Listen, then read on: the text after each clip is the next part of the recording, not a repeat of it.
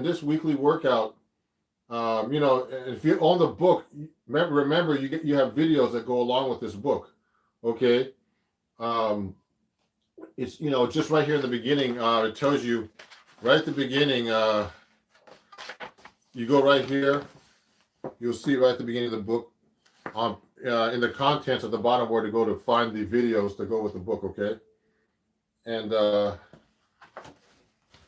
it's really cool. So you have all the videos. Actually, I play everything through these videos, all my lessons, and the other guys on the book too. They have some great lessons in this book too. We're going to go over my lessons particularly. So let me start with number one. Let me see. Hi everyone. Oh, hi Michelle. So let me get started here. So when I was getting into bass lines. And I was at Berklee College of Music. I saw Joe Pass play. He actually was like not even. He was doing a clinic, a workshop, and he was like he's a real monster. That guy with the walking bass lines and chords and soloing. So the hard part, one of the things, one of the first things I learned at Berklee was to walk a bass line, and there's a couple ways you could do it. On the guitar, I do on this lesson particularly, I do a blues in G, and the most important thing I want you guys to know is to simplify it. Hey, Dan.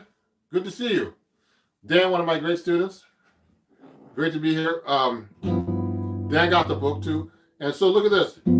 So when I'm walking a bass line, you should know how to do a bass line. And now doing a bass line is not even easy. You have to know how to connect chords at the right time, at the right place. So the easiest bass line, I start off in the lesson here. I talk about Freddie Green and comping and all kinds of stuff. It kind of comes from that, comes with the comping. But the most important thing is to be able to do a bass line by itself. Okay, first, so I would go like this. So I'm doing a blues in G, like in this blues here in the key of G. It's just a typical jazz blues. A 4, 1 to 4 to C7. To G7, 1 bar, then D minor 7, G7, then C7, C diminished 7, C sharp diminished 7, excuse me, G7, B minor 7, E7, A minor 7, D7, G7, E7, A minor 7, D7. Now, for example, you should know this progression by heart. When you're playing jazz or any style of music, you don't see like some jazz bands you see a lot. You'll see them reading music, but in general, you don't see a rock band or any famous pop band play with music in front of them. It looks bad, and and people can't group to the music if they're looking at music. One of my friends who plays a lot of these famous bands like Bruce Springsteen said, one good thing is not to look at music when you're in the band. So you should memorize these songs. Memorize the blues, particularly in jazz, or any kind of jazz tune that you're learning. Now, this song is very common. I did it in the key of G just to make it a little bit easier. But, this same chord progression is for songs like Billy's Bounce, Now's the Time, Sunny Moon, for all the typical jazz blues tunes, okay, that you find. So the hard part is playing just the bass line and quarter notes. Now, when I play the quarter note, see how I'm emphasizing the 2 and 4. 1, 2, 3, 4, 1, 2, 3. So that's really hard to do, okay? And you should be able to go through that. And then the next thing to do is do root fifth when you're taking a solos. For example, when you're playing a bass line, I'll go like this: root fifth, root fifth, root fifth. Now 2 beats each. You can't do it there. So I'm going to the blues.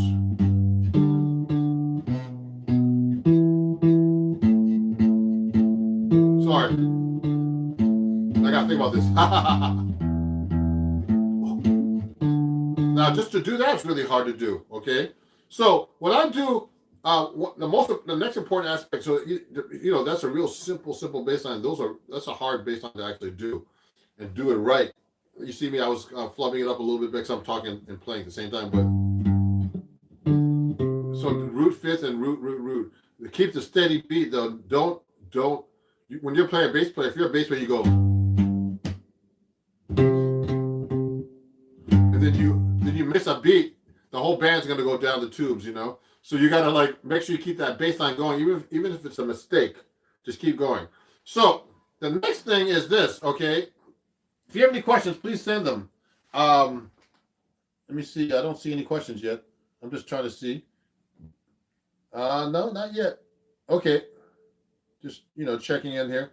So the next thing is, I showed you here on the Acoustic Guitar Magazine Week 1 article that you're going to play the 3rd and 7th of each chord. So the 3rd and 7th is very important in 7th chords harmony in jazz. So what I mean by the 3rd and 7th is that the root is 1. So in this case, if it's a G7, it's a G, and the 3rd is B, and then the 5th is B, and the 7th, or flat 7th in this case, is a F, okay? So what we do is we use those two notes together. So, okay, so what I did was, when you play bass line, you walk a bass line on the guitar, or when you're comping in general, like the Freddie Green style. I didn't get to Freddie Green too much. There's an intro about him here, but in this article, well, in this lesson, but I didn't talk about him. He did a lot of comping, which is the root and 3rd and 7th. He did that kind of stuff like this, okay? So that's very important to know that voicing, the 3rd and 7th, over the bass line. That's why I had you start like that, because if you want to walk a bass line, you should really know the 3rd and 7th separately from the root of the chord, okay? Because then you'll get the bass line under that chord. That's what I actually do in this lesson. So Freddie Green's comp like that, actually, okay, and that's a hard thing to do, actually, too. Things like that, okay? Okay, that's that exercise, actually, but the point is you should know where your 3rd and 7th is in the chord separately. That's what I'm trying to say. If you're going to comp a blues, you should do like this. First, you do the bass line like I told you. Then you would just do the 3rd and 7th by itself.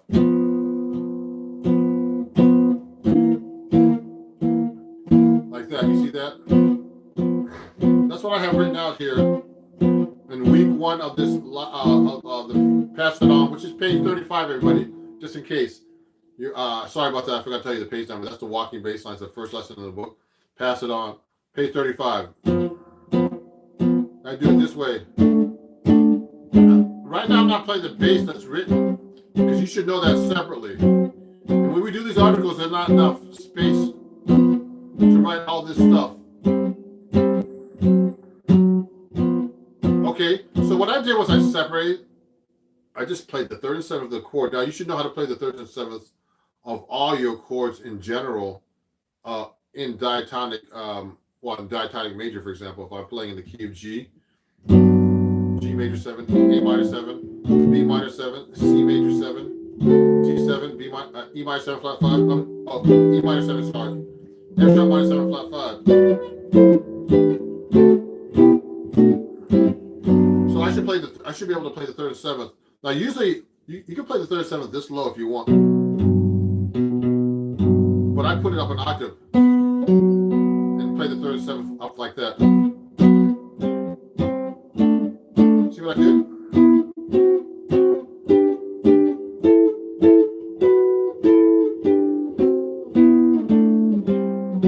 Now I put the bass there.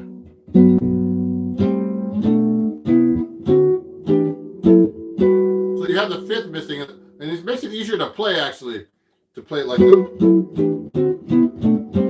So you should know your diatonic 3rds and 7ths. Now, what's really cool is I have an exercise for this, actually, that I'm going to put on my Patreon, because some of the people are watching who are on my Patreon. Just in case people on the book are watching, from the book are watching, my Patreon, you're actually streaming, I'm streaming live to my Patreon patrons as well as you guys, who get these lessons all the time because they're patron, okay? Different kinds of lessons, not the same as this book, of course.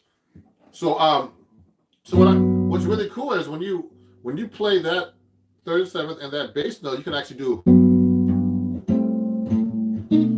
see that?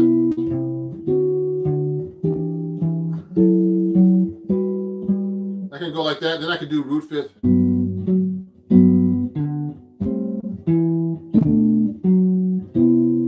See how I'm stopping the bass or the chord?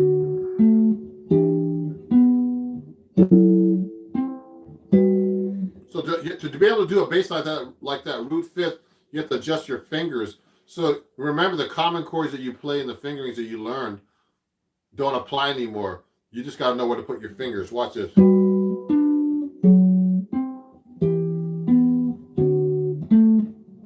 I'm adjusting my fingers.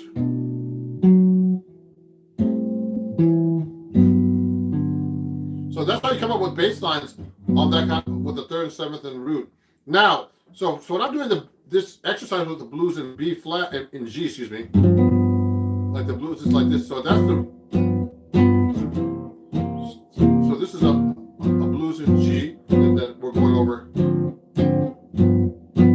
So when I put that bass line in, I'm going to be doing this. I'm going to go. I'll hold that chord out to do a separate bass line. See how that third and seventh is easier now? I mean, that bass line is easier with that third and seventh.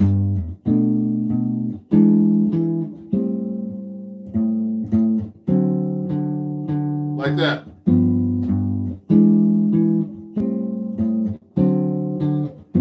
Okay. Any comments or questions yet so far? Nothing? Okay. Let me see if anybody's live chatting with me right now. Nobody? Okay. So, what's happening is this. Let me see if there's any questions or comments so far. Nothing yet.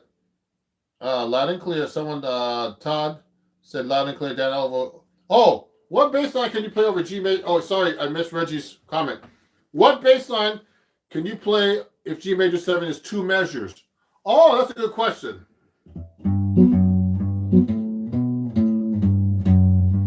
What you could do is just walk up the scale.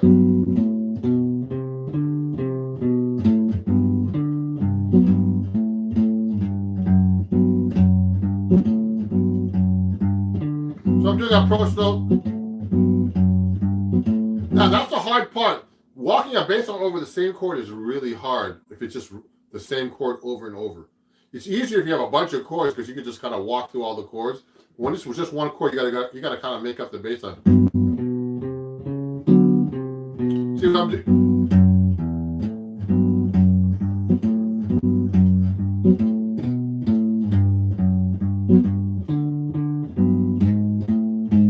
See, I'm kind of like walking around.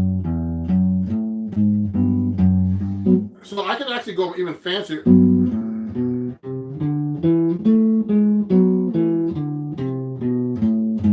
Now, I'm doing a lot of fancy stuff now. I'm doing passing tones, approach notes.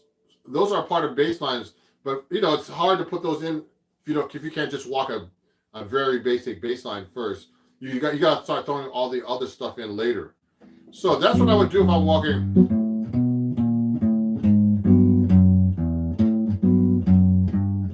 Sometimes I'll reharmonize. See, I'm just trying to stay on the G, but I'll just maybe throw a 2-5 in there.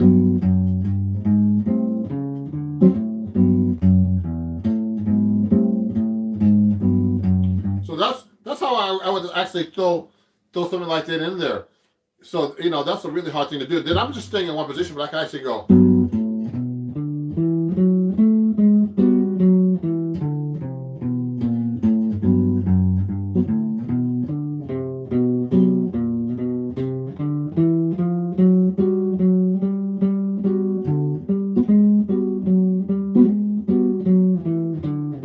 See, I'm kind of mixing it up now when I'm doing the G major 7. So that's a great question, Reggie. That's the hard thing, to do a walking bass line over the same chord and making it creative. Okay. Now bass player we'll just go.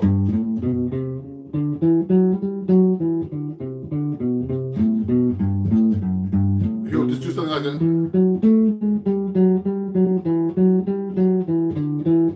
Now they don't also end on the root, everybody. So that's another tricky thing about doing bass lines. You don't want to just end on the root all the time. They might end on the third or the fifth, or seventh or something, and not very common. Like Ron Carter, if you listen to that guy, he does a lot of great bass lines. So it's very important to check out bass players and learn real bass lines from them.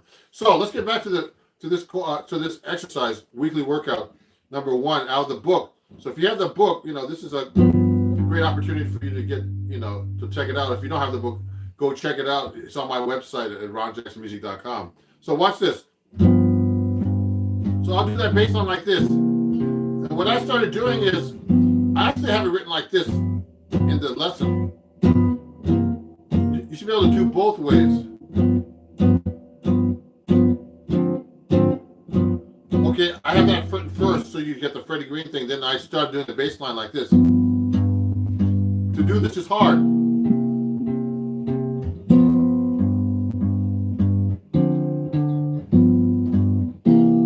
Etc. That's the next part. All roots, etc. I'll go through the whole thing.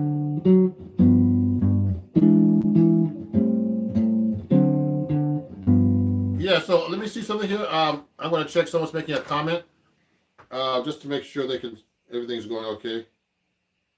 So, does anybody know how to walk the bass line already? Now for the book, let me know.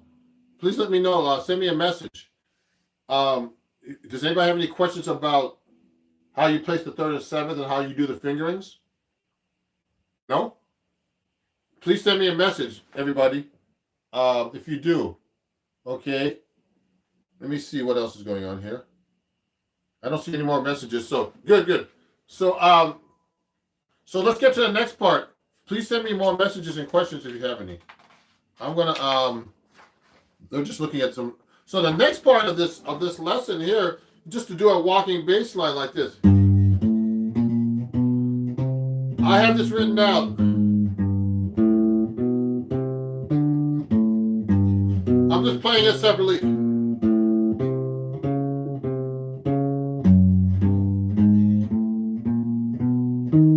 That's what I have written.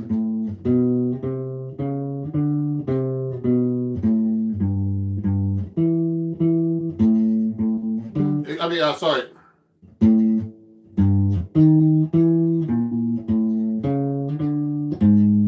Like that, okay? So what I'm going to do next is that's the bass line I wrote on week 3 of the weekly workout. Can anybody play that already? Yes? Okay. If you can, let me know. And if you have a problem playing that bass line. So what I did was you got to separate the bass line from these 3rd and 7ths, and you have to be able to play them separately. Okay? And so watch me. Now you got to put that 3rd and 7th in there. Now, what happens is, if you look carefully if you look at between week 2 and week 3, you notice that the 3rd and 7th is only for 2 beats now. Why? Because you don't need to hold that chord that long, actually. Because when you're comping a bass line, you're not going to go and hold it that long. Usually guys will go like this.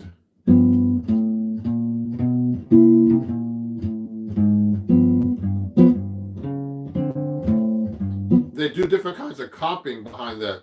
And that's another goal you have to get to, is not to just play these whole notes and half notes, but to do actual comping rhythms. And if you're a Patreon on my account, there's a whole lesson at the, like from last year. If you go to archives, if you just go back and, in the posts, I have this thing of all these different kinds of comping patterns from the Charleston, okay, which is very common in jazz, the Charleston comping pattern, which actually I show here in week 4. So if I'm going to play that bass line, I would do it real slow right now. So I'm going to play the week 3 bass line. Watch this. See, now I'm only playing for 2 beats.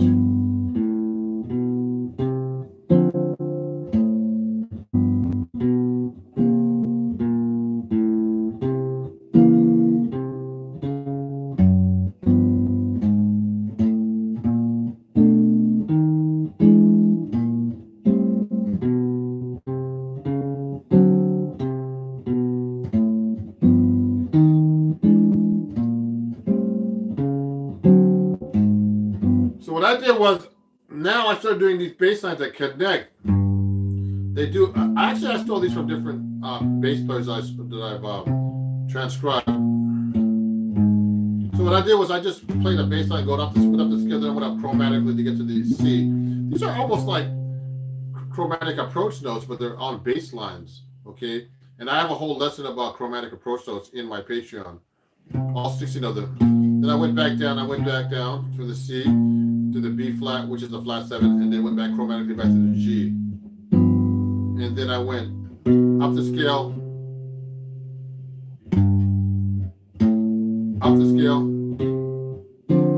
root 5th, then root 3rd, then I went to the C7, flat 7, and then I did C diminished,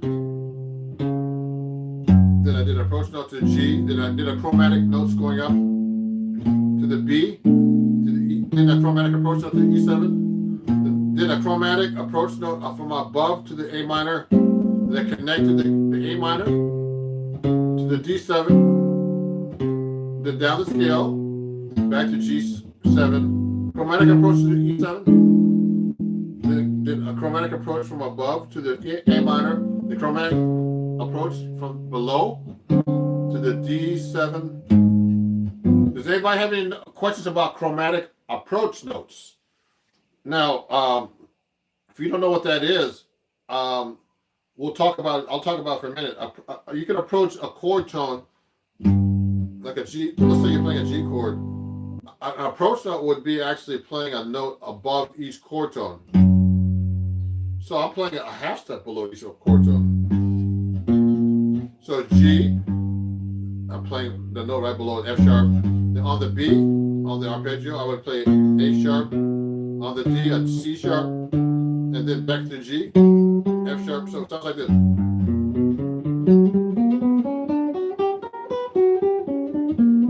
You should be able to do that over any chord, actually. Usually you do it on the root 5th, root 3rd and 5th on most chords, not on the 7th, but you can.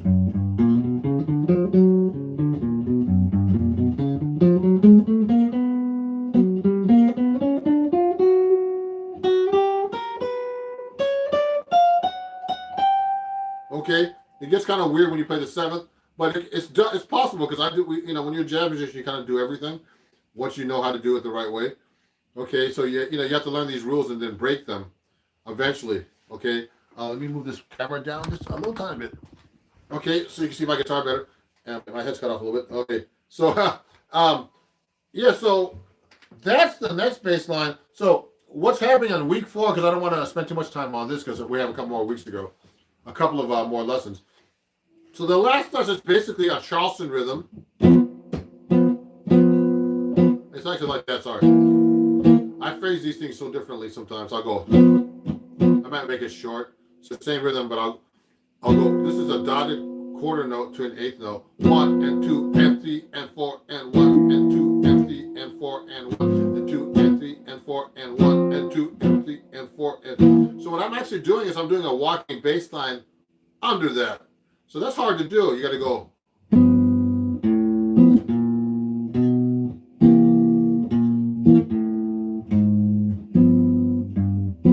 Oh, someone had a question. Oh, I want to get this question. What's this person saying? Oh. No questions? Let me see. Let me see who's saying a question here real quick. Looks good. Someone said looks good. Okay.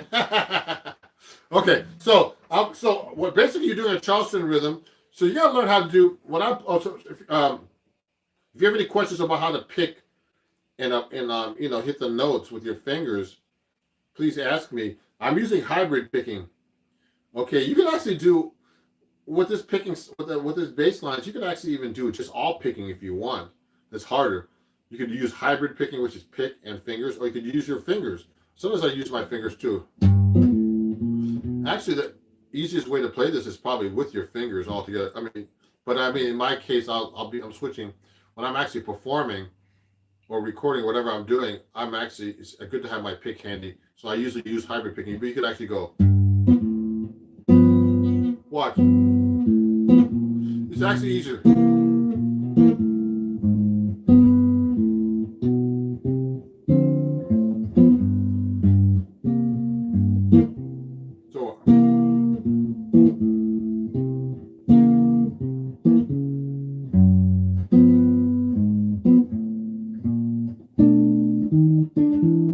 Now, I want to show you guys something, just so you know.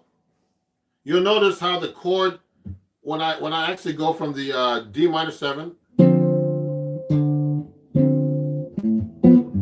now you go, what happens is, when you change a chord, when you change to a chord, let's say you go into D minor 7 to G7 for 2 beats each, and you're hitting a syncopation, you've got to hit the second syncopation note before you hit the chord, because it's actually approaching the next note. So if I'm going, instead of going 1, 2, 3, it's 4, instead of going,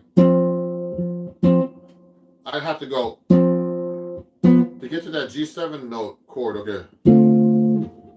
So that rhythm, whenever you do a syncopation and it's syncopated up, you've got to play the chord, the next chord before you get to the next. You got to play that syncopation before you get to the next chord. So it sounds like this.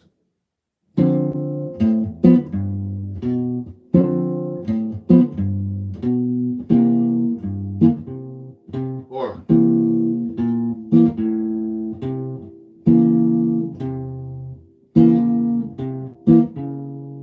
it's hard to do. How to do it slower.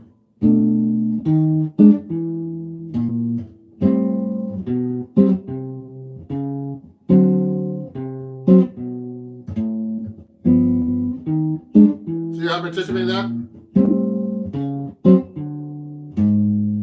So I anticipated that, those chords just like that. So that's how you actually do the walking bass lines in the weekly workout for Pass It On page 35 of my book right here that we're going over, called Chords at Your Fingertips. So this is actually for my patrons, so they can learn bass lines. And if you don't have the book, please pick it up on my website. And these are for the people who already bought my book. They're inviting guests today. I have guests from all over the who are private students sometimes on my live lesson, not on my Patreon account itself, where they get all the free lessons that they want that I put out in videos, etc. So I just want to let you guys know, if you all my patrons and everybody who is a patron, I started a new thing. I'm going to give you shout outs on Instagram and YouTube, on my YouTube end cards. I'm listing you on all my new videos, all my current patrons, okay? And of course, when you join, it might take a week or two just to get your name at the end card, because I got to put your name on the end card and then then edit it into video and everything. But I'll include you and definitely give you a shout out within a week. So thank you for watching if you're a new patron, okay? And if you want to join, just let me know. People who are just go to my Patreon at patreon.com/Ron Jackson Music, and you can just join. Now watch this. So the next lesson that I have in here is called Spicing Up Your Playing. It's out of my book, okay? And so jazz is, it talks about jazz is full of harmonies and all that kind of stuff, okay? That sound foreign to most people. Oh yeah.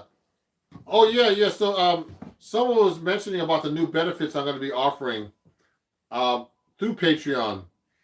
I'm going to try to feature some patrons, for example, things like that. Do more interactive stuff with my patrons. So I'm going to be announcing that very soon on my Patreon and in public. On my Instagram and TikTok and everywhere everybody follows me, subscribes to me. And if you don't subscribe to me on YouTube already, please do. Thank you for 20,000 subscribers on YouTube. I appreciate that. I just passed that, getting close to 21,000 soon. Okay, and so I'm going to have some new benefits coming up with Patreon. Okay, because my Patreon's starting to get bigger and bigger. So now let's get back to the playing here. So in this weekly workout lesson, okay, so each lesson lasts for a week here. And we start talking about how to spice up your playing in jazz. So we start off with knowing your diatonic chords.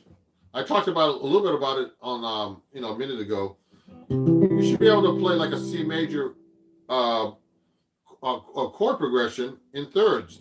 So that's what I basically do in this first exercise. So this is something that's very common that all students should know how to do. So the diatonic chords in C are just C, D, E minor, F, G, A minor, B diminished, C, okay? You should know that if you want to play music in general, okay? And then see how I played it across the neck.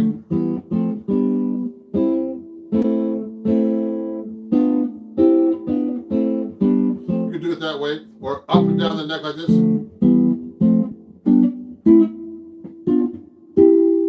And you know, from any root on the string too, like etc. Now, the next thing to do is learn your major sevenths. Like this. 1 sec. Okay, so what I did was I just went up the scale like this. These are closed voicings, we call them, or drop twos. Now I have them written out like this on Acoustic Guitar Magazine, the book here. I mean, kind of, you should be able to do any kind of fingering from any root on the string.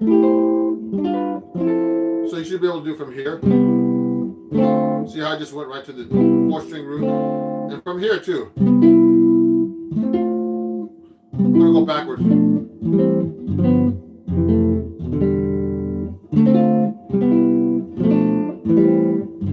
So those are the diatonic seventh chords. You should be able to play those. Let me know if you know how to play these. And if you don't, if you have any questions about it, I'll show you how to use the fingerings.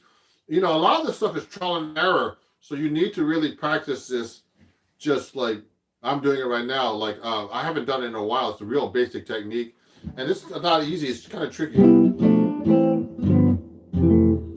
Now, the fingerings change, of course, according to the string you're using, of course. So the next part, I start showing like a typical 1-4, 1-4, 1-5 progression, okay? So it's like this. I'll do it fast.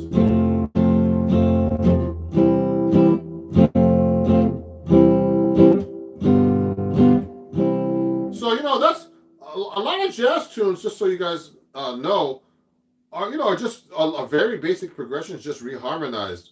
So a lot of jazz musicians like myself, we just like to reharmonize everything.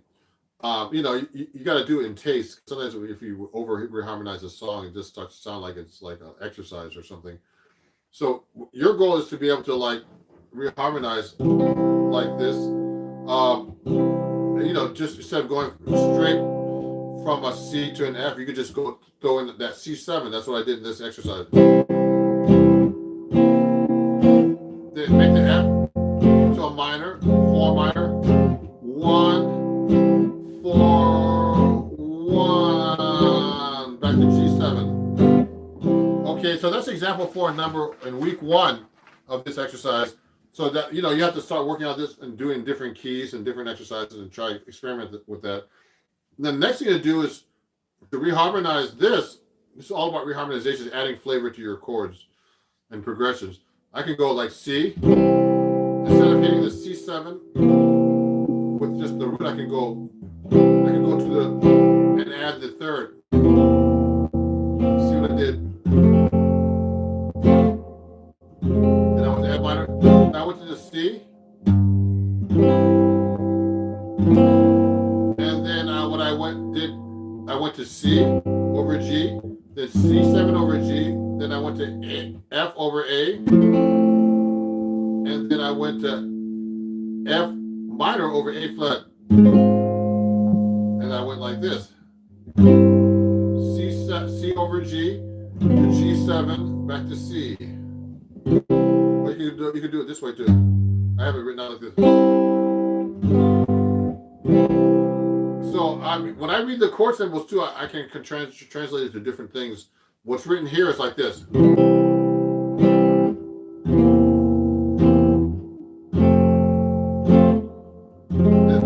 can do it this way.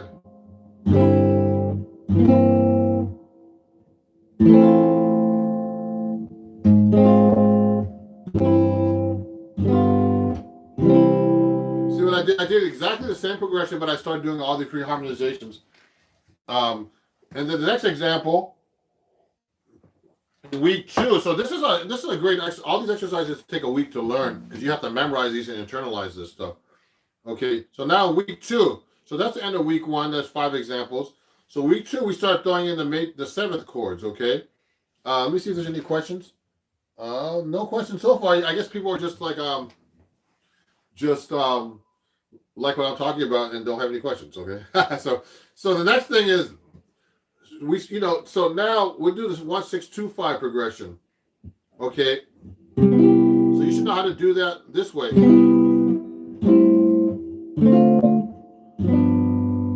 Okay, so you should be able to do that. Then a reharmonization for that is basically replacing the 1 with the 6, with the 3rd, excuse me. So you make 3 E minor to A minor to D minor to G7. Okay, that's a very common replacement for the C major 7. It could be the 3rd.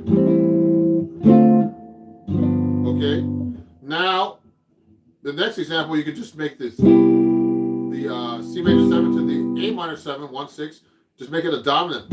So they call it the 5-7 or the 2, which is D minor. These are very, very common, very common chord progressions that you see in jazz.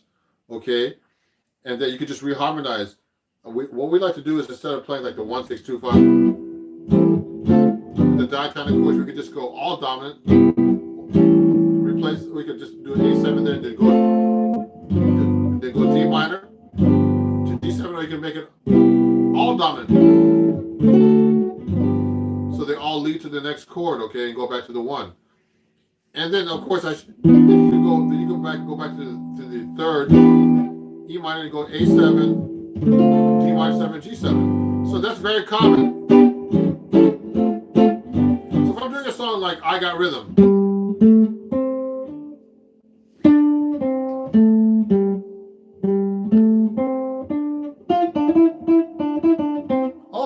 so I made a comment. Oh, let me see who said that. Can we go down here? I can't figure out how to go down. So someone made a comment about benefits. Let me see. Let me go to live chat. See live chat. I can't see them. Oh yeah, Patreon. Just so you know, Patrons, you will get a dedicated discount code for use on discovery calls and tangible benefits, and additional live workshop every month for DIY music marketing, etc. Okay, so we'll talk about that too. So you can read about that in comments after. So when you're doing a song like I Got Rhythm, so the typical progression is 1-6-2-5, C major 7, A minor 7, D minor 7, G7. But what we do is we kind of mix it up now. I'll replace the C major 7 with this. Oh, and then. So what happens when you start reharmonizing and putting these extra chords in, you have more of an arsenal to take a solo with. So I can just go. And so we reharmonize. That's why we reharmonize. So we can just, instead of doing that, we can go. I changed it around, or. Okay, so basically that's what jazz musicians reharmonized and spice up their chords and playing and notes, so they can spice up their solos. That's what they really want to do at the end. Okay, then you can also do dominant 7th on the E minor now instead, and then do this thing called tritone substitution, where you replace, instead of playing the A7, I play an E flat 7. Now, I don't want to talk too much about tritone substitution because we can talk about that for one lesson. Tritone is basically just a tritone, which is like a flatted 5th or sharp 4 away from the chord that you want to play. So an A7 would be E flat, and they share the same 3rd and 7th. Okay, so instead of doing that, we can go. I'm just replacing this chord and this chord with this chord. And it sounds weird. It's really symmetrical.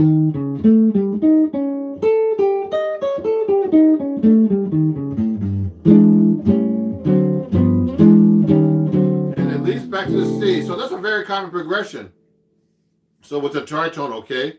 And I actually show that in example 12. So the 3rd and 7th are the same. These notes are the same.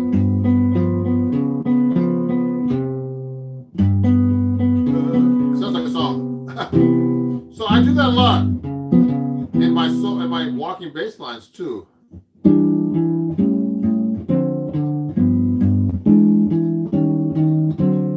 I mix them up.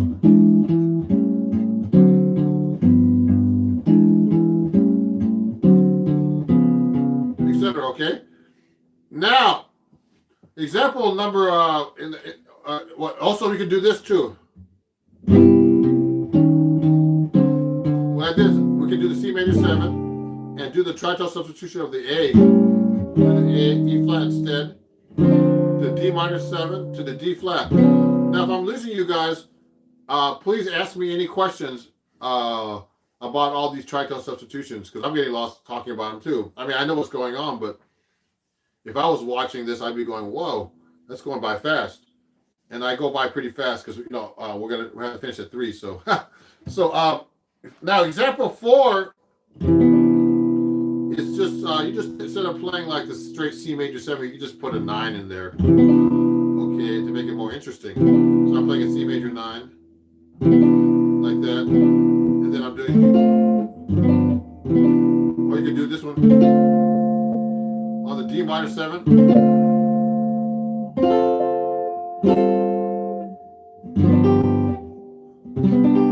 can play a C major 9 like that too. Only thing about the C major 9, there's no third to make it sound like it's a major, that defines if it's minor or major. But it's a nice sounding chord, okay? So that's example number 15 of week 3. I'm just skipping by here to get through this quicker. And the thing is now, instead of playing dominant 7th with just like a straight 7th, you can spice it up by putting like a 13 and 9 like this. That's a really nice chord. Okay, I did that. I actually did it. Sorry. And then this is a C13 7 flat 9, and then an E over a G, which is actually what we call also in jazz. Let me see this one to make sure I'm playing it right. It's also called a G7 13 flat 9. Okay, and then you can. Then I'm doing a G minor 7, a D minor 7 to that chord. So I did a 2-5-1 with all these fancy reharmonizations now. You can play like this. Instead of going, sounds boring, you can do this. So there's a D minor 7, E over a G, they call it, or G7 13 flat 9 to C major 9. Okay, now that's example number 16. Number 17 is just a C dominant like this. Now to spice it up that chord, I can just put a flat 5 or a sharp 5. So that's very common, and you can just resolve to F major 7. Now the F major 7, example number 18, to make it sound more interesting, you could just put a major 7 sharp 11 or sharp 5. So this is how you're changing. So just so you know, I'm going by quick here. You're just changing notes in the chord. So if I'm playing a C7, the 5, I can just make a flat 5 to make it sound cooler. Or I can take that note and raise it up one note to a sharp 5.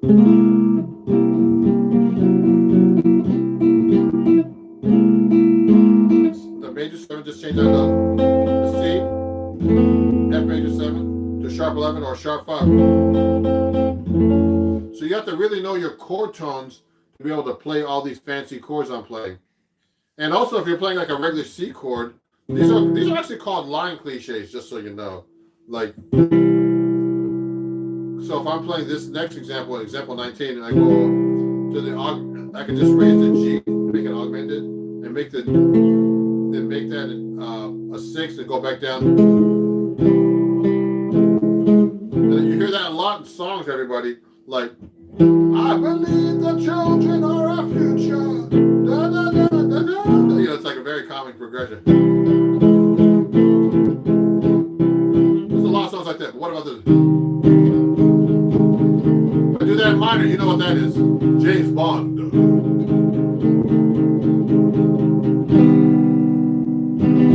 So those are called line cliches.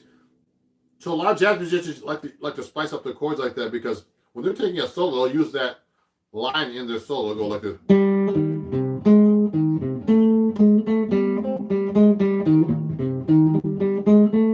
trying to throw that note in like a solo. It's kind of weird.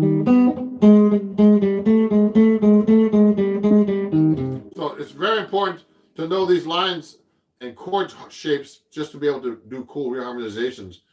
And then, of course, you get to the major seventh one like this. That's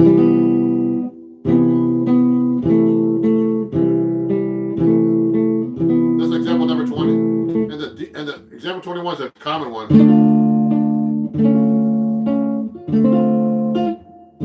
You know, My Funny Valentine, My Fun, or Stairway to Heaven. This is the same line from Stairway to Heaven. It's the same minor, major 7, minor 6. And then this one I showed you earlier. Example 22. Okay, so that's my adding flavor. So we're going over my book here, everybody. And just so you know, I think I have a code still. If you want to get on my website, you save 20% off. If you're, I think a lot of people bought my book on sale. You'll save 20% off if you go to my website if you use the code Sunday. I think it's still valid. Use code Sunday, and you get an autographed copy. Now, the last week, I'm going to try to go through this kind of quick, is we harmonized like Chet Atkins. He was one of my favorite guitar players. I used to know Les Paul, and Chet Atkins was like a great, guitar player that knew how to harmonize and do fingerstyle stuff. So this basically, you take a simple melody in the beginning, and you start reharmonizing it and making it more and more fancy. So we take a melody like this. Let me play it for you. Oh, Mary Had a Little Lamb. Okay, Mary Had a Little Lamb. Okay, so you can just do things. We basically just make it into a chord melody thing. So we're gonna go there.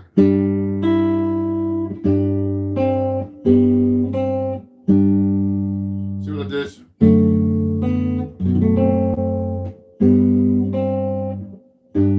See? Now, it'd be easier if I use my fingers because there's so many notes. That's the good thing about fingers. You don't have to worry about the notes in between. So I would go.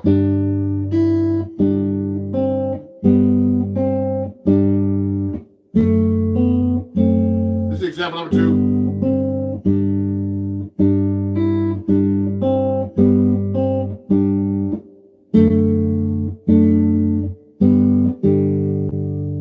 Oh, let me see.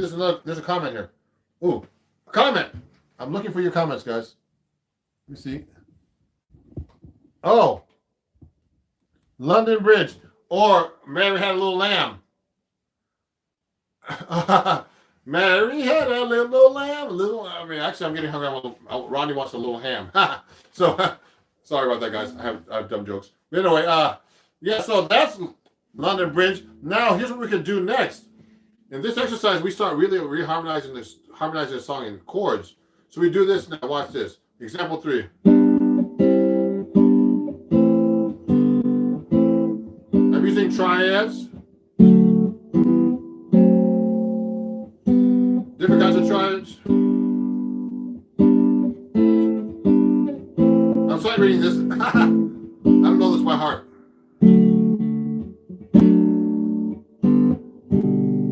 See what I did? So you should be able to do that with your melodies in general. Especially diatonic thirds that I'm doing right now. That's what I just did. Okay? And then the next page, it gets really, really fancy here. I'm trying to do this quick. So now what happens is I start doing this. Watch this.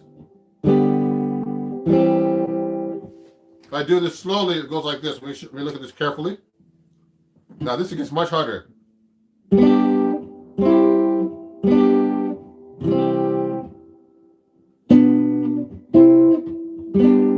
Watch this.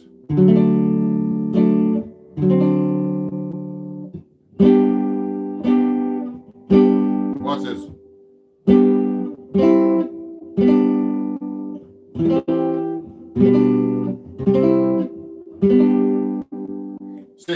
what happens is now we start putting the notes in different places, okay? So we're gonna go. Now watch this.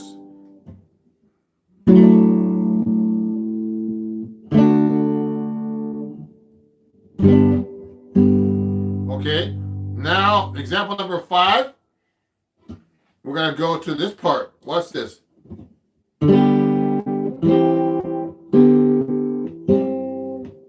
So the melody notes everywhere now.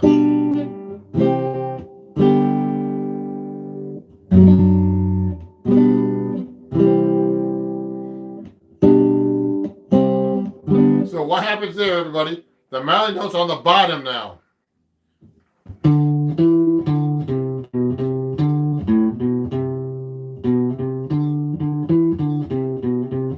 Now the first example number 4, just so you know, you don't always need to play the melody on top of the chord.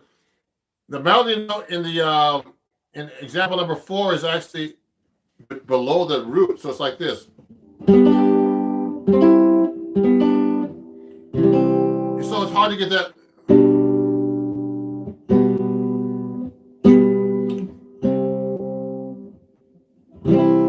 You got to make sure you have that melody note come out when you're playing it in the middle. So that's example number 4. You hear the melody in between?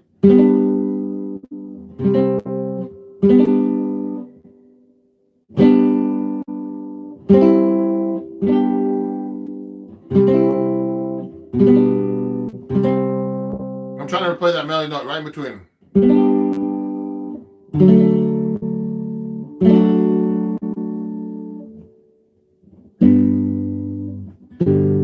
So, and the example number 5, we're going to put the melody note at the bottom.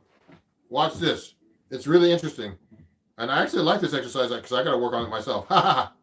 So it's like this. So everything's on the bottom now.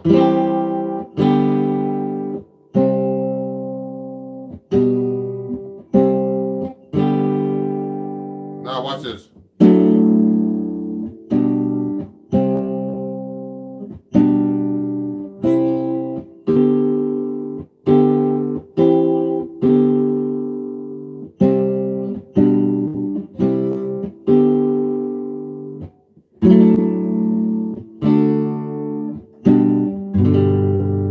Oh, let me see. There's a question here.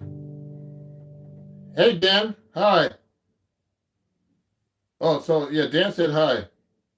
Okay, good. So you see what I did? I learned this from like hanging out with Bucky Picciarelli also, and they all knew each other. Bucky and Howard Alden, another great 7-string guitar player. I actually had him on my Sunday evening jazz show a couple weeks ago. And you could put a melody in between the notes of the chord, on the bottom of the chord, on top of the chord. They don't have to be on top of the chord all the time. That's what I'm saying. That's how you really get into chord melody. Really deep into it. Oh, someone's asking a question. Let me see. Okay, live chat. Let me go back to this question here. So Dan, let me see. Is this voice leading? Is this voice leading, or you misunderstand the concept? So lame fire. So what's happening is I took a melody like Mary Had a Little Lamb.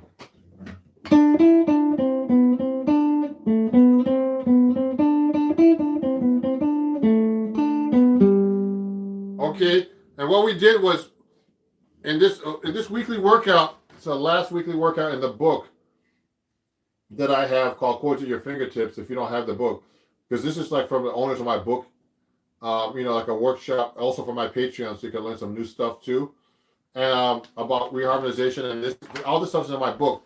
You could take a melody like that and you can harmonize it with chords, and then start harmonizing, then putting the chords under each melody note.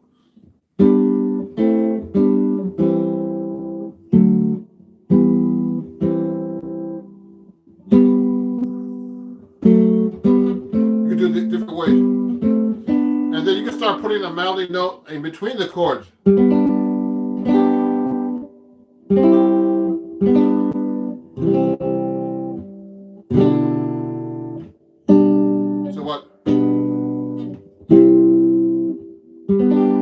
I put the melody note in between each.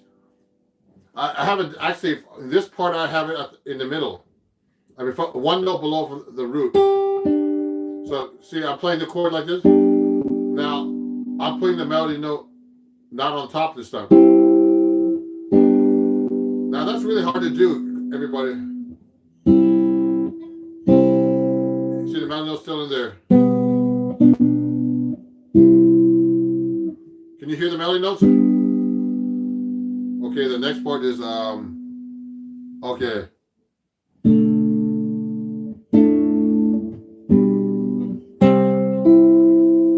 Hear that?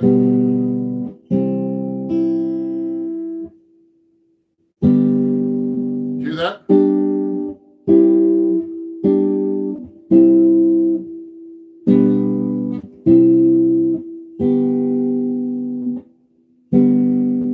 Now, next one.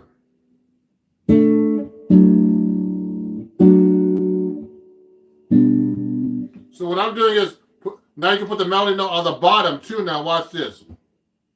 So the point is to be able to play the melody on top, middle, or the bottom of the chord. Here's the next one.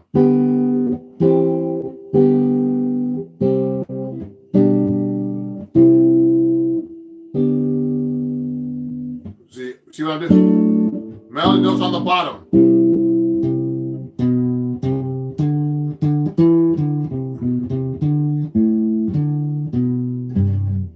See what I did? So I can do it like this now. Let me start again.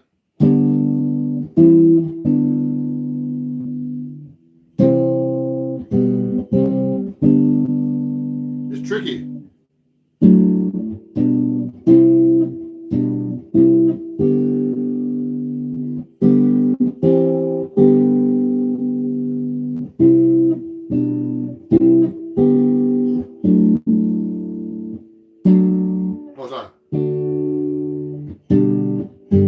Okay, so this is out of the book.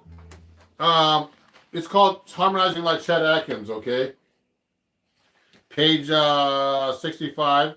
And that was example, that was week 2 example number 5. So week 3, we take a melody like this and here B flat and goes like this.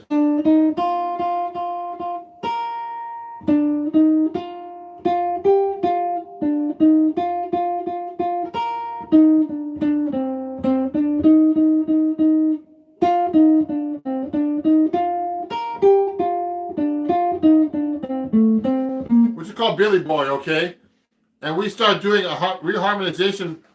This is a really hard one. Now we're going to start reharmonizing that whole song into like one big chord melody thing. So it looks like this. Let me play it for you.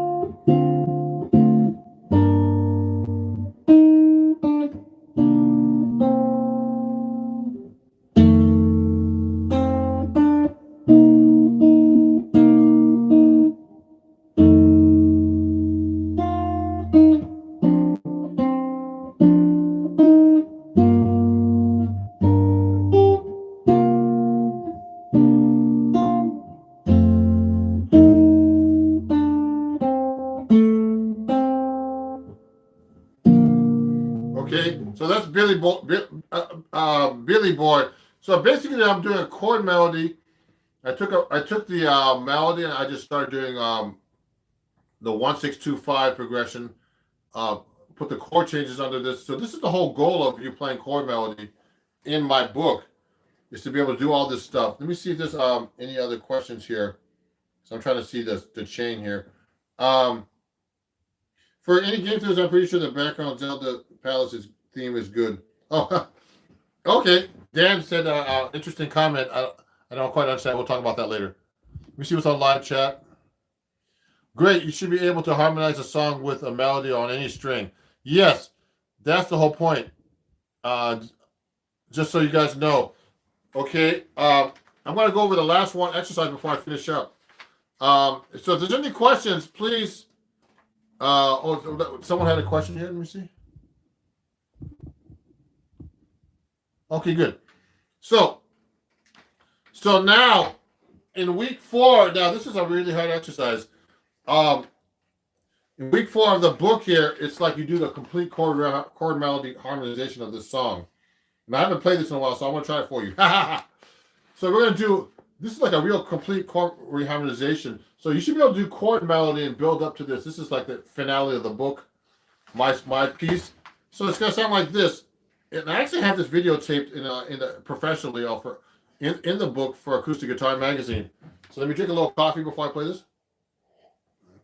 So watch this. I'm going to play it for you. I'm going to use my fingers to make it a little easier. So this is week 4, and I'm going to be basically sight reading this. It's going to be like this. I don't even look at the tabs. I always look at the notes because I know how to read notation, and that's pretty hard.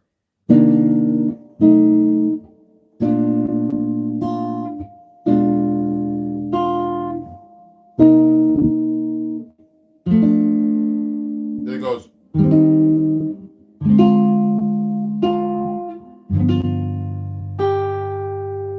There I go.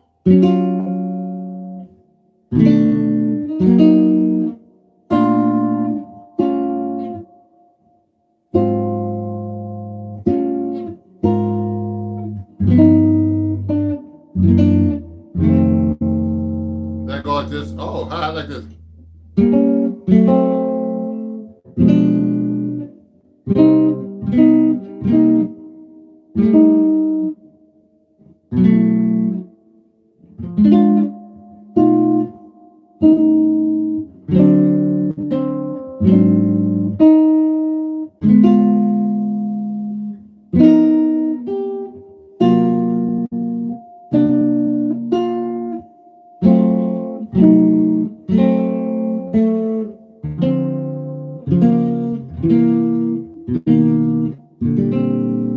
Yeah, almost perfect.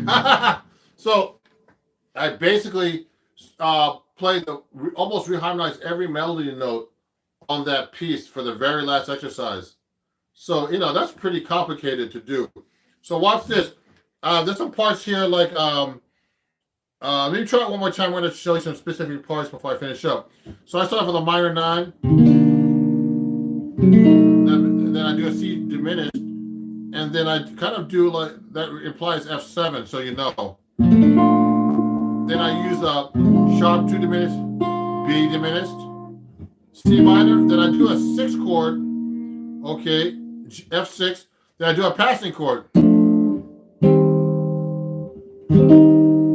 I like doing this. Then I use a minor 7 flat 5 instead. Then I do it like a little G flat major 7 reharmonization. Then I do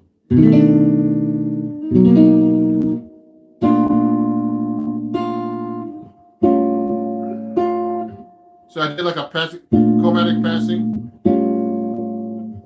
descending chord progression like this: B flat major 7, A7, A flat 13, G13, G flat 13. Okay, no G13. Sorry, G7 flat 13. A lot of chords going by here. So it goes like this.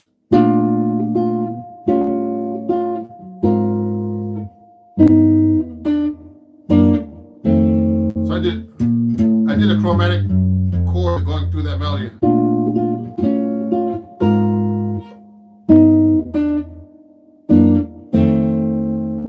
Then I went like this. I did a line cliche.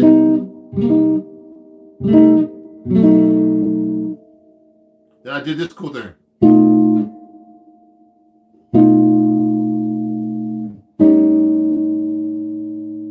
Yeah.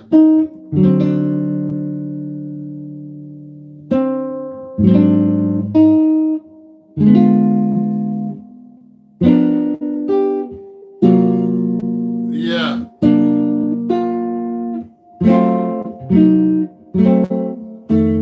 A lot of inversions here. Then I went.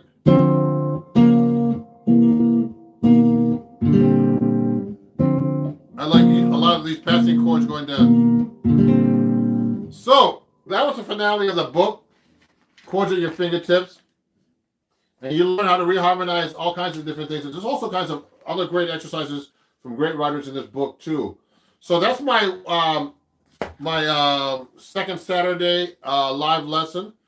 Now, if you enjoyed this, and you're not a Patreon already, please join my Patreon. I have all kinds of lessons related to this and all kinds of other new arrangements that I have that aren't as fancy as this, but they're simpler and easier to play.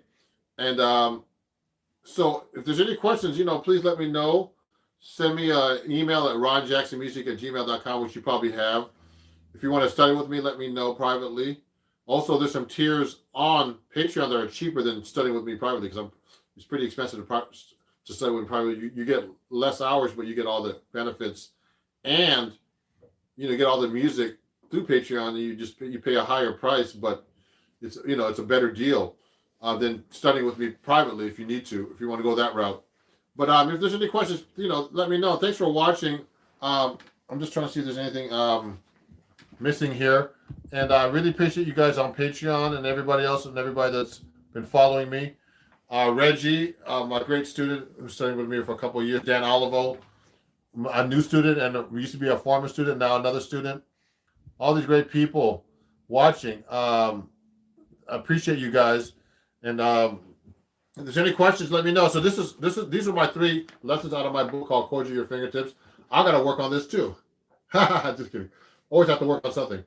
Because, some of these lessons I wrote, like maybe 6-7 years ago, at least. So, it's always good to go back and relearn things. And I'm always studying anyway. So thank you, everybody, for watching. And keep in touch. If you want to join my Patreon, it's www.patreon.com/Ron Jackson Music. I have it written here. Let me see. Let me just show you real quick. It's right here. Just join my Patreon right there. I think it's the right direction. And also, I'm having a sale. Because it's my 20th anniversary. My 1-year anniversary of my show. You could buy the book and everything here, and other sheet music there. Use code Sunday and CDs and everything else. Use code Sunday on my website at ronjacksonmusic.com. Okay. Thank you, everybody, for watching. And there's a playback on this too. So before I release it to the public, the playback's gonna last for a couple of months. Okay, and or at least a month. And thank you again. I'll be posting more stuff on Patreon as well this week, coming week. I do 1 or 2 posts at least a week. Okay, and thank you, everybody, for watching. I'll see you guys very soon. Have a great day. Bye-bye.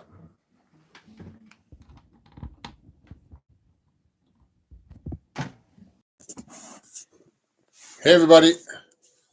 I'm going to get ready to do my live stream right now. Just setting up. So I'm expecting some people right at 2. I'm a little early. Trying to get this camera set up the right way, but I have to get the software. I got a brand new camera. And trying to zoom in the background, but I don't have the software installed yet, so sorry, guys. But I have my TikTok hat on, and I'm gonna, please start asking questions already. I might play a song for you while we're waiting on my 7th string to get some people to come in. But let me write a little chat here. Welcome. Please ask any questions during this workshop, this Patreon only workshop. Okay.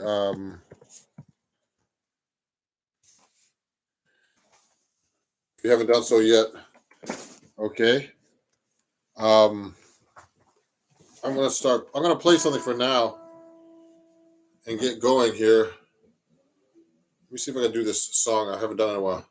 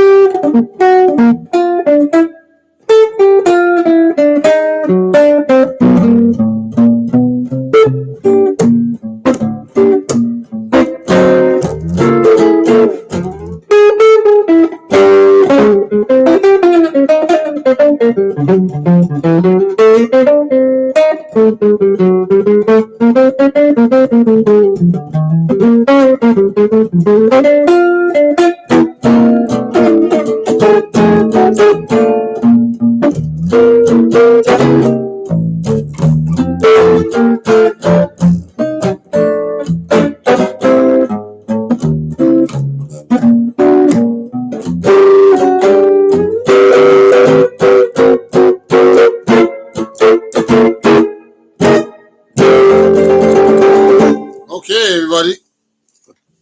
I'm just making sure when people come in here. Oh,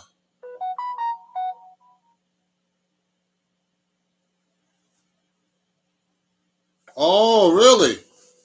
Okay, hold on. Let me see what's going on here. I gotta resend the link and make sure this is working. Hold on, guys. Let me go.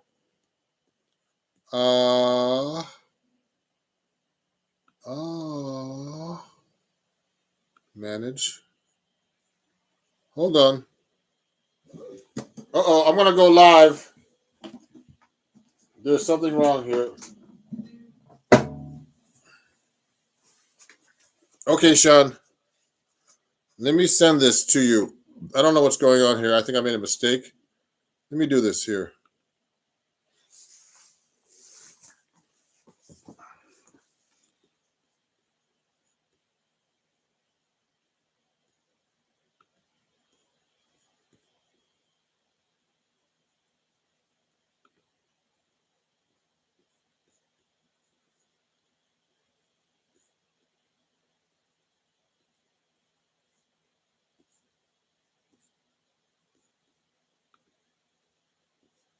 Hold on here.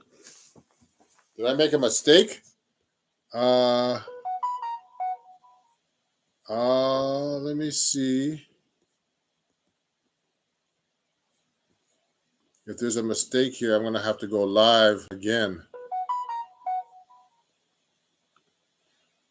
Hold on. That's why there's no one here.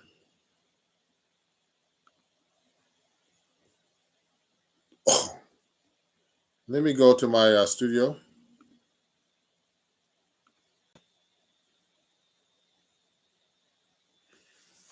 Okay, I made a little mistake. Let me see what's going on here.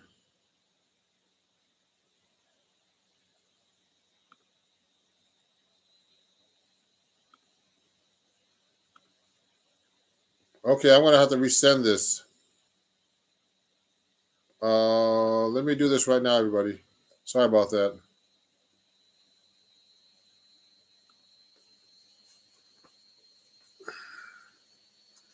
Okay, here. Let me send this again.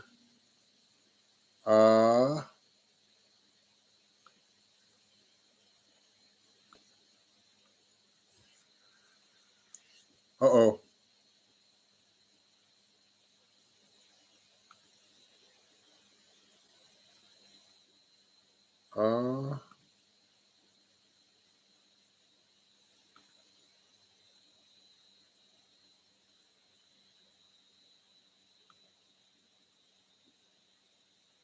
Let me send this again, guys.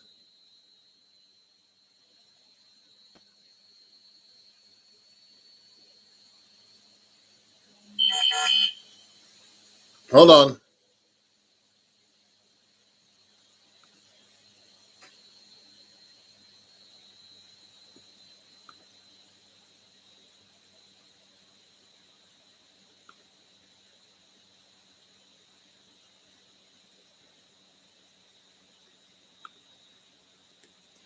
Here's the correct link. Oh, correct link.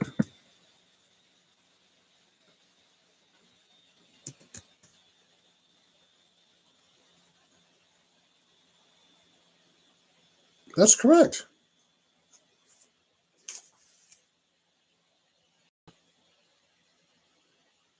Really? Hold on.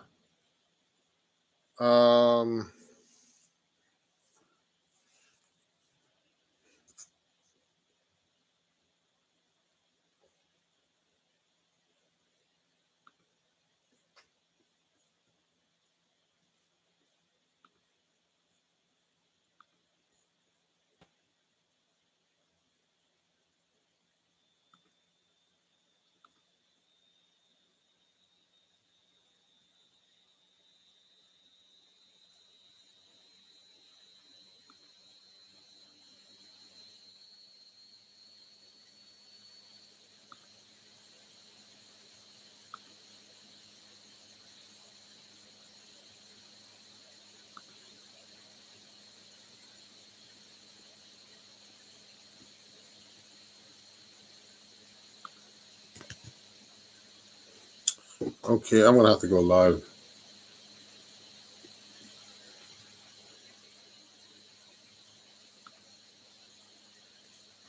Let me come over.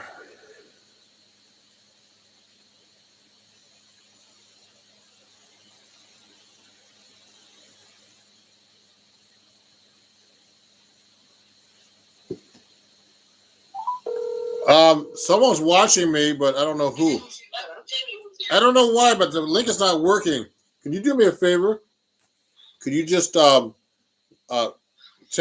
text people on Patreon real quick? I'm gonna go live from my YouTube channel, like public, because I can't. I don't know why people aren't. The link I shared the link. It's the right link, but it's not. Doesn't seem to be. People can't seem to see it. Did you make it unlisted? Yes, it's unlisted. Okay. All right. I don't know why either. All right. You gotta text me the link. Did you do that? No. I'm just gonna go live.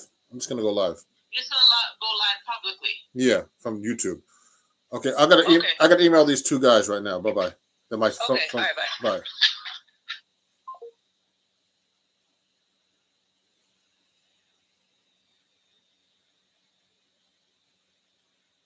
Going live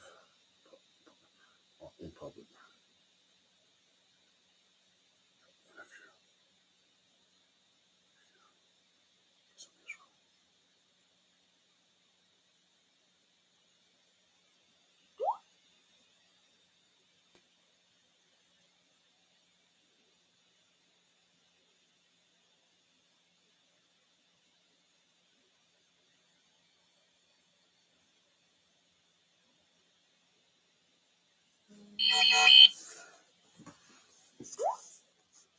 There's something wrong here. I gotta end this.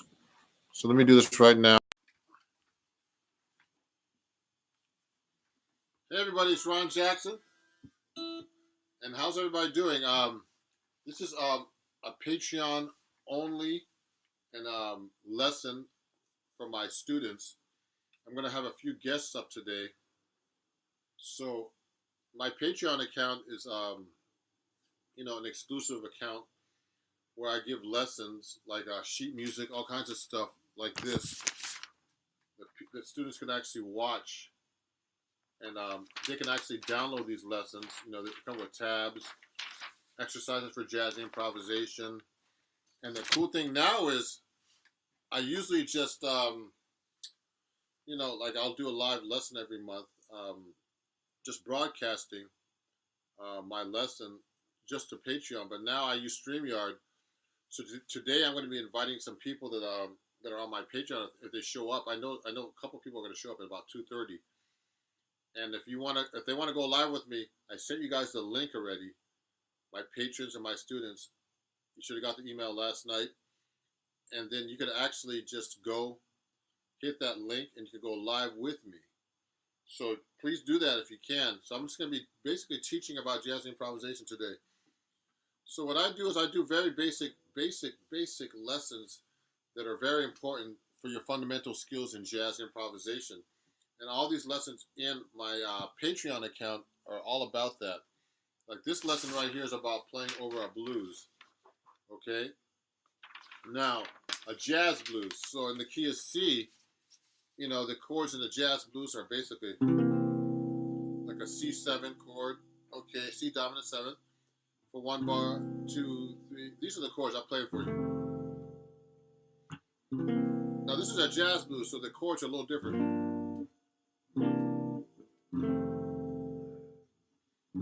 I'm sure you see this a million times on YouTube.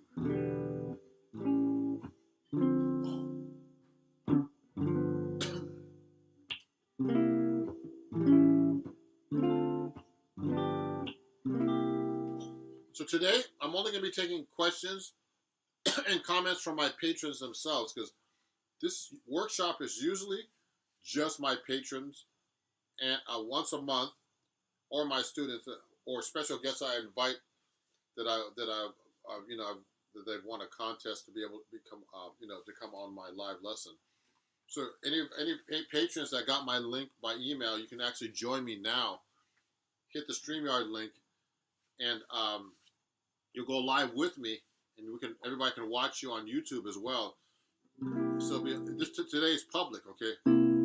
So when I teach somebody a blues, like a C blues, you know, the blues chords are C7, 2, 3, 4, F7, C7, G minor 7, C7, F7, F sharp diminished 7, C7, E minor 7, A7, D minor 7, G7, then C7, A7, D minor 7, G7. So that's how you actually play a jazz blues. You know, the jazz blues actually is just the history.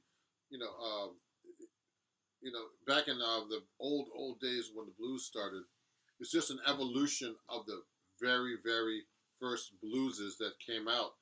I heard that the first blues was just one chord. I got the blues, yeah.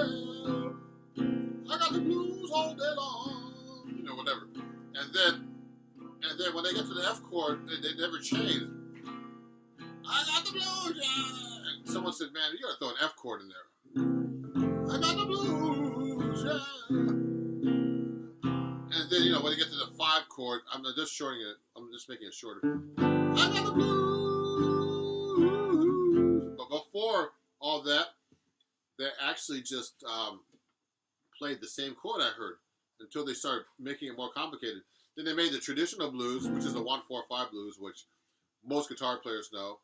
And then some guitar players know the jazz blues, which is 1, 2, 3, 4, 4, 2, 3, 4, 1, 2, 3, 4, 2, 5 of the 4, 4, sharp 4 diminished 7, 1, 1, 7, then 2, 5 of the 2, 2, 5 of the 1, then a 1, 6, or 5, 7 of the 2, 2 minor, 5, 7, 1. So that's the traditional jazz blues. So when I teach improvisation, I teach you how to play over changes. Now, jazz is all about playing the changes, they call it, okay? So in this workshop today, it's all about learning how to play the changes. And also, this workshop is for my patrons and my students usually, but I have this open for the public today, so you can all watch, okay? So these are the things I teach my patrons and my students, and my private students online, and my patrons get all the sheet music about learning how to do this stuff, okay? So you can just, you know, if you're interested in my Patreon, just go here to patreon.com/Ron Jackson Music. It's just like my YouTube channel and all my channels, okay? So I'm going to be taking questions only from my patrons who are going to be on later and who are watching if they want to send me a comment. Also, I'm going to have a guest with his son. He's a jazz guitar student. I don't know exactly how old he is, but his son is about 8. He just turned 8. And he's a guitar student. He's going to be a great guitar player by the time he turns 18 because he's studying with me right now. He started when he was 7. So you're gonna see him. His name is Morrissey, and it's gonna be Malachi, his father. So they're really great people, and also this is what I use with my students too. This book is called Chords at Your Fingertips. Okay, it's a very popular book. I've sold many copies here on YouTube, and a lot of my students who are my actual students on Patreon have this book actually. So I'll talk about this book a little bit today. So learning how to do walking bass lines, chord melody, all kinds of stuff. Okay, and also right now you can get this book discounted. You'll see the link on my description here. You can get this book at 20% off because I'm actually doing an Indiegogo for my new album. So you can actually get this book 20% off if you get it right now while it lasts. Okay, right now I have about 20 copies. I'm gonna have to reorder some more if I run out here on Indiegogo on my campaign. So just hit that over there. And hey, Glenn, okay, Glenn is one of my patrons. Let me show this right now. How you doing, Glenn? Do you want to? If you want to join me, Glenn. Well, I don't know. Actually, I don't know if you are one of my patrons. You're welcome, Glenn. But thank you. You're welcome. I'm here to show this to the public. Glenn, if you want to support me, definitely be a patron. This is mainly for my patrons, but also I'm doing that campaign for my new album. So you can actually, see the link. Someone's going to post a link probably soon about that too on the comment chain here. Okay. And so let's talk about playing chord changes. Yeah. So for example, if I'm playing changes over a blues, you have to be able to play the scale through it. So one of the exercises I like to use that I teach all my students is just playing eighth notes to scale on each chord like this: 1 and 2 and 3 and 4 and, or 1 and 2 and 3 and 4 and all 4 and going up the scale. So this is on a C7 chord. It's a C dominant scale, or mixolydian we call it. Some scales have two names, okay, or more. Sometimes some scales have more than two names. So on a C7, I play a C dominant scale. So it's very important, everybody. When you play the guitar, you just don't play up and down the scale like this, and the same octave. You got to be able to play this all the way across the neck, up and down the neck. Watch it.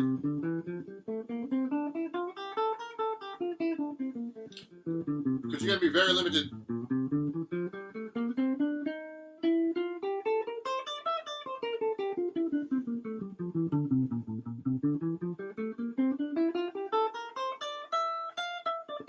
See what I'm doing? So now, somebody would say to me, look, Mr. Jackson, is this just a F major scale starting on the C? Yes, it is. But you can't think like that if you're playing jazz. You're going to have to actually use, make sure that you're actually playing the scale. You have to know which note to change to make it a flat set. So you have to be able to play it up and down all over the neck, It's a very good idea to really learn the neck. So if I'm playing a C7 here,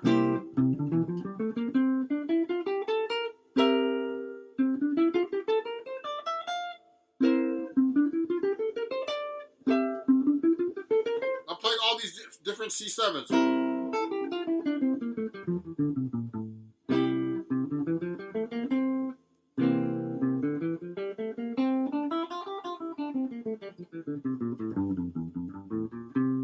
So when I'm actually playing over each chord, I'm actually thinking of the scale for each chord. That's what jazz musicians call playing over the changes. So it's very important to learn how to play over the changes and know what scale you're playing. Okay. So I'm only taking comments and questions from my patrons today. I'm doing this open to the public. So look at this. So when I get to the F7 chord, I'll play the F dominant scale. So, see, I'm playing it everywhere.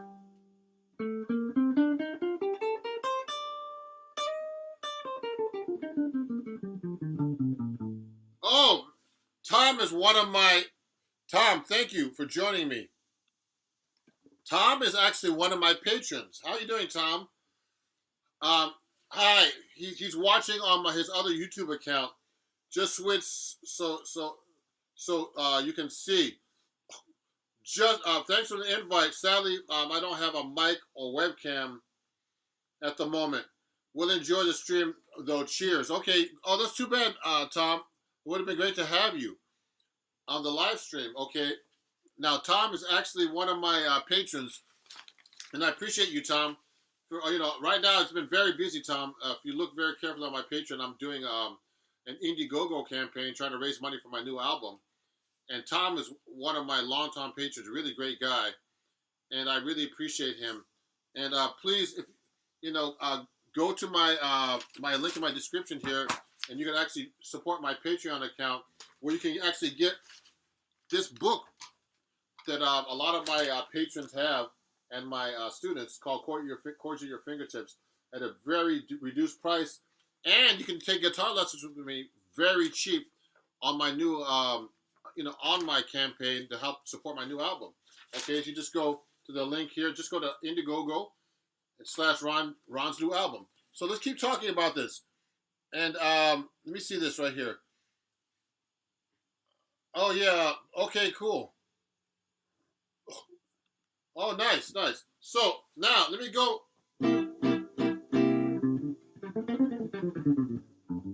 So when I'm playing chord changes through a blues, I'll go like this. So if I'm playing a C7, 1, 2, 3, 4 to F7, then I'm doing the C7, then I'm doing the G minor 7 to C7, going to the 4 chord. So I'll play the scales for each one. Watch this.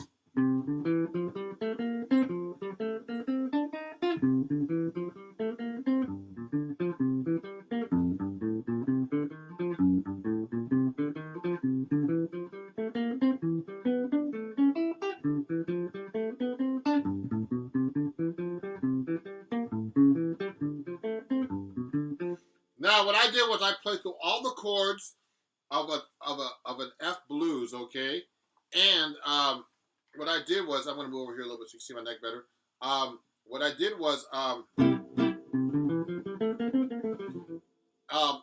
played through all the chords, all the scales, and that's a really great exercise to learn how to improvise, everybody. So, but you have to be able to you can't just play it in one area. You can't just start on the root. You have to be able to go like this. What I did was I played the same exact thing, but I did it in a different position.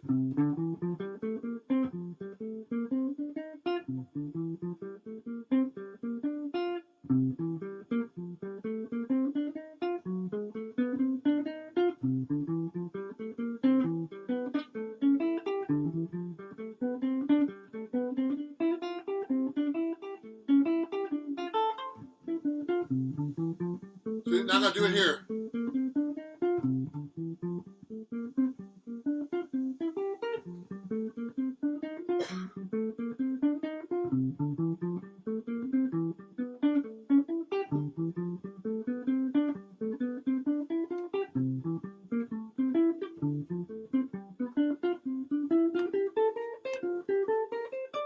See, what I did was I tried to figure out every possible position to be able to play the same scale, okay? And so, it's a really great exercise to do, to be able to execute when you're trying to play changes, okay? So that's what you would do through a blues. So, but you can't just play like just the same scale starting on the root. You could go like this.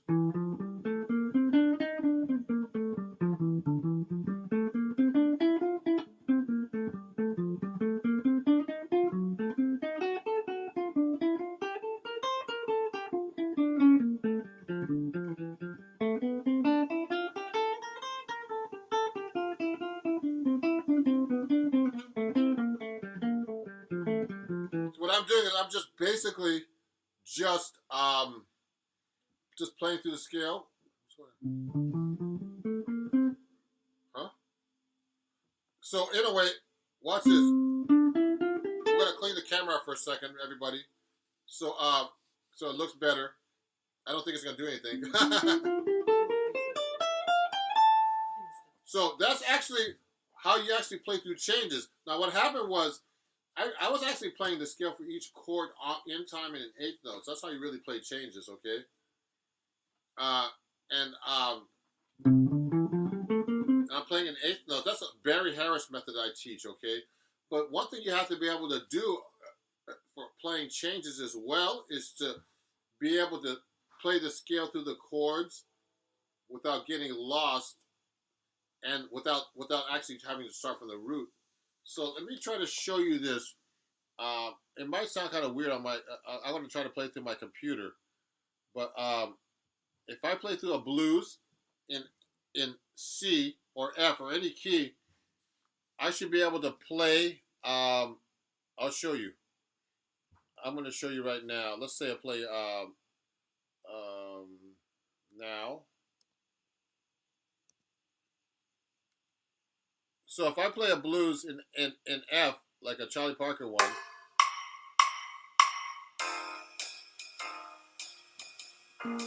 watch this.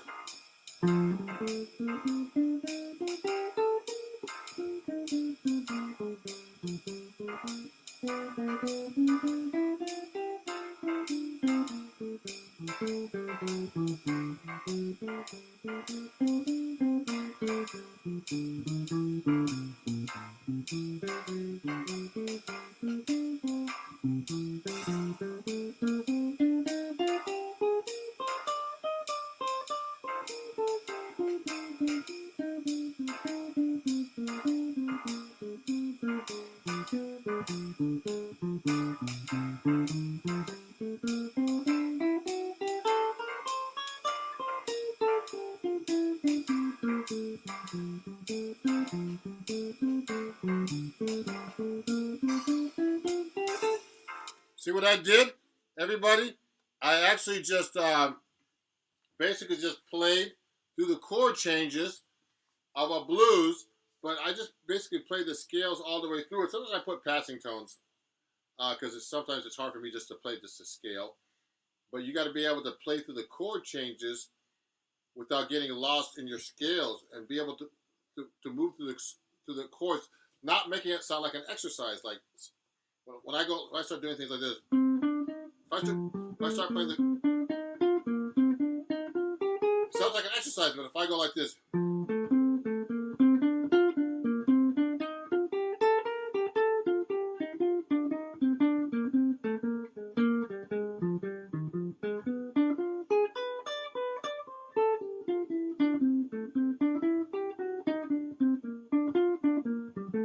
if I start doing that through the chord changes, it starts to sound like music, even though I'm just playing scales. It's not exactly jazz yet. So your goal is to be able to play through the chord changes of a blues or anything just like that, using, just not just playing really basic stuff, being able to use your knowledge and just not starting on the root all the time. A lot of guitar players, when I start teaching them jazz, they can only start from like the low note because they don't know the notes on, on the higher strings or higher up in the neck. So they'll tend to play. They'll tend to go like this. They'll do an arpeggio like this. I mean, the thing is, when you play in that register, everybody, what happens is you're playing in the bass register, basically. That's what the bass player is playing. It's too low. And the guitar is a low-pitched instrument. It sounds an octave lower than the piano. They're playing the same note written on the staff. Okay? So you got to play higher. Like, you got to go. You never see, like real, like you never see, like the master guitar players, like George Benson. They never play down here that low. They play up here.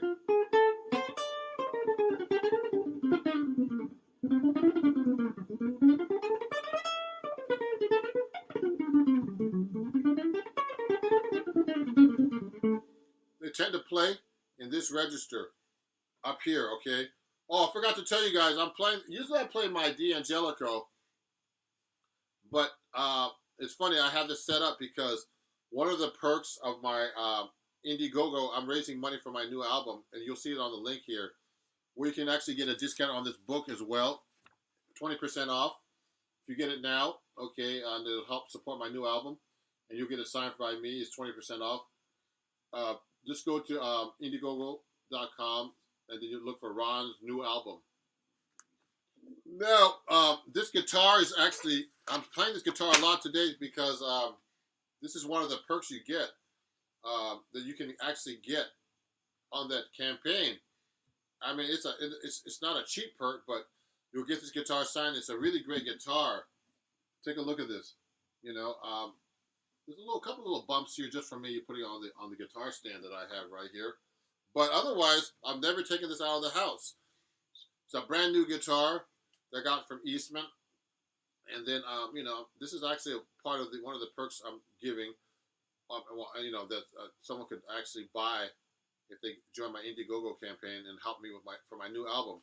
Okay, so this is a Patreon only lesson. I'm not taking any questions or anything other than my patrons who are here. And one first patron that's watching right now is Glenn Michael Thompson. No, sorry, not Glenn Michael Thompson. I'm sorry, Glenn. I keep thinking you're a patron. It's Tom Rogers. Sorry, Tom. Now, Tom said he's watching from his other YouTube channel, switched so he could see. And he, you know, I invited him and some of my patrons. So some of them are probably watching and don't want to want me to invite them. But I'm going to have a student of mine too that's coming up in about 5 minutes, and he's going to be actually, you know, joining me to play show me some jazz guitar that I'm showing him. He's going to be live in the studio here. It's going to be like a little studio. And his son, who's 8. Watch out, guys. This kid's going to be great in about 2 or 3 years. So all you adults, you know, and the reason why he's doing so good, because he's taking lessons with me. You know, so I always tell everybody watching me on YouTube, are you studying with a guitar teacher? If you're not, this is the time to get your lessons with me on my, you know, on my Indiegogo, because my lessons are really much cheaper. Actually, they're going to be buying some lessons from me, you know, my guests, because they're so much cheaper than what I usually charge. Okay, so just go on my on the link on my bio. It's everywhere, and check it out. Okay, so let me go right now and show you my book a little bit. So anyway, so for my patrons, there's a lot of patrons who have this book. It's a really great book if you want to learn how to do walking bass lines. So I have a lesson in here called Pass It On. Okay? Now, remember, you can get this book on my website, but particularly on this Indiegogo site. So look at this. There's a picture of Freddie Green. It's actually one of my, you know, popular articles that was written, too, on Acoustic Guitar Magazine. It's a really great book. And so I do a thing about walking bass lines here. So it's in the key of G blues, just a jazz blues. Like I've been doing a jazz blues the whole day today. I did jazz blues in C, then jazz blues in F. And so this is really cool. So take a look at this. So what I do is, in this book, for my patrons, they actually have a lesson kind of like this already. And so what happens is, if you're playing a blues like in the key of G, so this lesson in the book,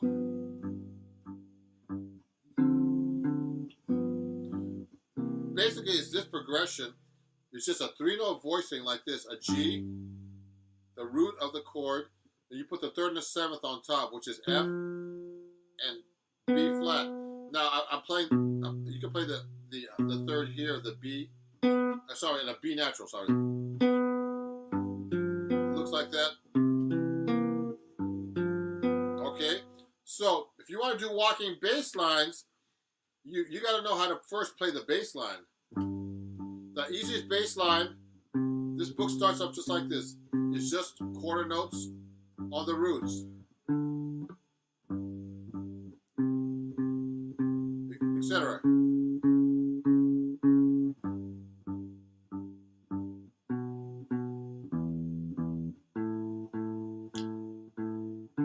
Now,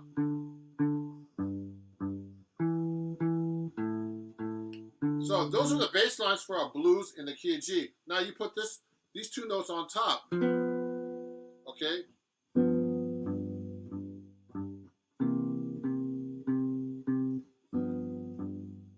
That's how you start doing walking bass lines. So I put the third and seventh of each chord.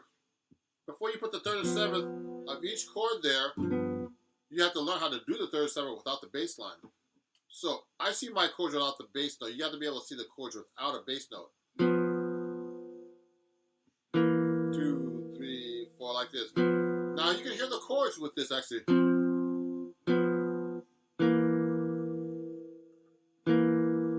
See that?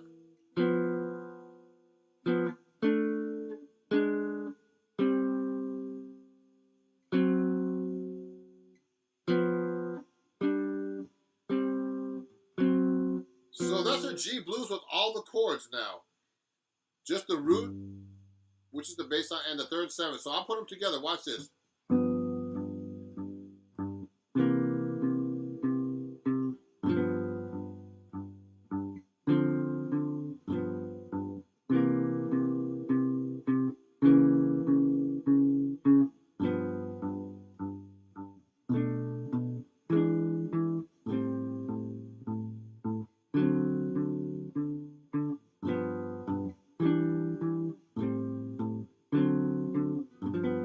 So that's actually how you do a walking bass line with chords in a blues, a jazz blues in the key of G. Now the thing is, that's just roots. So the next step up, and I show you this in this book, right here, Chords at Your Fingertips. Okay, this lesson right here that I'm going over right now, it does that progressively through this book. The next thing you do, you'll do root and fifth, for example. You can go like this. So first you have to be able to do bass line by itself. Like this. So here's the...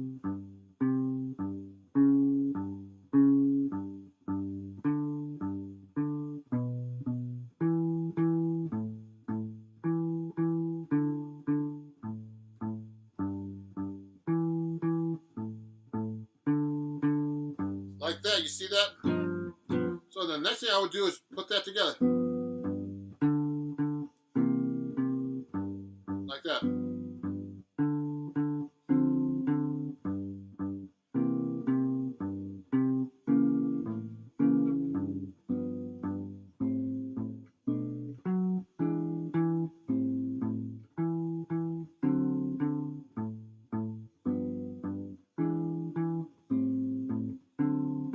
See what I did just now? The thing now is to put a bass line together while you're playing those notes. Now, you can't hold, it's really hard to actually hold those notes. Let me show you this before we keep going. Biker Chick put up, you can get lessons at a deep discount right now if you go to the link in my bio in YouTube, because I'm actually having a sale on my lessons through my Indiegogo for my new album. I have a new album that's coming out, and actually we're going to be recording it on November 3rd and mixing it the following week. And it's going to be a follow-up to my last album called Standards in My and Other Songs. It's going to be called Standards in My Songs. And so you can actually pick up the book, and you can also be like, you can actually come to the studio if you're in New York and see us record or mix. And you could be an art director to help design this. You could be a producer, arranger, a producer, and name a song. Those are some of the perks you can get other than getting this book at a deep discount. So go there right now and check it out, okay? Let me hide this. So let's do this with a walking bass line. I don't know where my student's coming, but he's going to be coming soon to be on the broadcast with me. So watch this. Now I'm going to do the walking bass line with the chords together, but you can't hold the chords the whole time because at first it would sound weird. Like I was going like this. It sounds weird to hold the chord the whole time, so I'm going to be holding it somewhat and then playing a bass line. Watch this.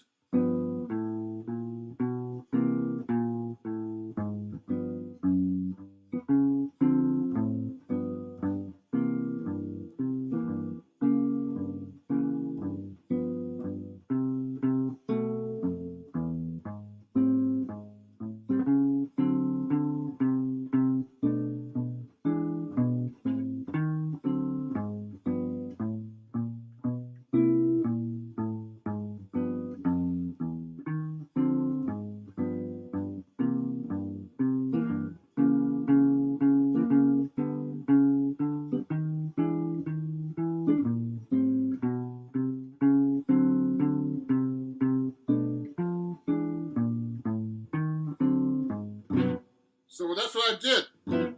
Okay, is that I actually played the walking bass line completely. So that's actually one of the cool things you can learn from this book.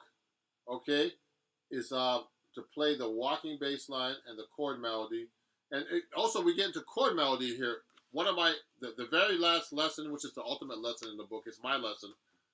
There's a bunch of teachers in this book actually that wrote material for this book too.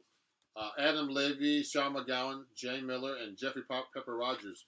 Jeffrey Pepper Rogers was one of the editors of the magazine a long time ago when it started. Acoustic Guitar Magazine, who I write for actually. So I'm one of the writers. I'm actually writing an article for them right now, and I'm gonna have to work on it later on tonight. Okay. So look at this. One of the songs I do is like we do Billy Boy, and I actually do like a chord melody thing with it. So before my guests come on, which I hope they're coming on soon, let me see. Let me see if they're contacting me and if they're having a problem getting on. Let me see. Hopefully they'll be coming on very soon with me and to join my broadcast here. So look at this. I do this chord melody thing right here. Look at this, everybody. Okay. Thank you, everybody, who's watching. There's a lot of people watching today. I know it's a Saturday, it's September 11th, and I'm sorry for what happened. I was actually here during September 11th, and I didn't know anybody who passed away there, but it really affected everybody here in New York City when that happened. I saw the buildings, the towers actually. I could smell the towers in Brooklyn where I was at actually. Living at the time in Brooklyn, I could see all the fires and everything from over there. So let me do something. I'm gonna fix the light a little bit better. So watch this. Um, so everybody. So this is actually. I'm not responding to anybody who's not a patron or a student, because this is like a private lesson for my students that I usually give if you're a patron on Patreon, excuse me, and also if you're a student of mine, you get all the sheet music. All this stuff I have right here, everybody, is available on my website. Now, I show this to everybody right now on camera because most of my guitar players don't know how to read, so they wouldn't be able to read this. They need tabs, so it's important to learn how to read. When I created my Patreon account, what happened was a lot of my students, I have to write the tabs out, so I had to rewrite all this music that I already have with tabs. So for my new album that's coming out, and if you support it, I'm gonna have the whole record with the lead sheets, which are the melodies, with the tabs, so you can be able to play it like me. Okay, so thank you everybody who's watching, and I'm glad everybody's. I'm seeing that everybody is really enjoying this. So hopefully, I'm gonna have one of my patrons or students come on right now. It's also for people who bought my book. So you know what, Dario, next time, I know Dario's watching. I'm gonna have to have him come live with me because he did buy one of my books. Let me show that to Dario. Dario bought my book actually. So next time, Dario, I'm gonna send you an email and you're gonna go live with us. Okay? Sorry about that. I'm sorry I missed you. I mean, since I have this campaign going, I haven't been able to keep track of all the people who bought my book who haven't. But we'll get you on next time, okay?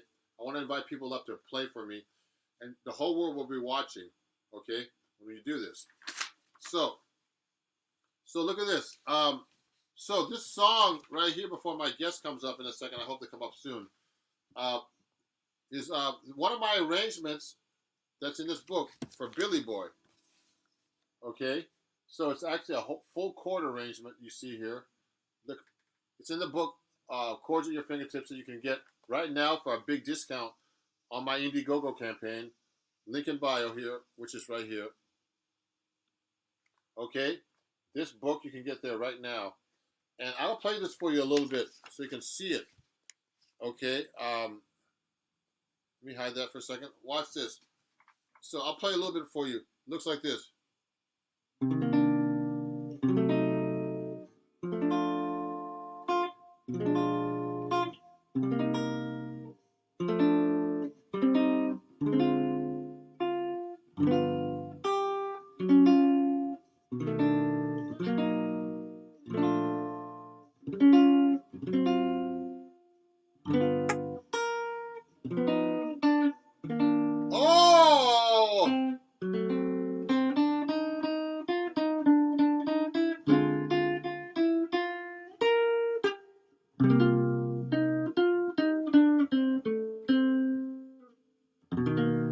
my guests are here, everybody.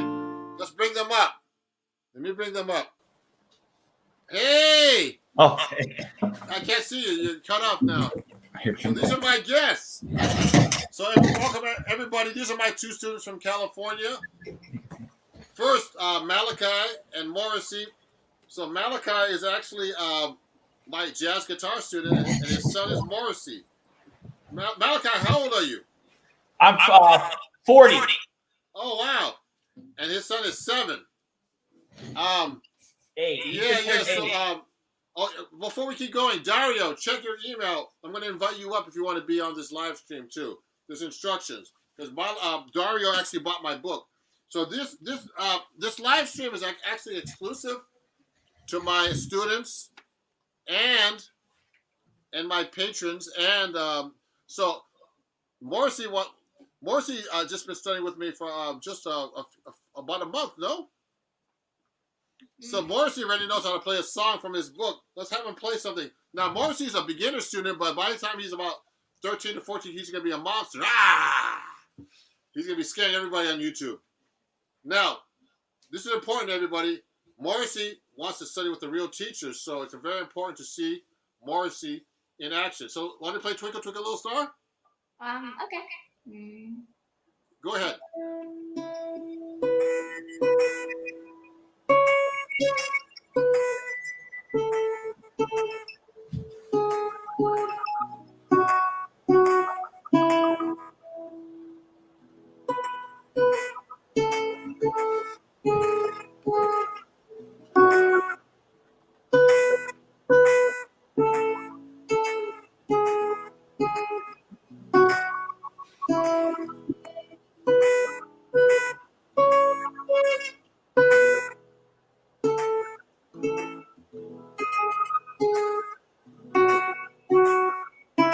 Yay! Everybody on YouTube, give him a hand. This is gonna be public, so everybody's watching right now live. Morrissey, great job. Yeah, so Morrissey's only just turned 8, like last week. So he's a student of mine, and he's gonna be a really great guitar player. So Morrissey's actually studying out of a book. He's learning how to read, like everybody should be doing. You know, I teach kids and I teach college level, and he's a really great student. And so he's learning how to read and also play the notes on the guitar, all the scales. So it's very important to have a teacher, especially, you know, at any age. And his father was actually my student too. So as a jazz guitar student, so he's a guitar teacher too. So, and actually Malachi, his father, who's right there, found me on YouTube as well on my channel and became a student of mine. And he's been a student of mine for a few months already. Yeah. Yeah. So and then when Morrissey saw me teaching your father, he said, "I want to study with Ron too." So thanks Morrissey for being a student. You're a great student, a great kid. Yeah, Malachi, you want to try to play something for us now too? Come on up. Yeah. Okay. Switch chairs, guys. I'm gonna play. Oh gosh, I'm on the spot. You want to play something? Yeah. Sorry. Do you have like some of the jazz tune you want to play with the play along, maybe? Oh yeah. Here, I'll use so the app. Malachi, talk about your experience with me with me teaching you.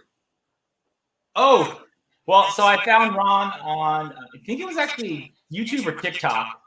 And then I reached out to Ron and he got back to me. And I was thankful I was able to start classes with him.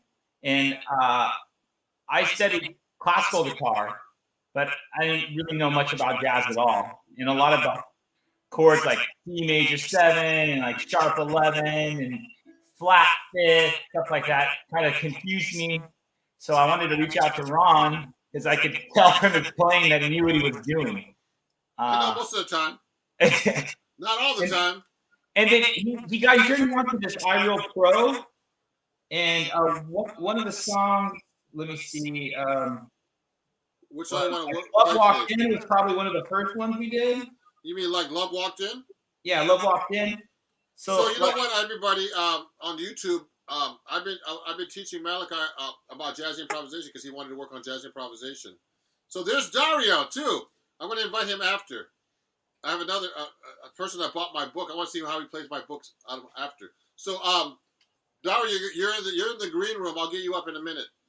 So, Malachi, want to learn about jazz improvisation. So actually, I was showing him the method that I showed everybody earlier about playing the scale on time, on the right chord, different positions, learning the melody, learning the chords and melody everywhere. Learning the chords everywhere and learning the scales everywhere. So listening and transcribing, all kinds of different stuff. Yes. Yeah. Yes. Malachi. Oh yeah, sorry, there was a delay. Yeah. There's a delay. Also, I think next time you go live with me, you have to change the settings so you don't have an echo. But it's okay. Yeah. So, do you want to play something for everybody? Yeah, I can play along. I can do the chords for Love Walked In. Oh, you want to play the melody with the play along? It's okay. It's only live on YouTube. I know, that's the thing. Your son just said, okay, so it's your turn now, Daddy. All right, I'll go through it one time here. Okay. I'm not sure. This is the first time I use it. I'm not sure how to get rid of that echo. Oh, you have to go to settings and then hit echo cancel. Go to audio settings, hit echo cancel. Let me see here. You know how to do that?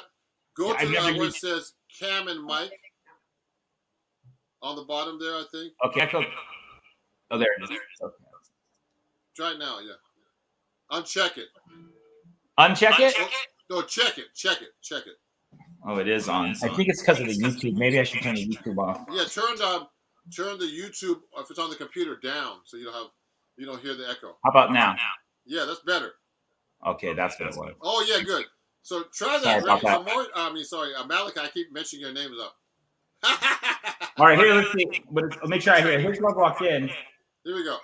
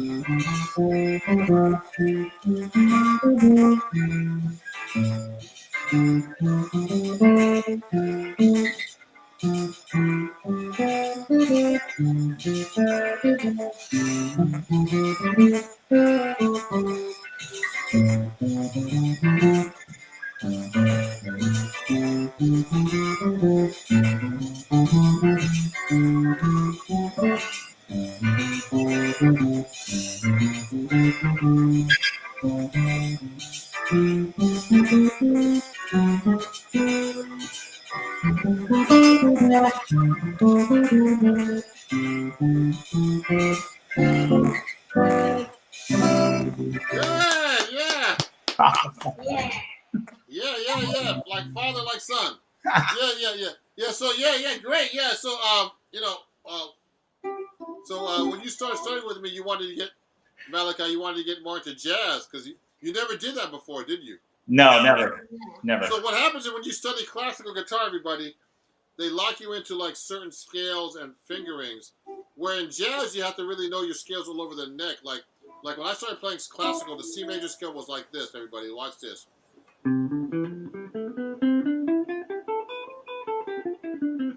That's the typical C major scale in classical, isn't that Malachi? Oh yeah. And the G major scale is like this.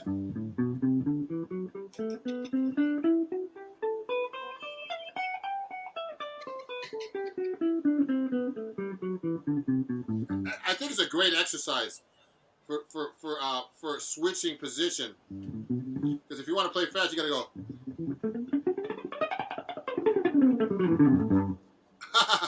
You know what I mean? Like, it's a really good exercise for pivoting your fingers. Some of these things. So I think both methods are good for what they are. But for jazz, you really have to know your skills a little bit next. So that's what we've been working on with you. And Yeah. it's really great to have you as a student, and that you're learning jazz, improvisation. And so that's how you play, if you're playing through chords like this, everybody, Malachi was basically going.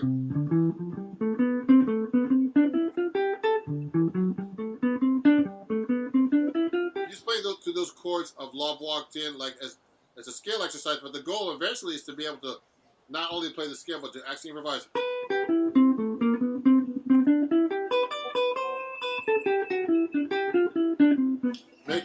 Try to make your solos sound more like, not like scales, but from the roots, but like musical exercises, and then eventually learning solos and improvisation over that. So, yeah, this is great, guys. So, thanks for coming on the show. All right, thanks for having us, Ron. And Malachi actually has this book. You've been working on this book? Oh yeah, we got that one right, Jackson. Yeah, so just so you know, everybody, I'm doing an Indiegogo campaign, and actually Malachi is one of my big contributors. And he owns this book, and he's going to pick up some lessons for his son at a discount right on my at my Indiegogo. So everybody, if you want to get lessons with me, now's the time. We got an autograph by Ron Jackson. Oh yes, thanks. Oh yeah, that's me. yeah. So you can get a book right now on YouTube. Just go to the link in my description, and it's at a discount. And also he's going to be picking up a bunch of lessons from Morrissey and himself at a really even cheaper price than I'm charging him now. Yeah, great price. Yeah, so thanks for coming on the show, and also Malachi, you have your own YouTube channel too, don't you know that? Oh yeah, Mr. M's Music. What's it called? You can also find me at MalachiHernandezMusic.com. Yeah, so MalachiHernandezMusic.com. What's your Instagram? What's your YouTube again? Mr. M's Music. Mr. N. Oh, that's your company? Well, Malachi Hernandez Music, but my YouTube, you can find me at Mr. M. Or if you just put in my name, Malachi Hernandez, you can find me. Yeah, so Malachi does lessons too, so I want to help him out with that too. Thanks, Ron. Yeah, so thanks for coming on the show, guys. You guys are stars now on YouTube. All right, have a good one. Thanks, Ron. Morrissey went up there and said, I'm not scared. Okay, see you guys. See ya. Bye-bye. Okay, so everybody, thanks for those them coming on. Where's Dario? Dario, you gonna come on? Because I'm gonna be going off soon. Because I'm getting tired. I need to eat lunch. Dario? There he is. I think Dario is coming on soon. So anyway, so this is what I do on Patreon every month, everybody. I have guests coming on now. We play together. I can hear them in person. So this is something everybody should be able to do now on YouTube. Oh, if you want to become a Patreon or take a lesson with me, you can actually learn all these cool things. Go live with me, like I just did. Invite people up to play. I have students of all ages. So let me add Dario to the stream right now. Dario, how's it going? Hey, good man. So where are you located? I'm in Grand Prairie, Texas. Oh, it's really funny. What? I had a patron from that area recently. Really? Yeah. He was a patron, and he took a couple of guitar lessons from me. Yeah, so you want to play a song for us real quick? I can't see your guitar, though. You got to show your guitar. Yeah. You got to move back. You got to move back, actually. Move back, like that way. Yeah, because that's... Cause I'm like about 4 feet away from the camera. Yep, I'm a pro at this. I get you. Yeah, great. Play us something real quick.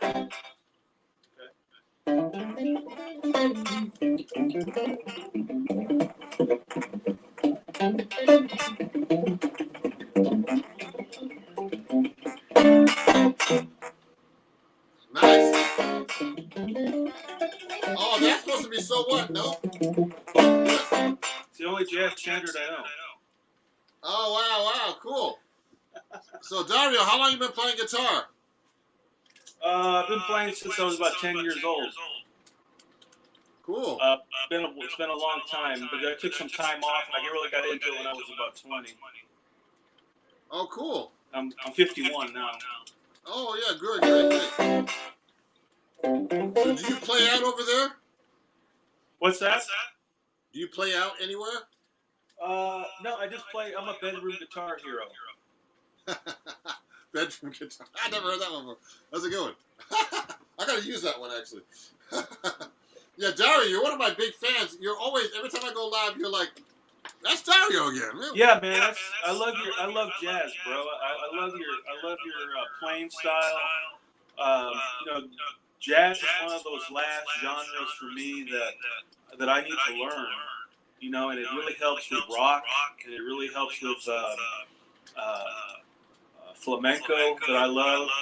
And I'm really a big fan of Paco de Lucia, who melded jazz and flamenco together. You know what's really funny? What's that? I have seen him perform before live with John McLaughlin and Al Di Meola. Oh yeah, I have that album. Yeah, but I saw them live. I mean, I saw them a few times actually. They were amazing, man. I saw them when I was in high school, and I actually know John McLaughlin. I've met him. I've hung out with him. Really nice guy, man. Cool. And it's so sad that Paco de Lucia died. Yeah, he died suddenly. Yeah. I mean, he wasn't even that old. See, I have his album here. I have Paco de Lucia's. Oh yeah, he's great, man. So thanks a lot, Dario, for buying my book and stuff. And how do you like it? I like it. I left it at my office. Otherwise, I would have brought it home over the weekend. But I teach some co-workers a few chords here and there. I'm just trying to take great credit for some of your licks. Yeah. So I mean, thanks for coming on, Dario. And everybody, check out Dario's YouTube channel and what YouTube. And you want to play us one quick one, real quick, before we finish? Sure. I'll do a few chords here that I learned out of the book.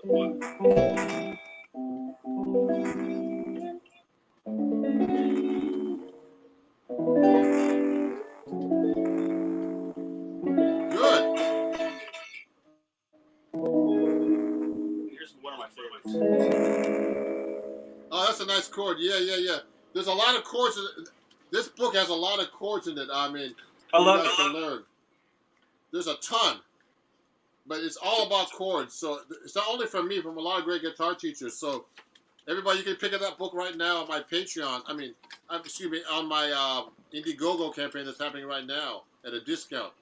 Okay. And hopefully one day, Dario, you can take some lessons with me. I'm gonna take lessons from. That's the plan. Yeah, right now I'm telling you, I'm having a sale right now on my Indiegogo. It's actually like about 40% off my lessons. So go check it out. Sounds good, bro. Yeah. So thanks for coming on the show, everybody, and I'll see you soon. Okay.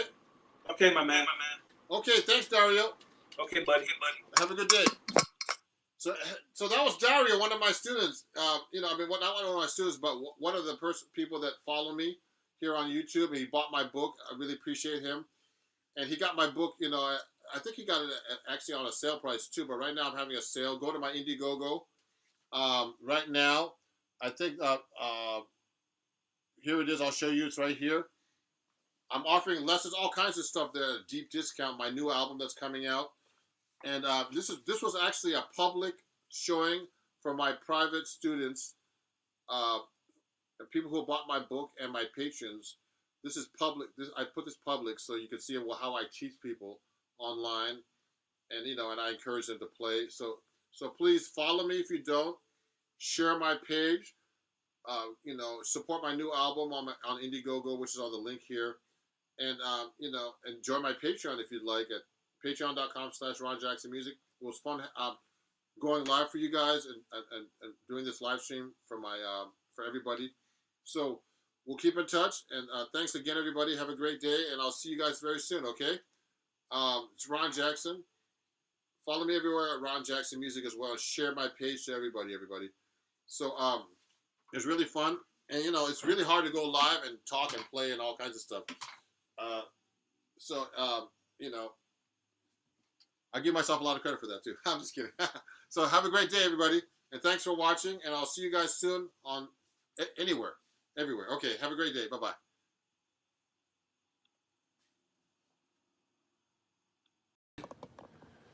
It's Ron Jackson here, and I'm going live on YouTube and Instagram, and trying to adjust the cameras here.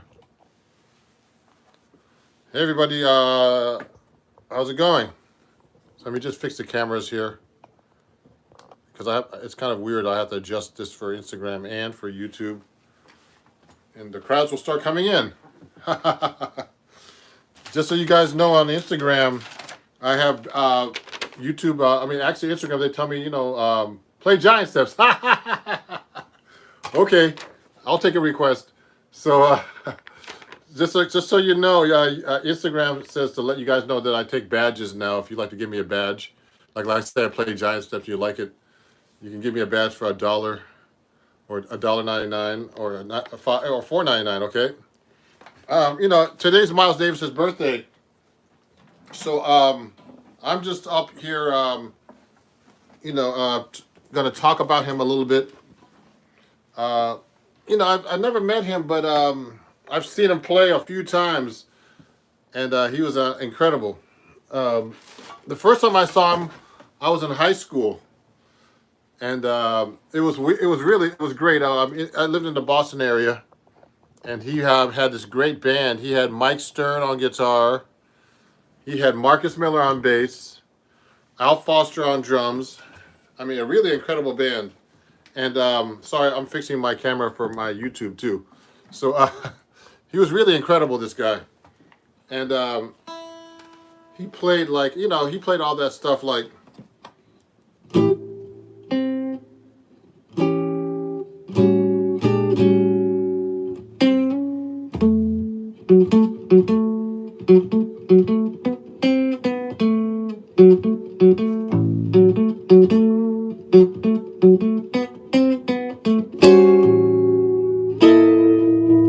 It was really a great band, man.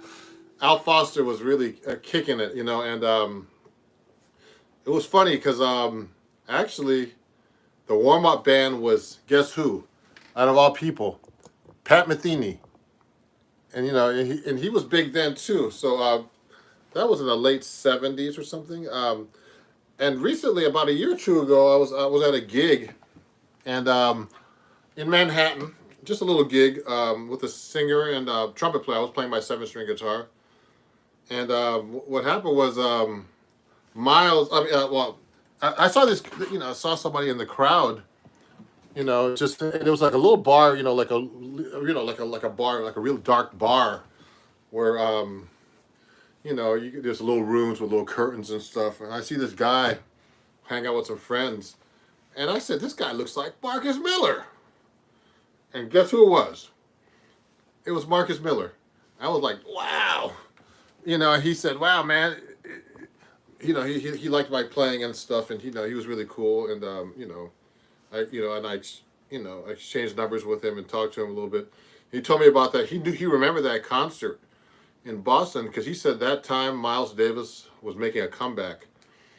And I think that was an album called We Want Miles, and it was a really great band. So if you have any questions for me, let me know. I'm just going here on my computer so I can make sure I answer comments from people on YouTube while I'm watching, because it's hard to actually talk and play and answer all these questions. So let me see. Let me go right here on my YouTube channel here, and make sure I'm answering people's questions here. Let me go look here. So I'm live now, And thank you, everybody on YouTube. I went past 23,000 subscribers. I'm going to look right now at the live and see if there's any questions here I can answer while we're talking here. So let me move this speaker over here. Yeah, so happy birthday, Miles. So let me play you a little song first. Let me fix this camera here so that because the background looks cool. And if there's any questions, let me know. You know, it looks kind of weird here, but I'm going to turn my camera on. So I'm going to play a song that I really love from Miles. I'll start with a ballad today a little bit to get warmed up because I wanted to go live and earlier, and I got distracted with too many things. Here's a nice song. Ready?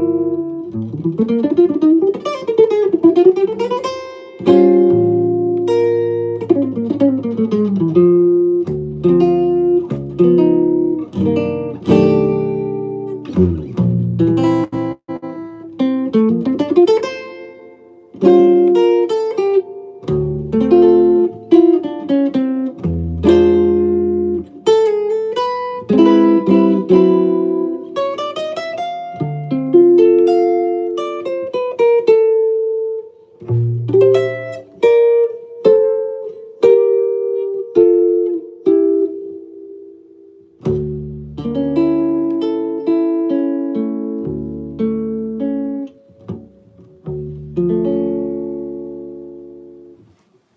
everybody.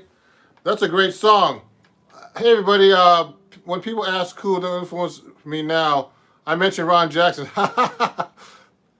Hey, Shine, thanks. Shine Dog, thank you. Thanks for the video. So, hey, everybody, how's it going? Let me answer some questions here on Facebook, if there's any, on Instagram. And is there any questions, Let me see what's going on here. Someone clearly changed their low string before recording. Hey, so just so you know, Richard, I'm playing a 7-string guitar if you have any comments about that. So, yep, that's a 7-string guitar. So if you're not used to it, Ron has a distortion pedal and some long hair. Someone needs to give me a distortion pedal and long hair. That would be great, everybody.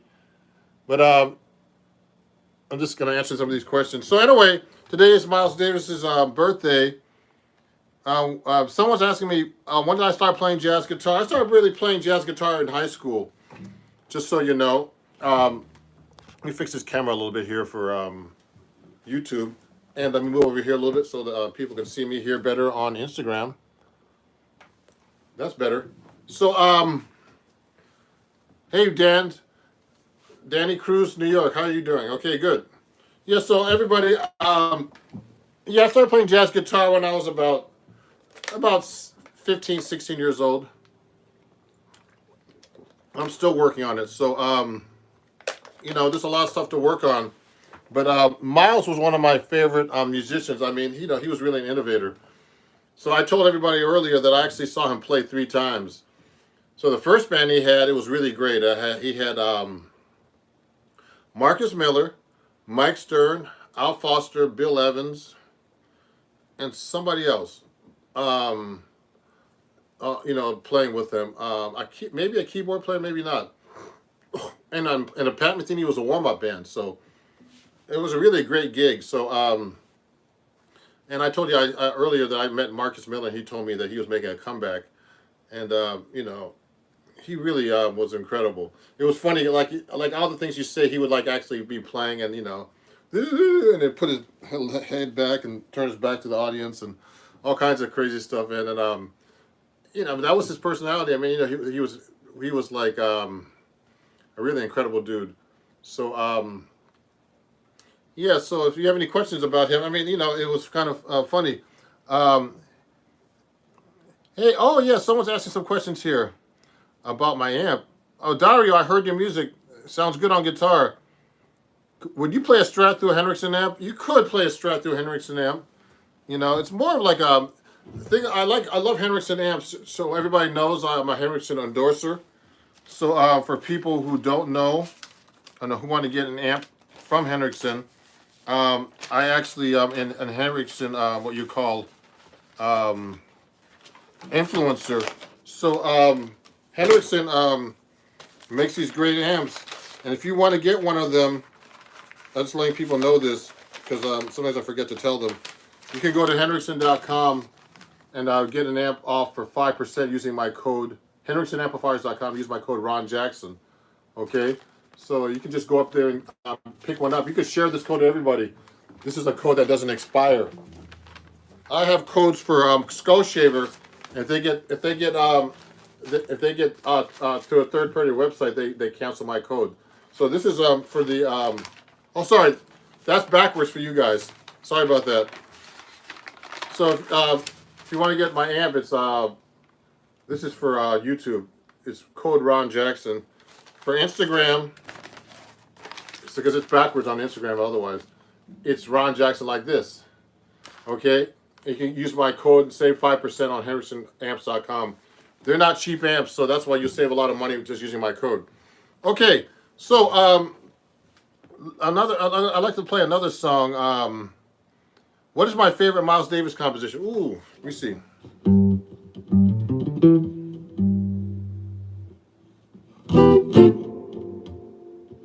See if I can remember this.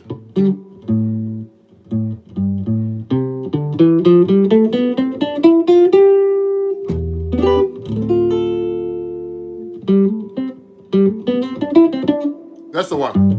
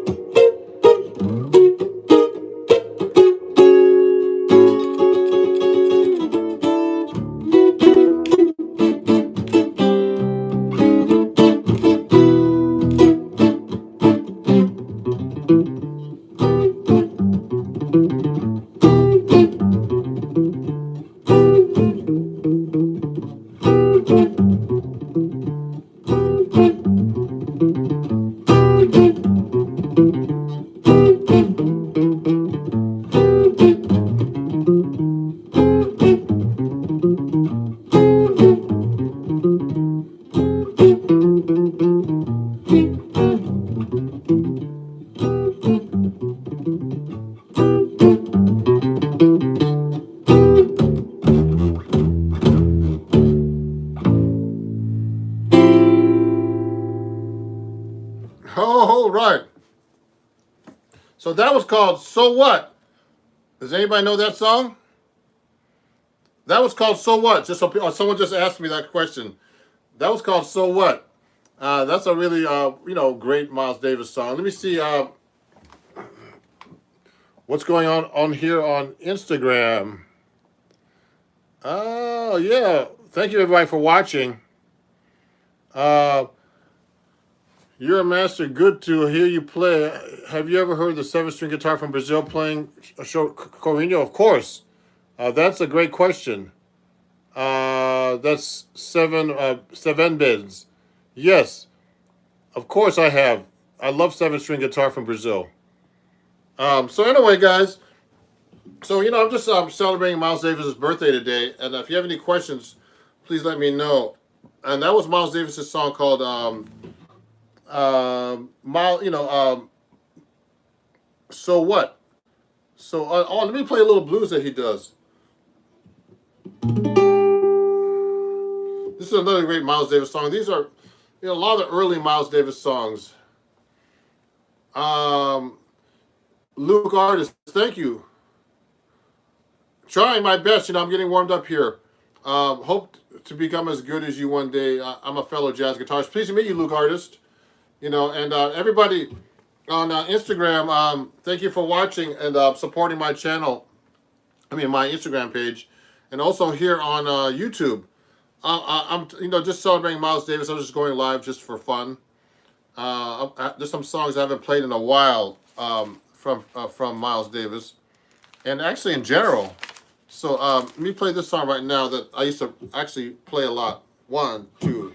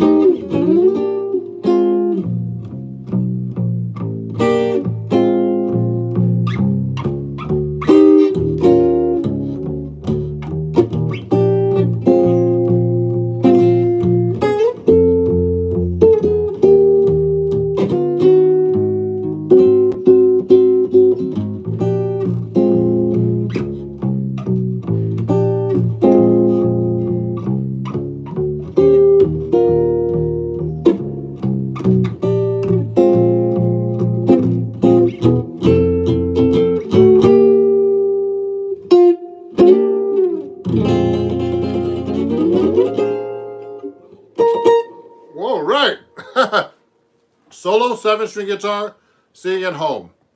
Now I know there's some people I know are actually out of town playing gigs now, but I'm still sitting at home playing gigs here. But it's great because I'm actually getting a lot of material together for my fan base here on Instagram and YouTube and everywhere else. So thank you for supporting me, everybody. And you know, and if you're enjoying the show, you know, you can actually.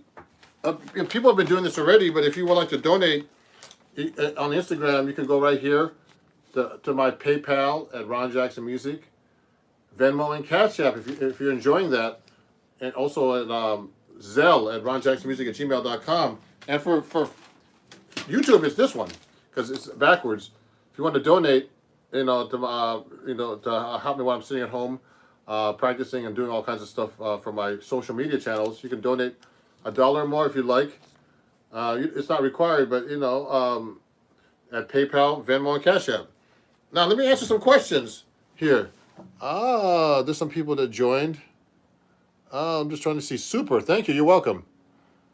Oh, Leonid, Yana, and Leonid. Hey, how's it going, guys? Leonid's a great piano player, and Yana's his wife or girlfriend. I can't remember.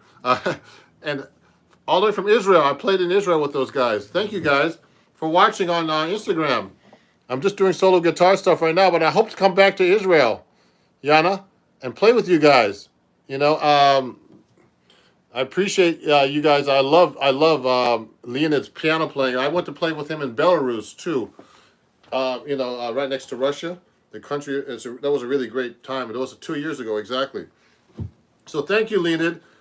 Happy something, and I'm glad everything's better in Israel right now for you guys too. Okay, so great to hear from you guys. Oh, cool. Let me see something here. Someone's making some comments here on YouTube. Let me see. Let me answer some questions. It's my birthday too. Hey, Josh, happy birthday.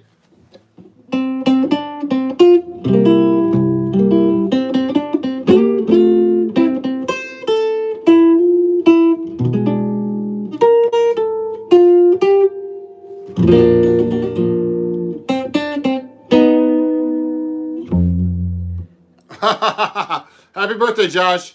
On YouTube, Josh Weigel, I think. I can't say your name properly. So someone asked me my favorite Miles Davis composition. There's so many.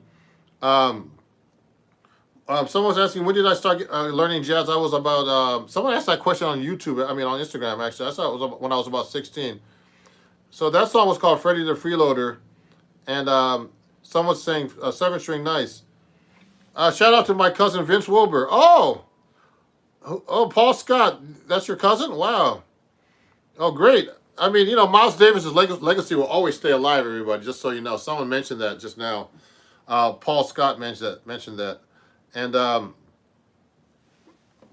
yeah, so anyway, have you ever listened to Julian Lodge? Oh, he's amazing, man. You should check him out. Of course I've heard of Julian Lodge. Actually, you know, he was like, I remember when he was like 13, someone was talking about Julian Lodge. He was already a child prodigy. That means someone who could play like an adult when you're a kid. That's what child prodigy basically means. So he's a great guitar player. And, you know, and I write for Acoustic Guitar Magazine, so they've done some features about him there. You know, and just so you guys know, if you're enjoying this and you like my chord work, I do have a book out on acoustic guitar. I mean, actually, it's on my website if you want to go pick up one of my books at ronjacksonmusic.com. I actually have to ship one out today. Just go to my website.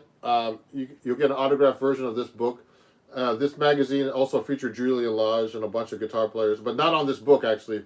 There's some other great guitar players on this book, too, if you want to learn more about chord voicings and stuff like that. So check it out. It's a great book. I've sold many copies of this book to a lot of my fans on YouTube, TikTok, and Instagram. So thank you, everybody. You'll get an autographed copy. Let me continue. There's a few more songs I might want to play from Miles. If you have any questions about him, so I just want to let you know my little Miles story. So I saw him 3 times. The second time I saw him, I was actually in France, hanging out in the south of France. Jean Le Pen, they would call it. It's like near Nice and Cannes and all that stuff. and he had a great band then, man. That band had the late Bob Berg in it. I mean, he was really incredible, Bob Berg. And I knew him too. He was a really nice guy. John Schofield, he was in that band. I think it might have been Vince Wilbur. I forget. This is John? This guy was talking about Vince Wilbur. I think it was Vince Wilbur on drums. And I can't remember who the bass player was. Oh, what's his name? Daryl Jones on bass. You know, the guy who plays with the Rolling Stones. So that was a really great band too, man. And he had some great melodies and, you know, great stuff happening, Miles Davis. And that was a really great gig. You know, right in the middle, open air, out the, you know, the French Riviera right over there. Well, actually the French coast. Yeah, the French Riviera they call it. So it was really nice, man. Really great band. So that was the second time I saw him. I'll talk about the third time in a minute. Let me play another Miles Davis song. Hey, where do you get my book? Okay, sorry guys.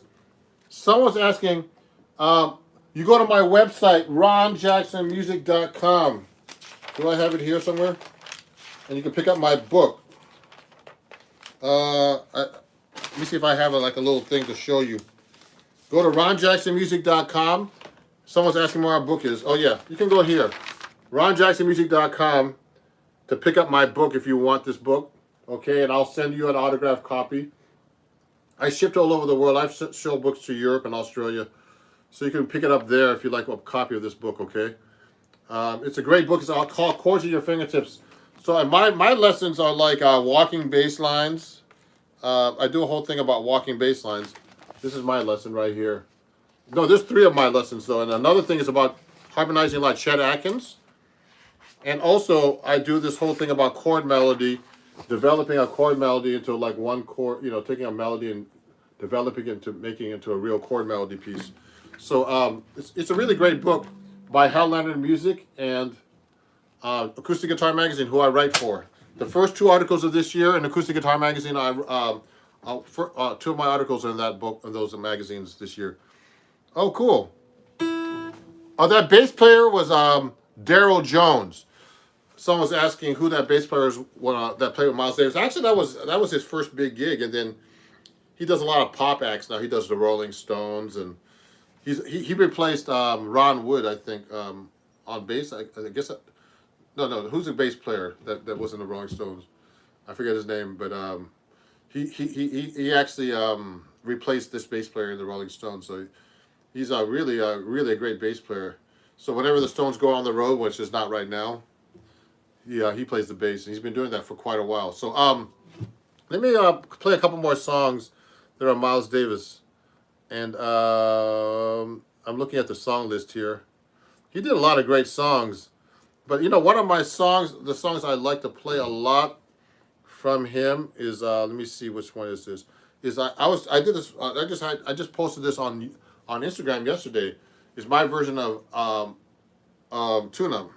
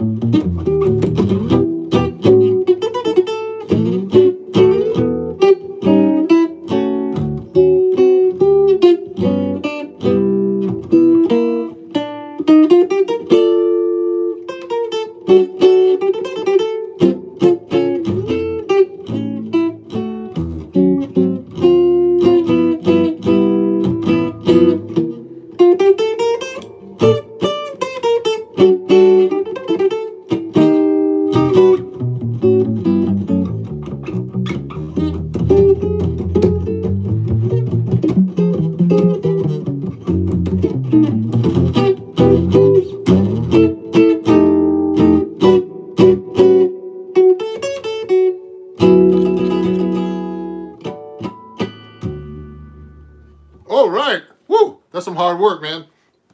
I didn't really warm up before this, so I got to get my hands back into gear. But thank you, everybody, for watching. So that was my little tribute to Miles Davis. Hey, Elizabeth, I've been playing guitar for a long time. I still need to practice.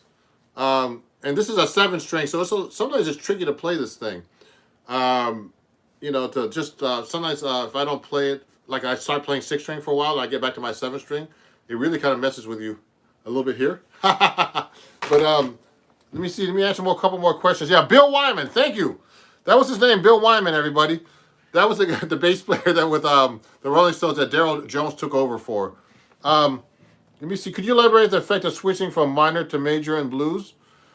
The effect of switching from minor to major in the blues. The minor just has a more sad sound. That's all. Here's a blues like this.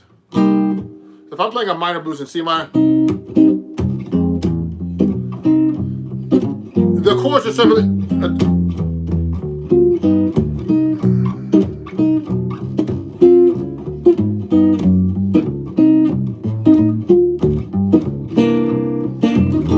Major blues.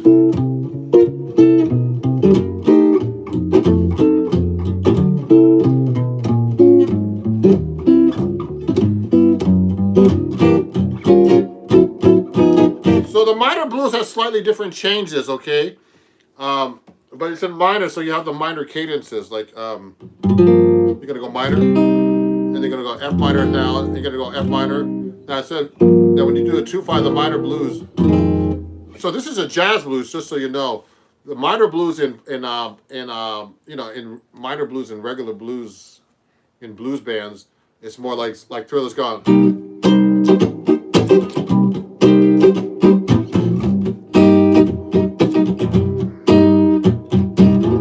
Thriller's Gone.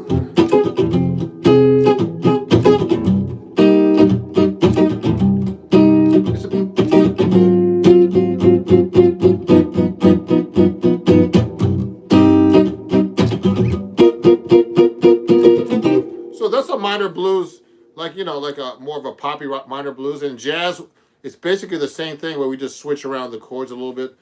I mean, we're making more in jazz. Everything is made more complicated. That's basically what I'm trying to say.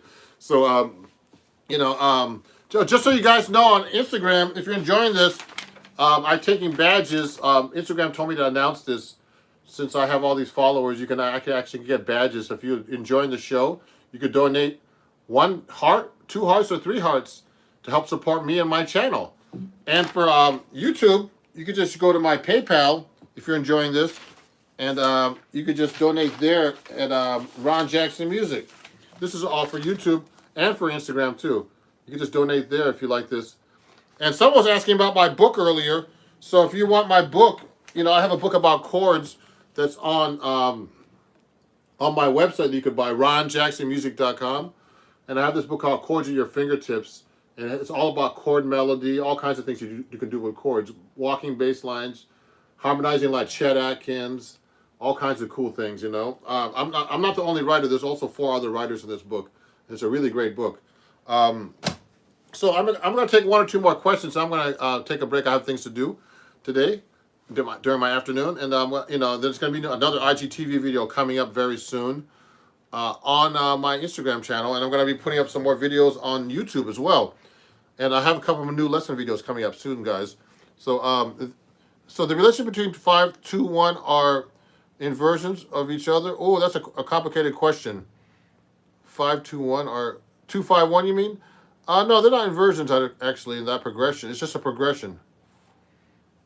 Let me see. What gauge is the lowest string you're playing on the walking bass line? So this is someone's asking what gauge this string is. This is a 7 string. Okay, this is actually a 79. This is a 14. So it's a 14 to 79. Let me show you the string pack, because people are always asking me about my strings that I play on my guitar. Let me show you real quick. I have them handy. Usually I have them handy. Where are they? So I can't. Oh yeah, here's the strings right here. This is what I use for my guitar strings. You can find this on my Amazon store, everybody. Labella strings. Go to amazon.com/shop/Ron Jackson Music. I'll show you the thing right now.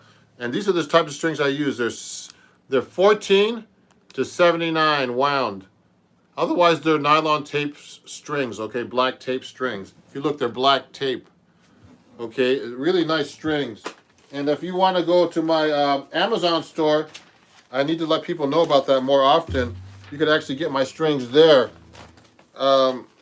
Everybody, so that's my Amazon store for YouTube, okay? And for Instagram, it's a little different. For Instagram, you can actually see it here.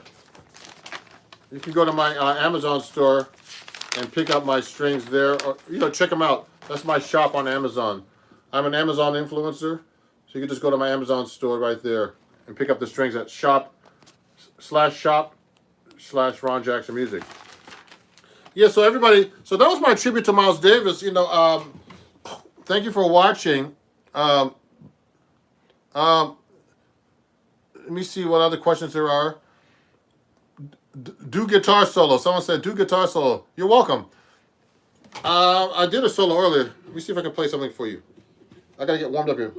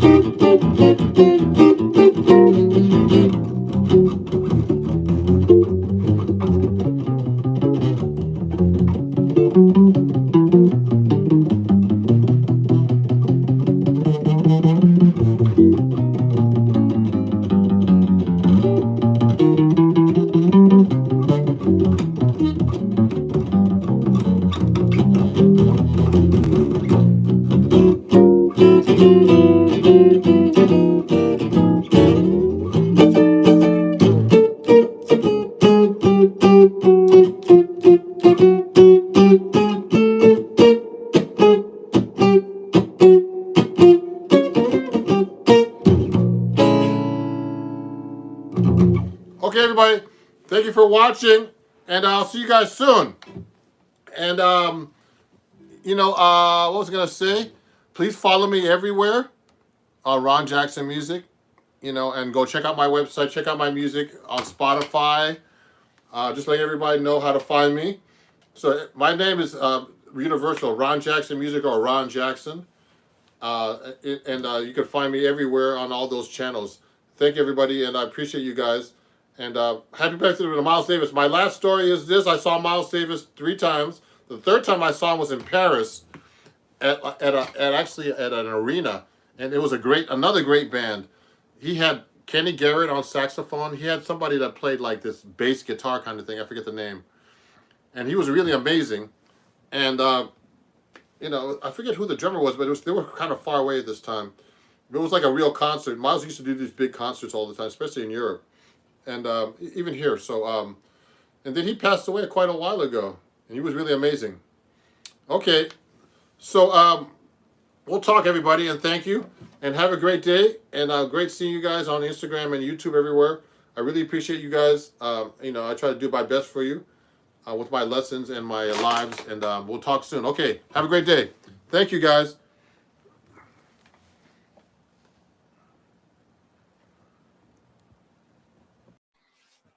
Can everybody see me and hear me? I hope so. Please send me a chat message if you can see me. Oh, I see 2 people up there. How's it going? Ooh, there's a little bit of light here, but let's see if I can move back a little bit. So today we're going to talk about walking bass lines and chord melody.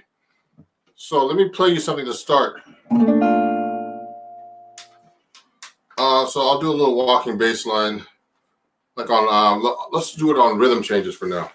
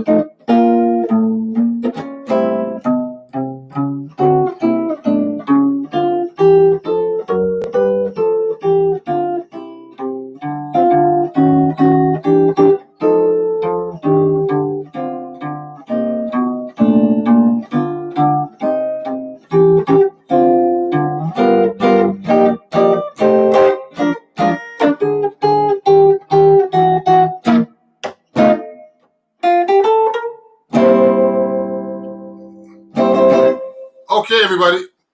Well, thank you for watching. And I'd like to invite everybody to ask any questions about my walking bass and chord melody workshop I'm doing today. Well, I'm happy to see about 6 people watching today. I'm happy. We have my patrons that are on my, that actually follow me that are watching as well. And I'd like to invite them, to ask questions too. My Patreon account is right here. I'm going to write it down here for people who are interested. So if you want to learn more stuff from me, you can go to this website here. Patreon. I'm going to write it for you. .com/Ron Jackson Music. Oh yeah. Oh yeah. So Reggie's here. One of my students, Reggie, great guitar player, all the way from Long Island. He's asking a question right now, and it's actually the question is, do I use the 4th string for bass lines or the 5th and 6th string? So most of the time I use most of the time just the fifth and sixth strings, but I use the fourth string once in a while. So if I'm doing rhythm changes like this,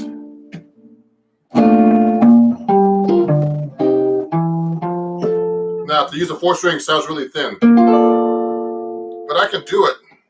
Did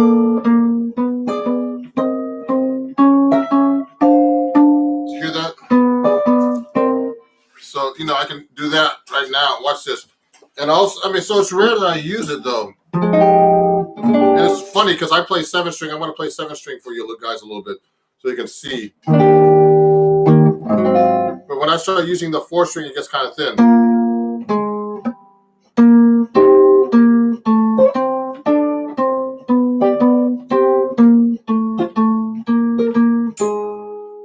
So I rarely use the 4th string for a bass line. That's a great question.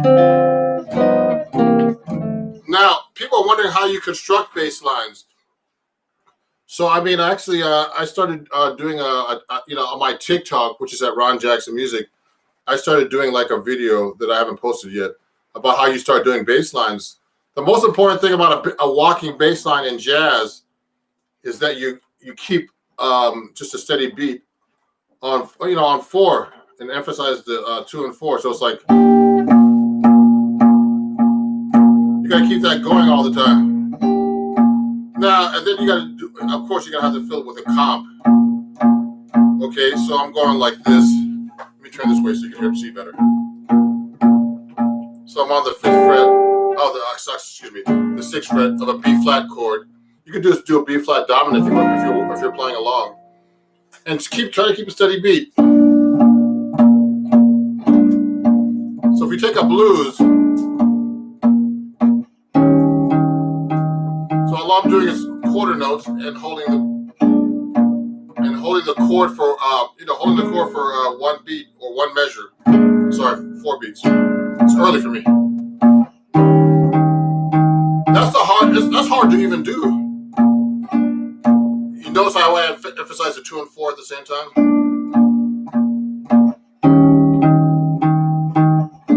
That's a very, very basic exercise.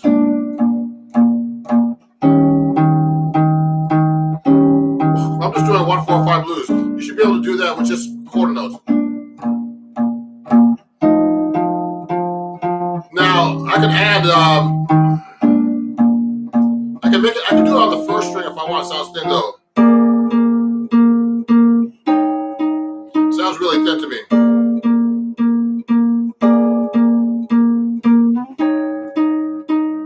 So that's a good way to start.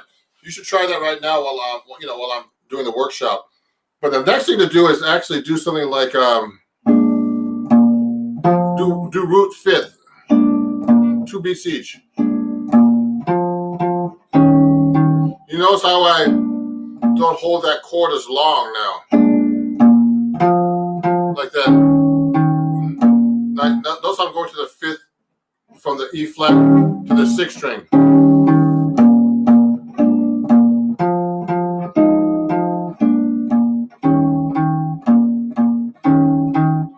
That's the next step.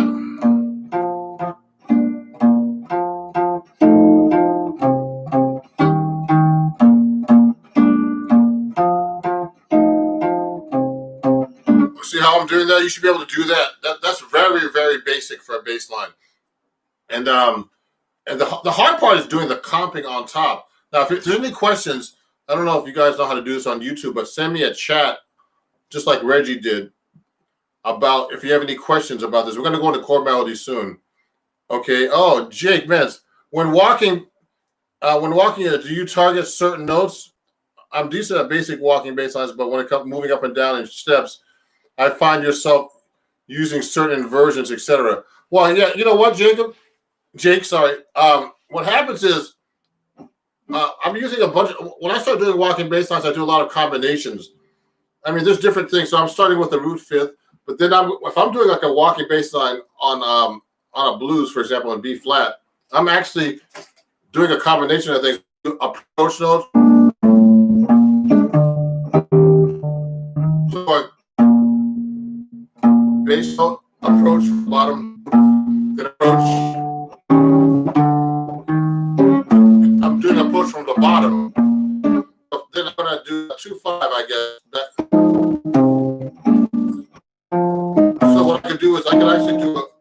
chromatic approach from above. If I'm doing F minor to B flat, I could go, and I could do like an approach, you know, a half step above and go down, or half step from below. Now, if I'm just do root fifth, I can do that.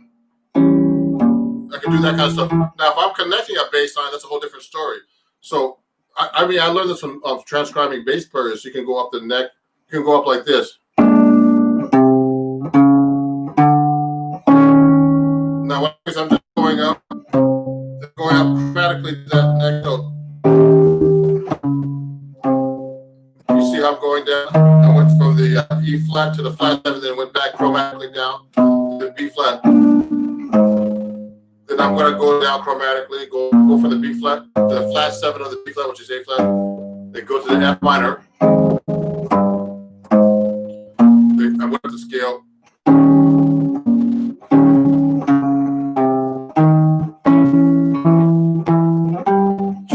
Combining all kinds of different. Now doing the half step approach. You could do things like this too. You could do like an inversion, like you said in there, actually, Jake. Yeah, yes, exactly. Then you can go chromatic. Watch. You can do that. You can do the chromatic, and then do up a half step. It's whatever you can actually think of to find. Sorry.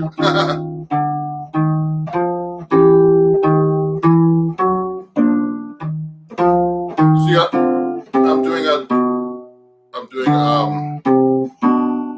I'm actually doing the inversion with the bass line. See what I did a half step above? Now I combine fifth. What I do too is I do tritone substitution a lot.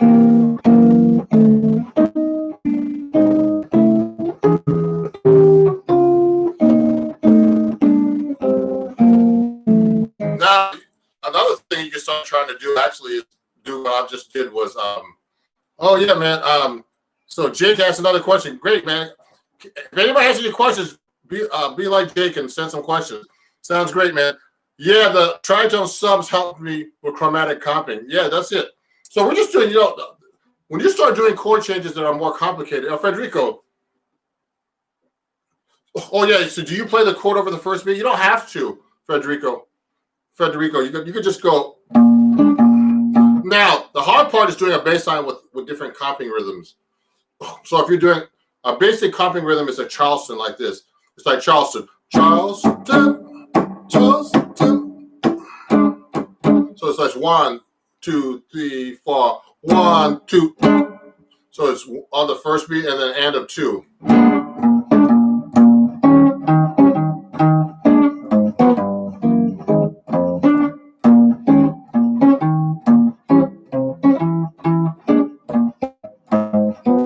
Now that's hard to do. It's hard to do a bass line with that kind of comping rhythm. So you can play what I usually do is I mix up the comping rhythms with the bass line, okay?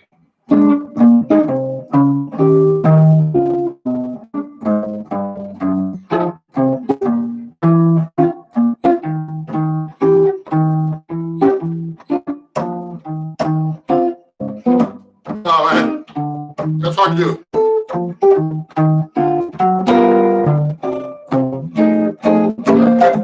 So what I did was I'm doing different kinds of comping rhythms at the same time.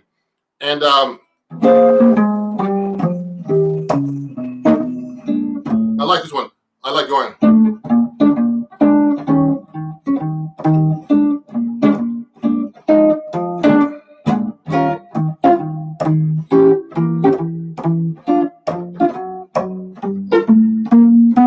So you don't have to particularly play on the beat every time, but you can actually do different Charleston rhythms like that, syncopated rhythms.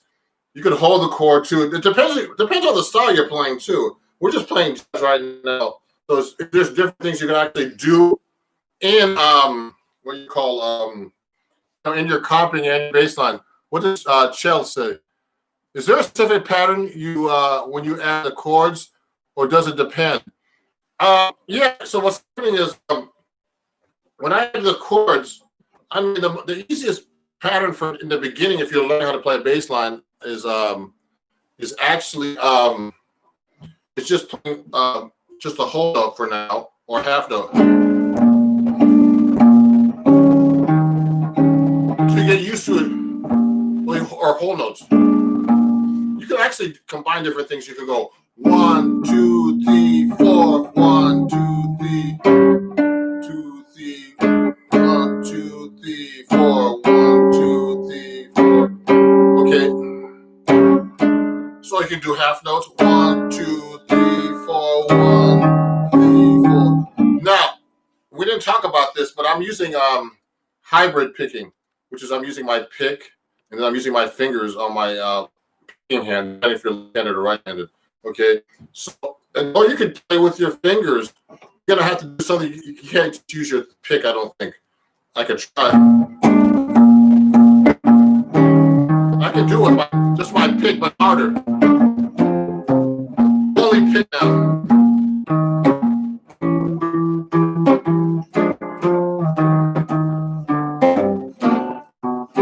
So see, so when I'm playing the chord, there's patterns I'm using, but you have to get used to doing them. So you can start off with easy patterns like whole notes, half notes.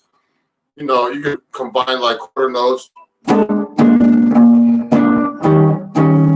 What I did was 1, 1, 2, 3, 4. So I went quarter note, then dotted half note.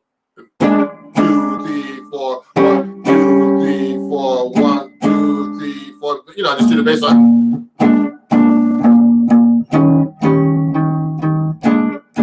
See, I'm only using my pick right now. I think it's better to combine your picking and and your fingers, hybrid picking, or just use all fingers.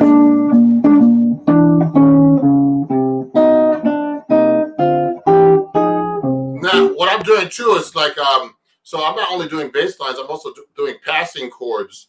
Okay, and, and that's a whole different world. So if I'm going to go up and do a bass line, you really know your inversions and passing chords.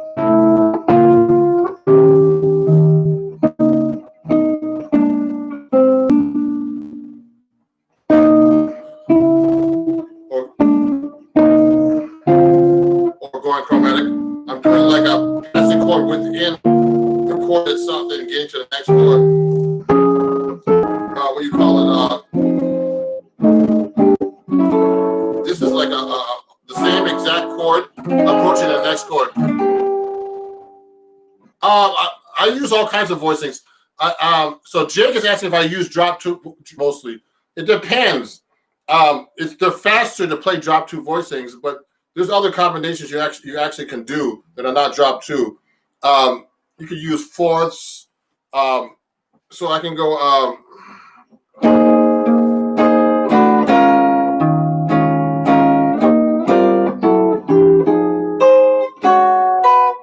You know.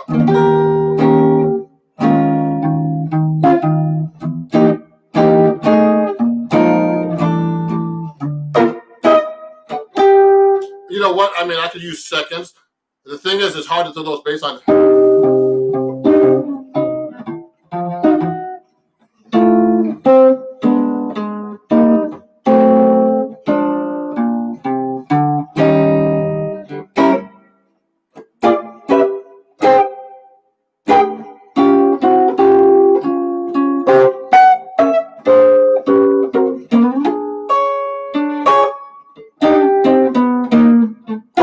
Actually, I love Bill Evans's playing. Actually, do you learn? Oh, wait a second, Jake. I like Jake. He asks a lot of questions.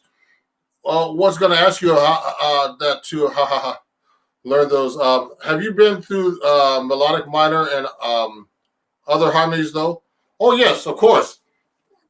Now, I mean, this is not a harmony workshop, but if you have questions about melodic minor, you definitely have to know your melodic minor modes, guys. And your harmonic minor for the advanced jazz scales. Okay, so if you're playing over, so Jake had a great question, and if you're playing over, let's say you're playing over a B flat altered.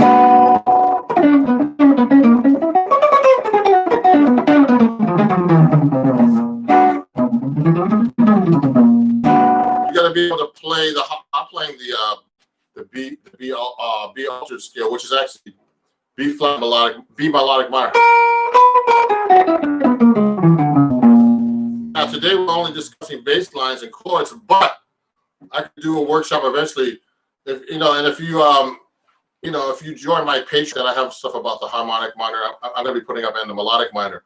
Okay, and they're very, very important because what's happening is you really need to know those kind of scales to be able to play more modern stuff, jazz and everything. Okay, so I mean, like all your altered scales. So if I'm playing the melodic minor, let's say I'm playing an altered chord, you need to know that if you're playing a Lydian dominant, well, actually a dominant 7 scale with a sharp 11. I'm using a B. I'm actually using a B flat melodic minor.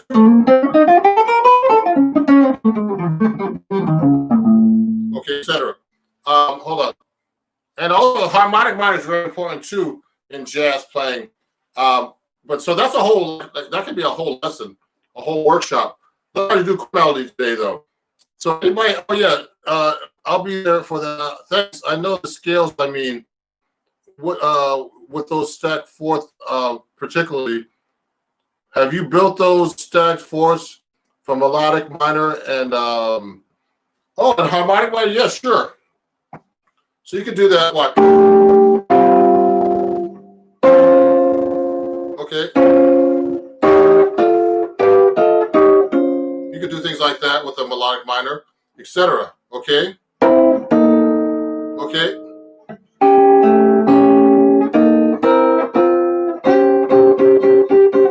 Okay.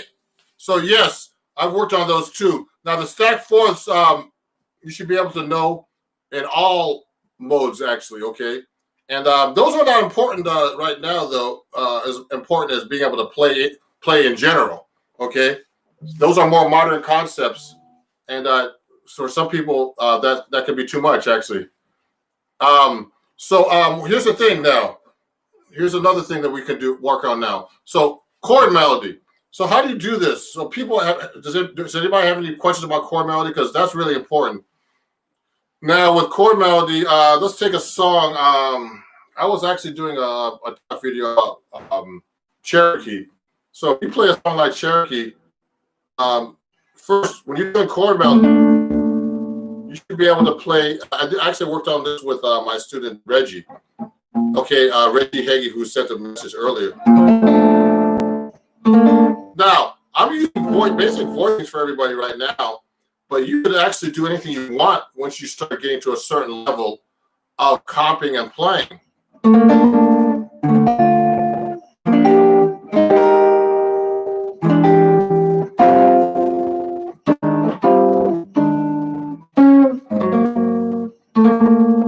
So I mean, I'm doing second, all that kind of fancy stuff, but you should be able to play basic inversions. So if I'm playing a song like Cherokee, I'll go.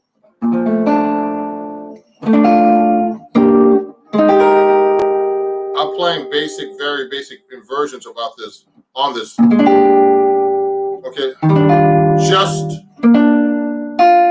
so you guys get used. Can I actually see what I'm doing?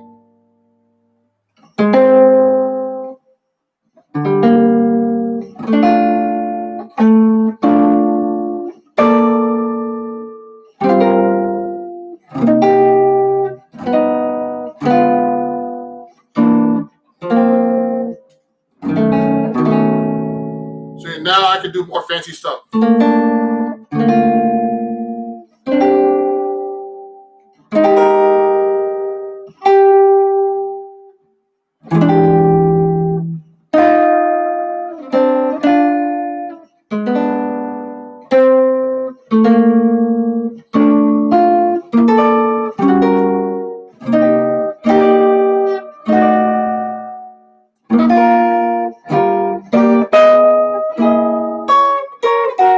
So the most important thing about chord melody, let me see, there's some more messages here. Most important thing about chord melody is knowing your chord scale relationship. Okay, and so your chord scale relationships are very, very important. Okay, so I'm playing a song like Cherokee. If you want to look that up in your real book, if you're watching this, is to be able to know what note you're playing against the chord, because then you can voice your chord under that. So if I'm playing Cherokee, the first note's a D. So I know that's a third, okay? So if I'm playing, but you gotta know where that is on your B flat chords, on a B flat chord. So you can play that so many different ways on a B flat. Now remember, when you're doing chord melody, you could do a basic arrangement of the chord. Oh yeah. Oh yeah, someone want me to mention that I have this book. You want to get a copy of this? It's called, you can't really see it's backwards, but it's called Chords at Your Fingertips. I read for Acoustic Guitar Magazine, and there's some great exercises here where we do different things. Jake, if you're interested in this book too, it's a great book. There's some great players in here that have written some stuff. There's different subjects, breaking down, suspended harmony, drop two chord changes, all about the bass, which I've written about. Sorry, that's something else. Pass it on, jazz bass lines. The jazz bass lines is in this book actually too, if you want to get it. Okay, it's by acoustic guitar. It's called Chords at Your Fingertips by Hal Leonard. Okay, and also horizontal harmonies.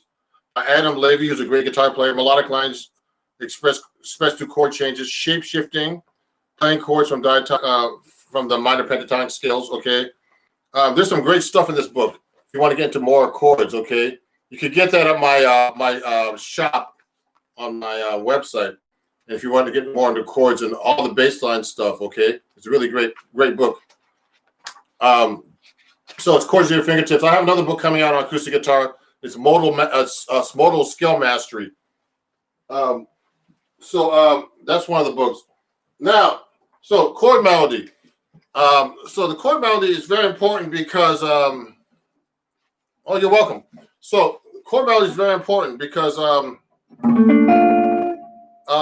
so I do a lot of solo guitar stuff, and particularly if you have any questions about this guitar, let me know. This is an Eastman, and you can find that on my Amazon store, which I'll talk to you about in a minute. Let me get my other guitar, because I do 7-string guitar. Some of you see me playing the 7-string right here.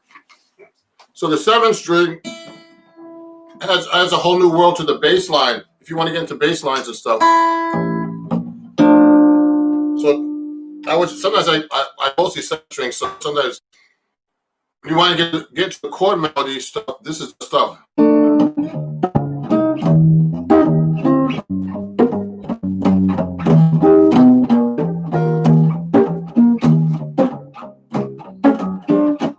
I'm doing stuff like that, okay?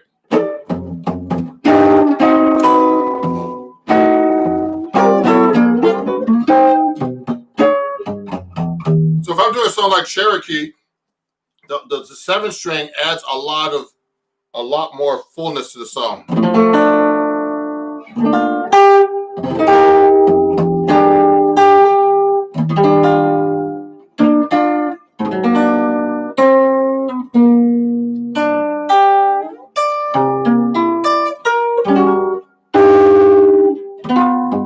So you can't do that on play that high on a 6-string and get those notes.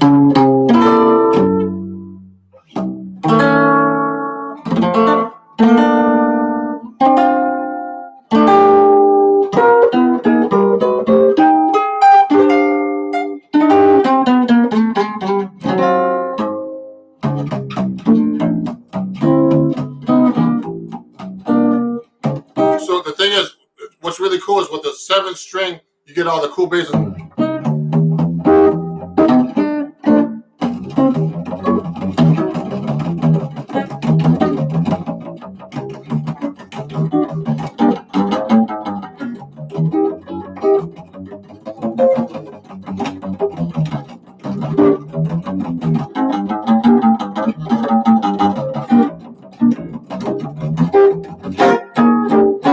So the 7-string, it's a low A. So Jake, that's a low A string.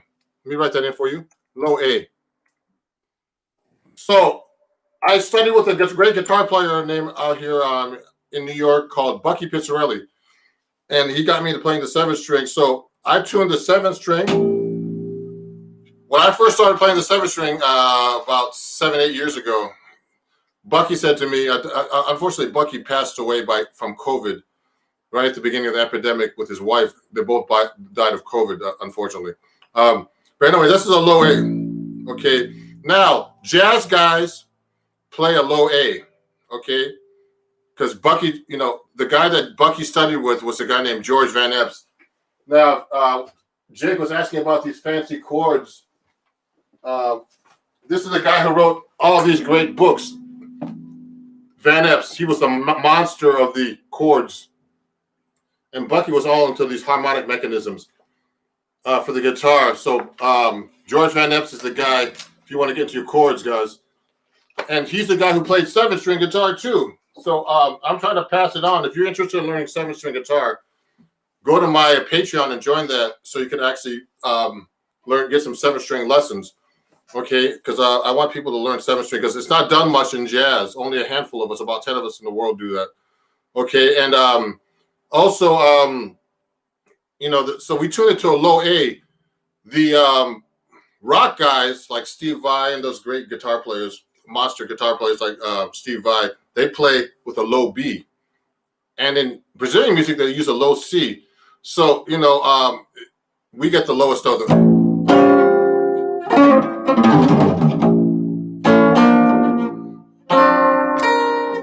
You get some really cool sounds with the low A.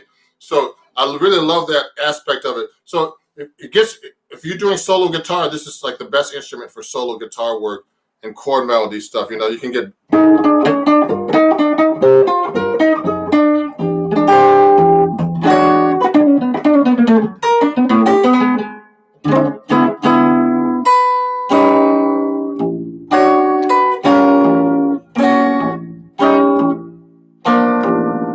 It's a really great sound. So if you want to get to 7-string, let me know. And I teach 7-string guitar too. And wow. What is that? B flat? Geez. B flat, Okay. It's really a great sound.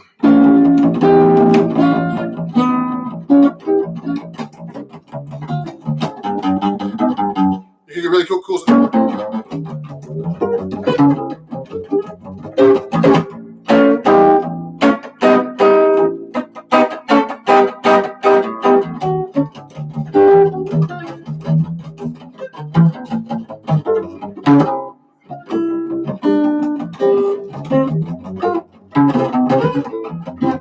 So you get really cool sounds with this thing.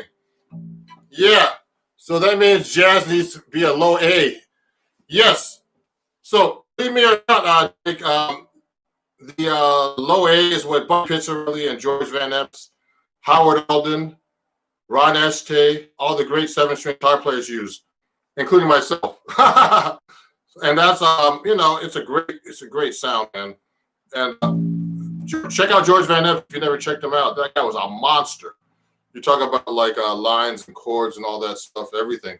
He was a monster. Check out Bucky too. He was the master. I died in '94. So anybody have any questions about chord melody? It's funny today. The reason why I started my workshop a little earlier is because I actually have a gig today in New York. So, gigs are rare recently. So I've been doing a lot of stuff online with my Instagram. And please send me some more questions. Okay, so that's a 7-string if you want to get into that. Let's get back into chord melody. So if you're learning chord melody and you have any questions, please let me know because chord melody is a whole different world than improvisation, chord voicings, and bass line. So you should be able to do different kinds of, you should really know all your chord voicings, of course, your drop twos, inversions, everything. And then you can get to more, fancy voicings and scales, okay? Like seconds, fourths, different kinds of tonal patterns and stuff like that. But the most important thing is when you're doing a chord melody arrangement is to hear the melody. Now you could do all kinds of stuff with the arrangement. So if I'm doing a song like I did a minute ago, Cherokee, okay, you don't have to play like the basic harmony. You can go.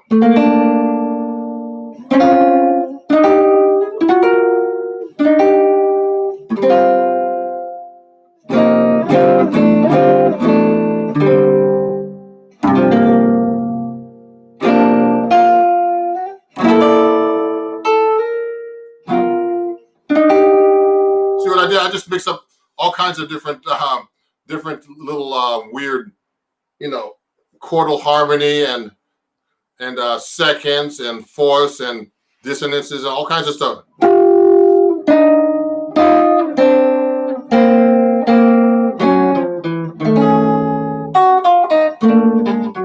You can do inner lines like that. That's a great thing to do when you're doing chords. You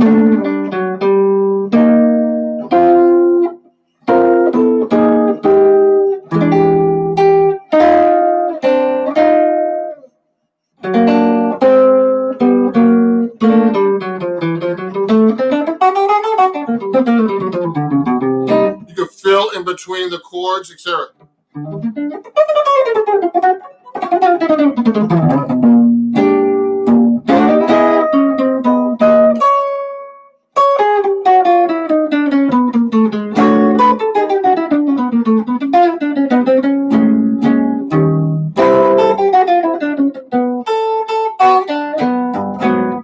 You could do little things like reharmonizations like that.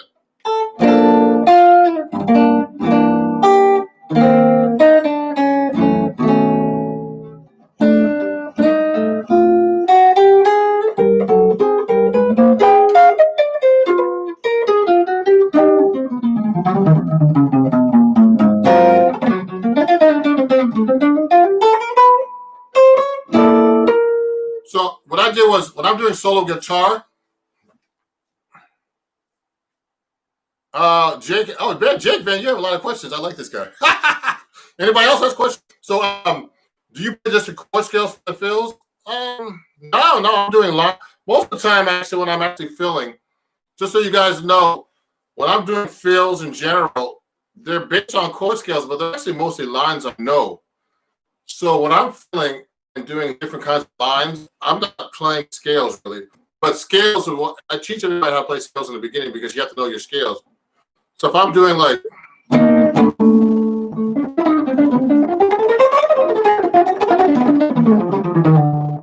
those are lines, they're not scales really. Because I'm playing, scales are based on lines. So no, lines are based on scales, excuse me.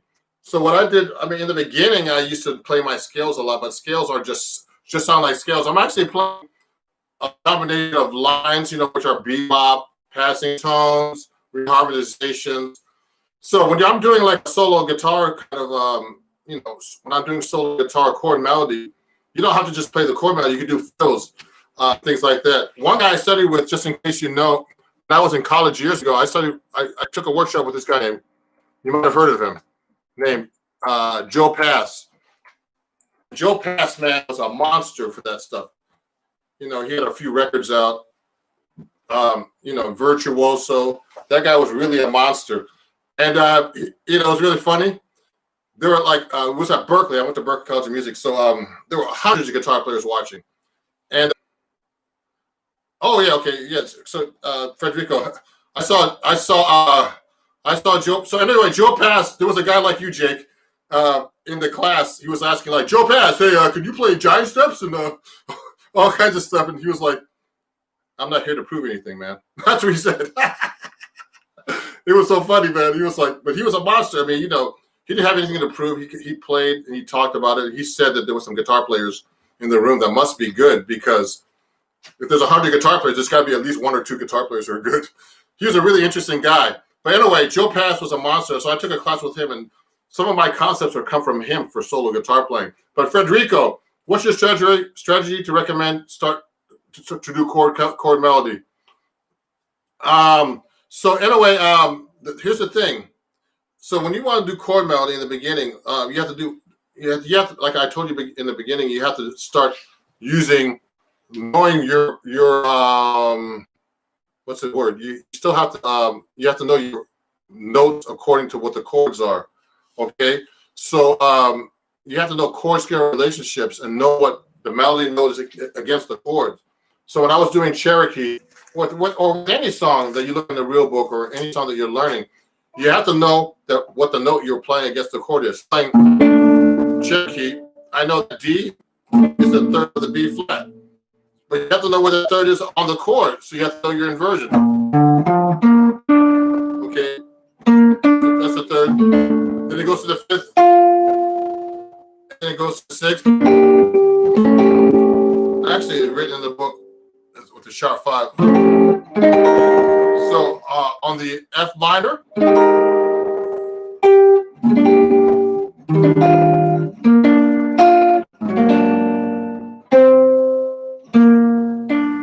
gotta plug my Wi-Fi in. Hold on one second, guys.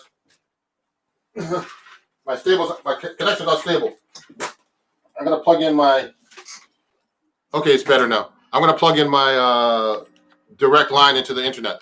Okay, so you gotta know the chord melody, chord scale relationship, and then you gotta know your inversions of the chords. So if I'm playing another song, like a good example is this song called "Love Walked In."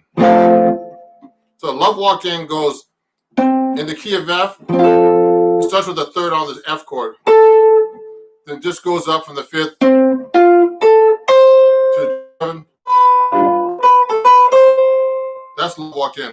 I'm playing "Love Walked In" so you guys know. Walked in. That's the jazz standard. So that song basically just does triads in the melody. So you have to know your inversions. So the melody goes.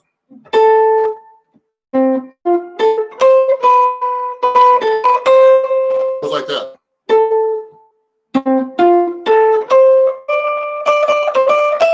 So I'm gonna play that. I'm just gonna go. The easiest thing for me to do is just go triads.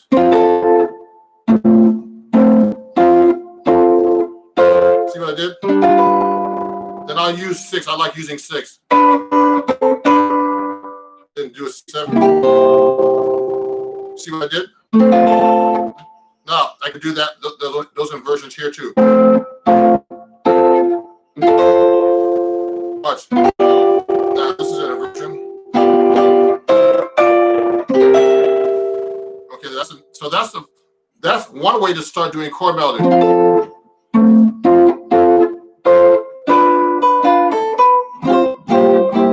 See what I did?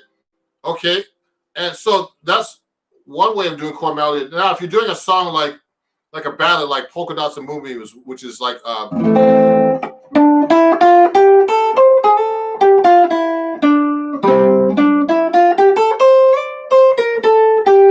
so that melody is it's a ballad, okay, and that melody plays a scale through the chords. So you can actually use chord scales or thirds. I like using thirds to start up. See what I did? I just did thirds there. You can do 6. 6 is another easy way to play chord melody. This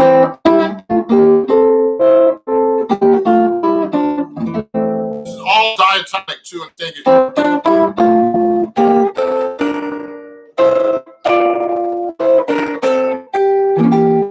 That's a good way to start the chord melody stuff.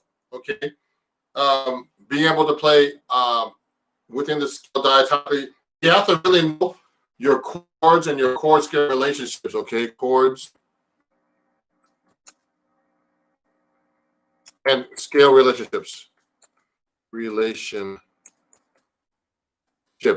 Okay. So I'm going to be able. I could go on for a few more minutes, and I have to get ready to go.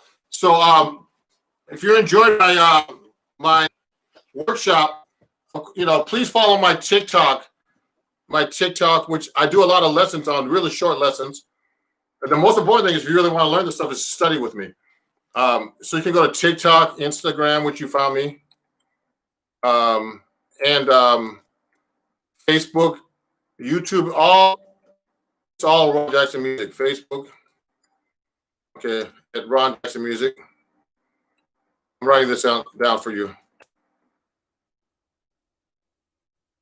Okay.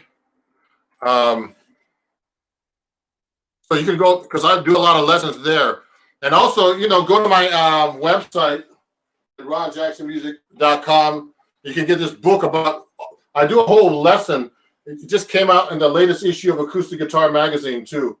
And it's in this book for you permanently. I do 4 lessons here with different kinds of things here.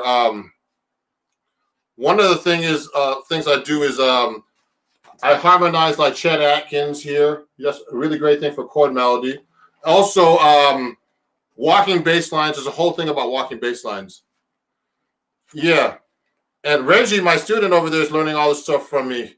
So, I'm about to finish up. So if you want to get this book, please get it. Chords at your fingertips. Okay. And, keep in touch on Instagram, everybody.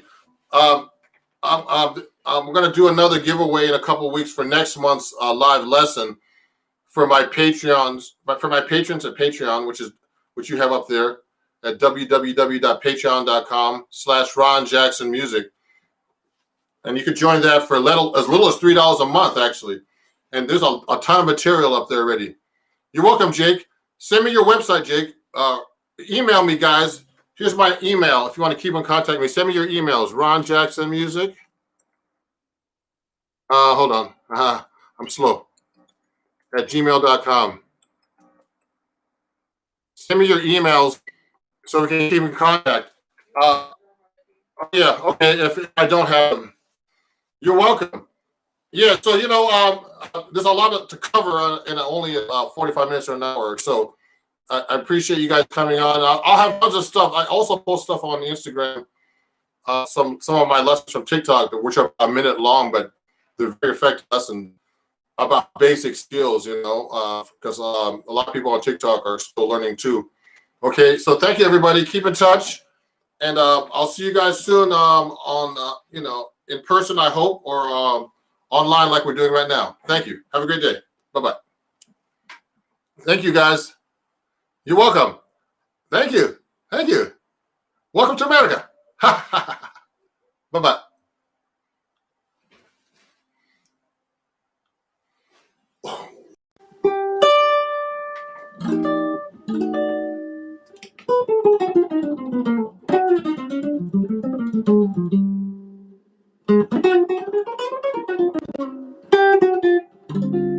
Okay, everybody, how's it going?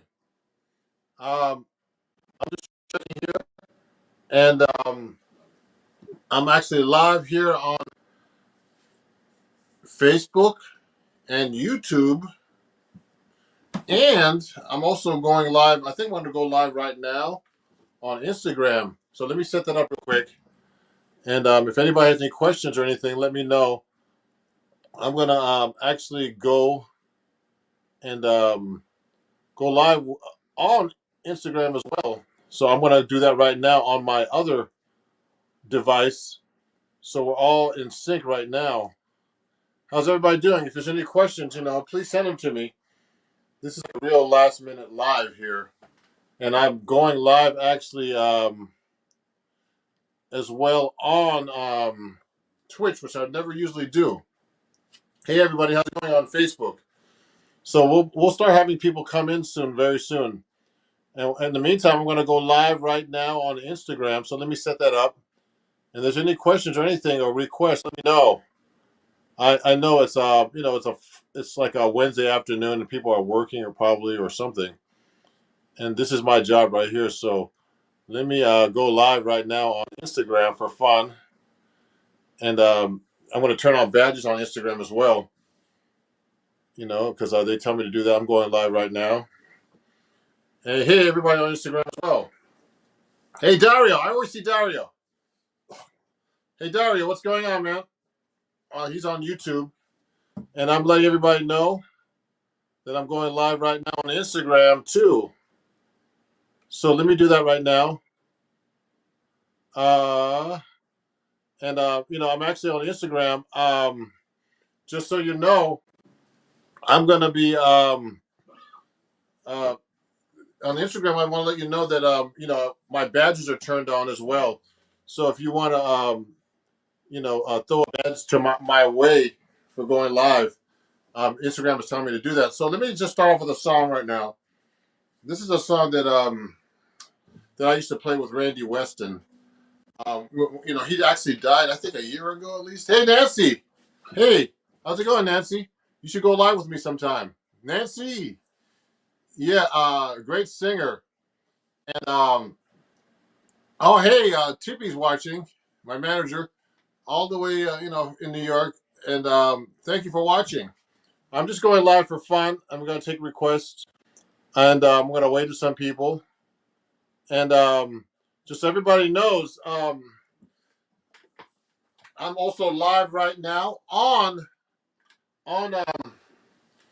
YouTube and Twitch and Facebook. Okay.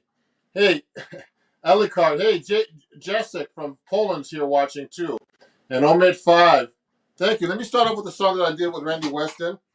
I used to work with Randy Weston. He just died a couple of years ago, I think.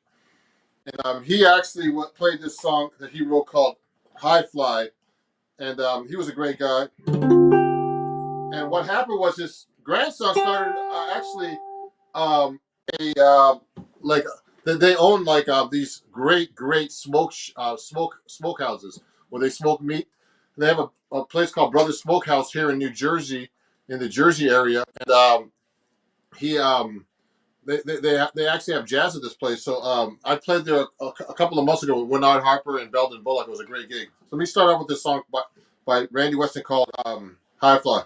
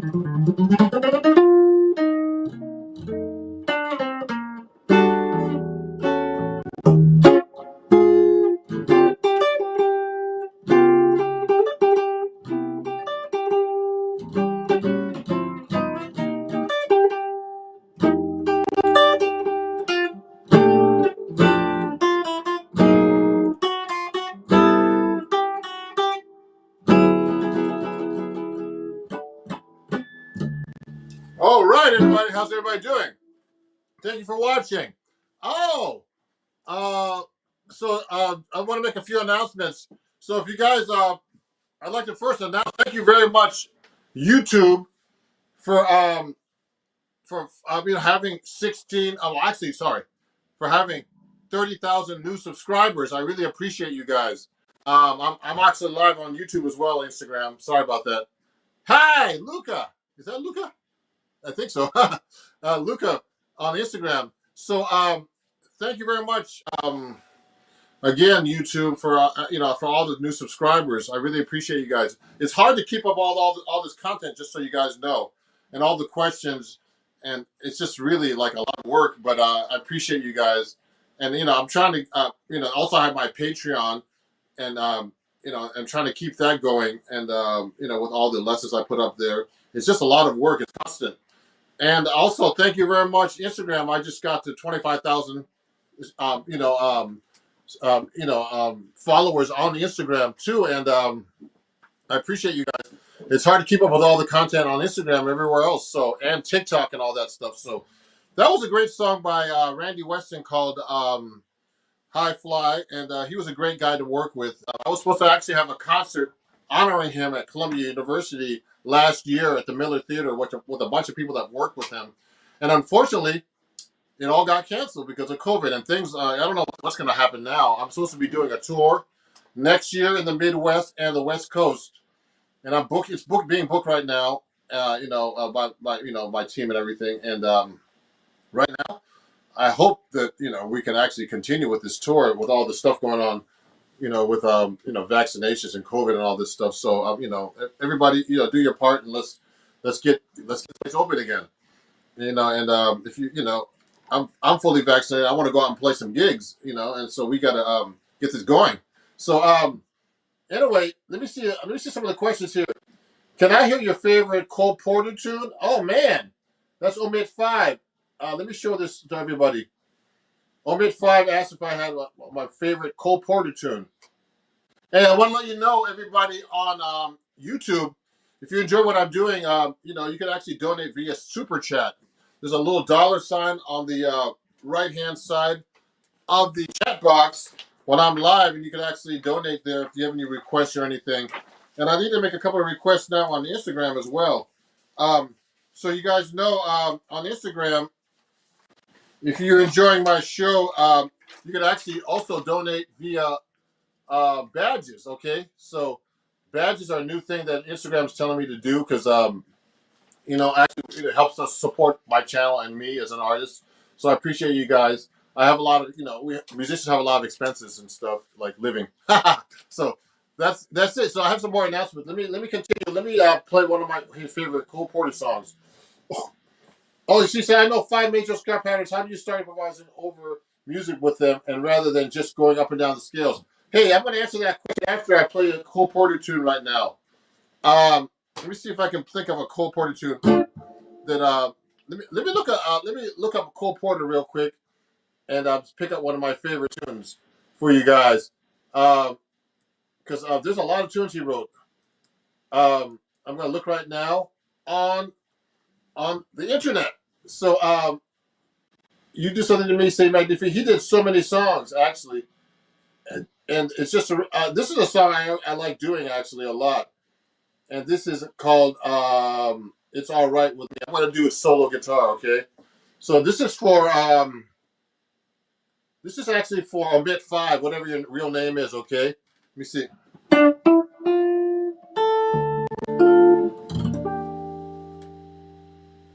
Let me turn this down a little bit.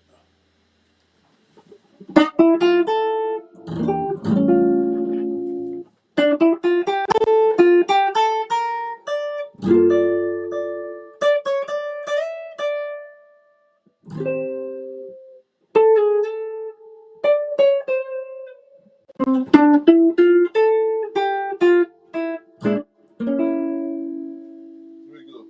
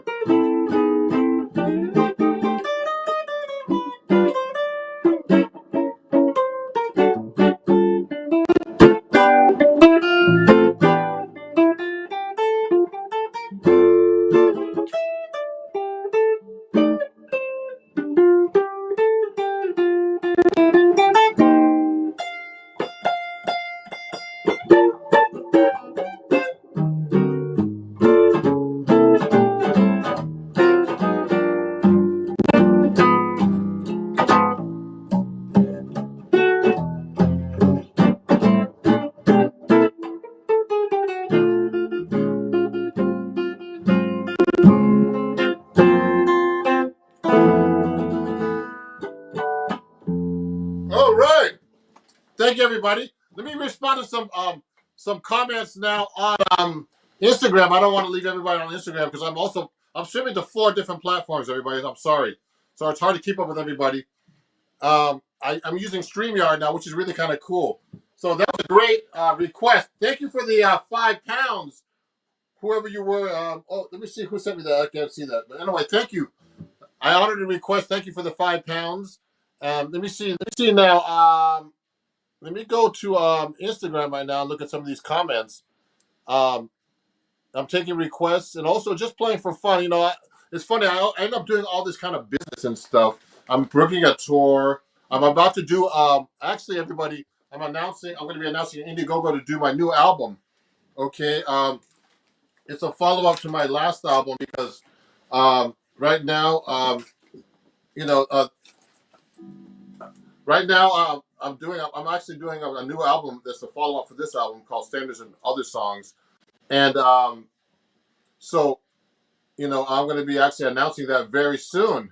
Thank you, Omid5, for your donation on YouTube. I really appreciate you. Thank you very much. So be on the lookout. It's going to start September 8th. It's going to be a big thing.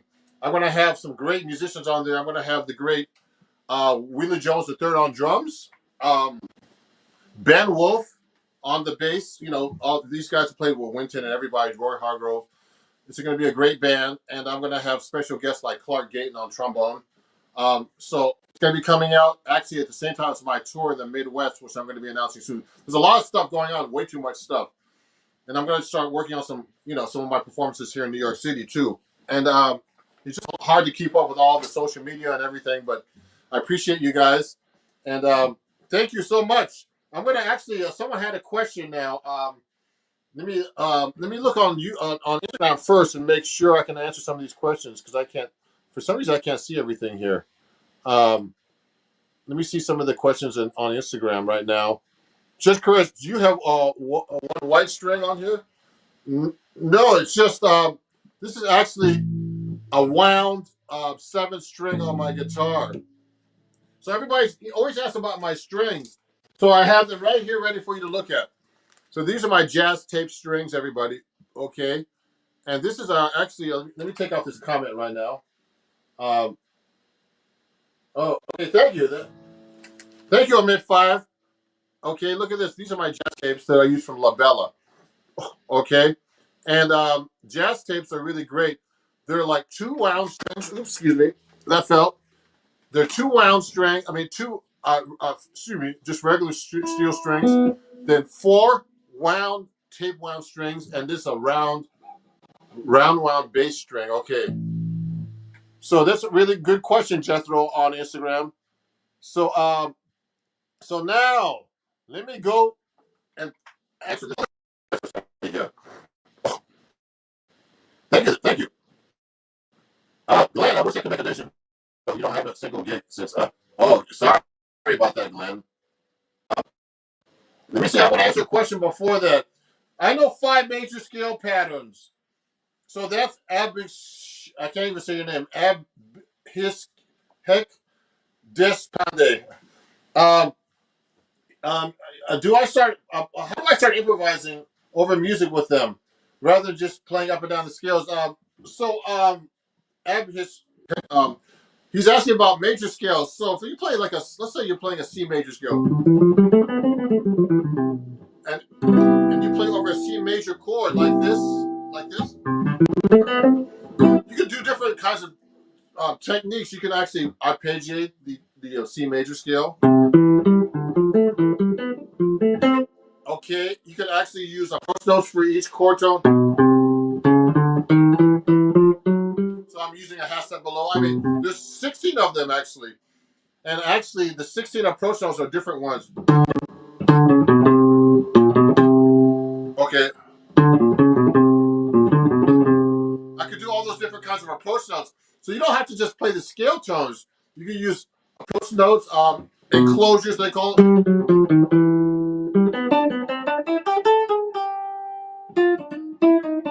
So I'm using passing tones, which is actually bebop related.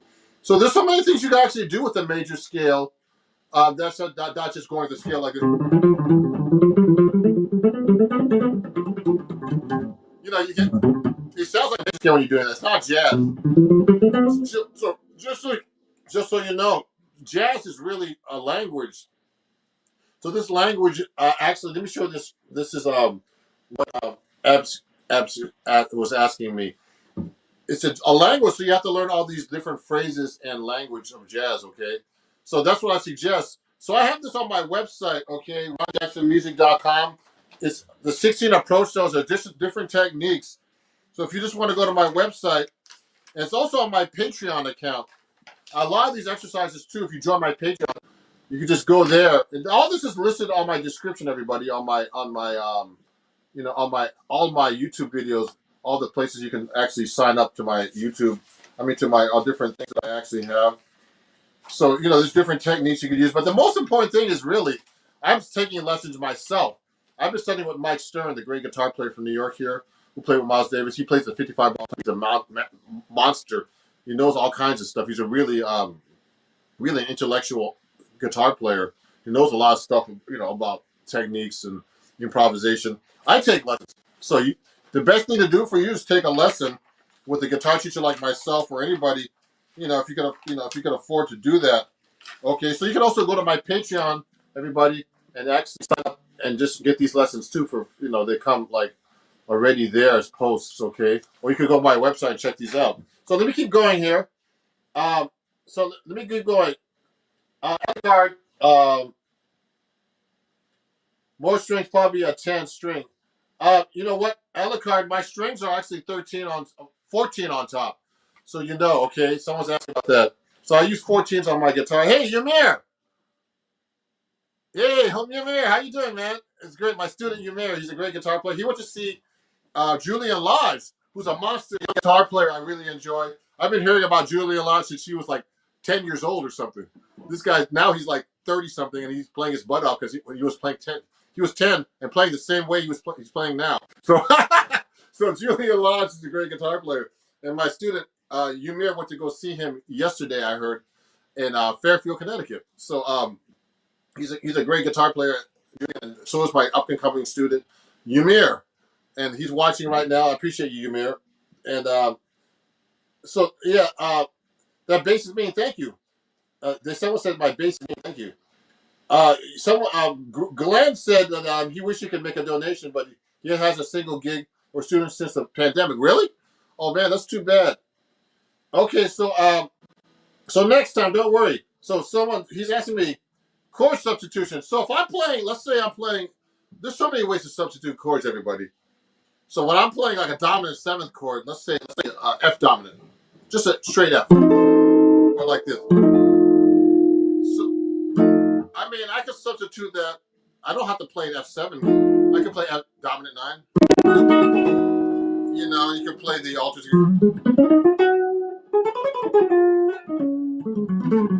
When I'm doing a dominant chord, for example, or I can make it a 9 chord, or sharp 11. So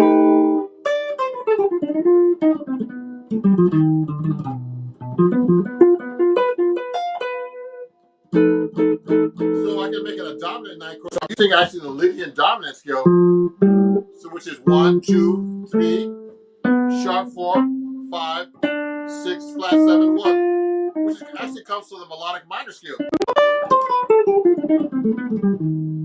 So actually, everybody who's watching, I have some videos like this on YouTube already about substitutions, tritone substitutions, the modes of the melodic minor and the major, and you can use all these substitutions. Like for a minor chord, for example, okay, there's so many minor scales you can actually use on a minor chord. You don't have to use like a natural minor. So let's say I'm playing a D natural minor. I use a D, Dorian, Phrygian. I mean, there's so many minor scales, harmonic minor. And particularly for guitar players, you should be able to play these everywhere on the fingerboard. So if you're playing D harmonic minor,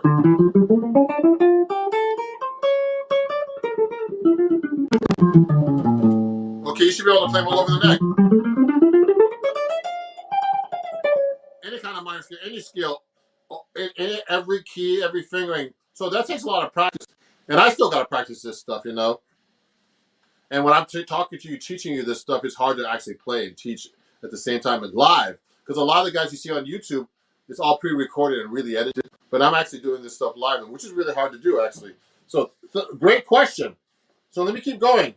Do you recommend any book to learn and apply theory on the guitar? I mean, a lot of my lessons, actually, someone's actually asking me that question. So what I like to do is apply my theory to the guitar. So that's what I actually do on my videos and lessons on my website. So go to my website, and you can pick up those lessons really cheap, like a couple of dollars, and they come with videos, most of them, actually. Okay? So, free jazz tune, Mr. Ron. Oh, okay, I'll do that soon. I don't play for free. I'm just kidding. That's a good one. So let me see. Hello, sir.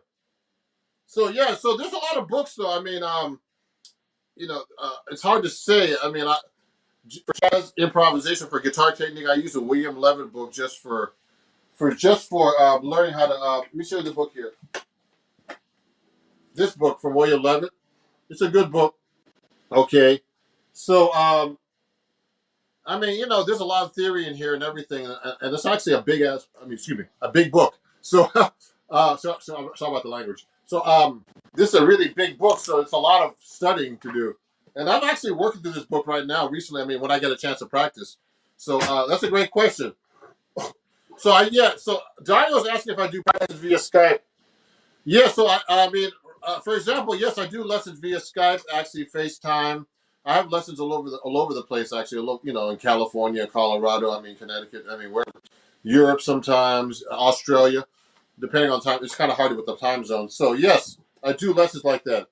So a free jazz tune. Let me see if I can do something like that. So, oh yeah, Glenn said he's been working on the melodic minors, so that's great. I'm gonna play a free jazz song. Let me see if I can think of something. I used to study with this guy James Bud Ulmer. I took a couple lessons with him. He was an interesting guy. He had the melodic way of droning notes.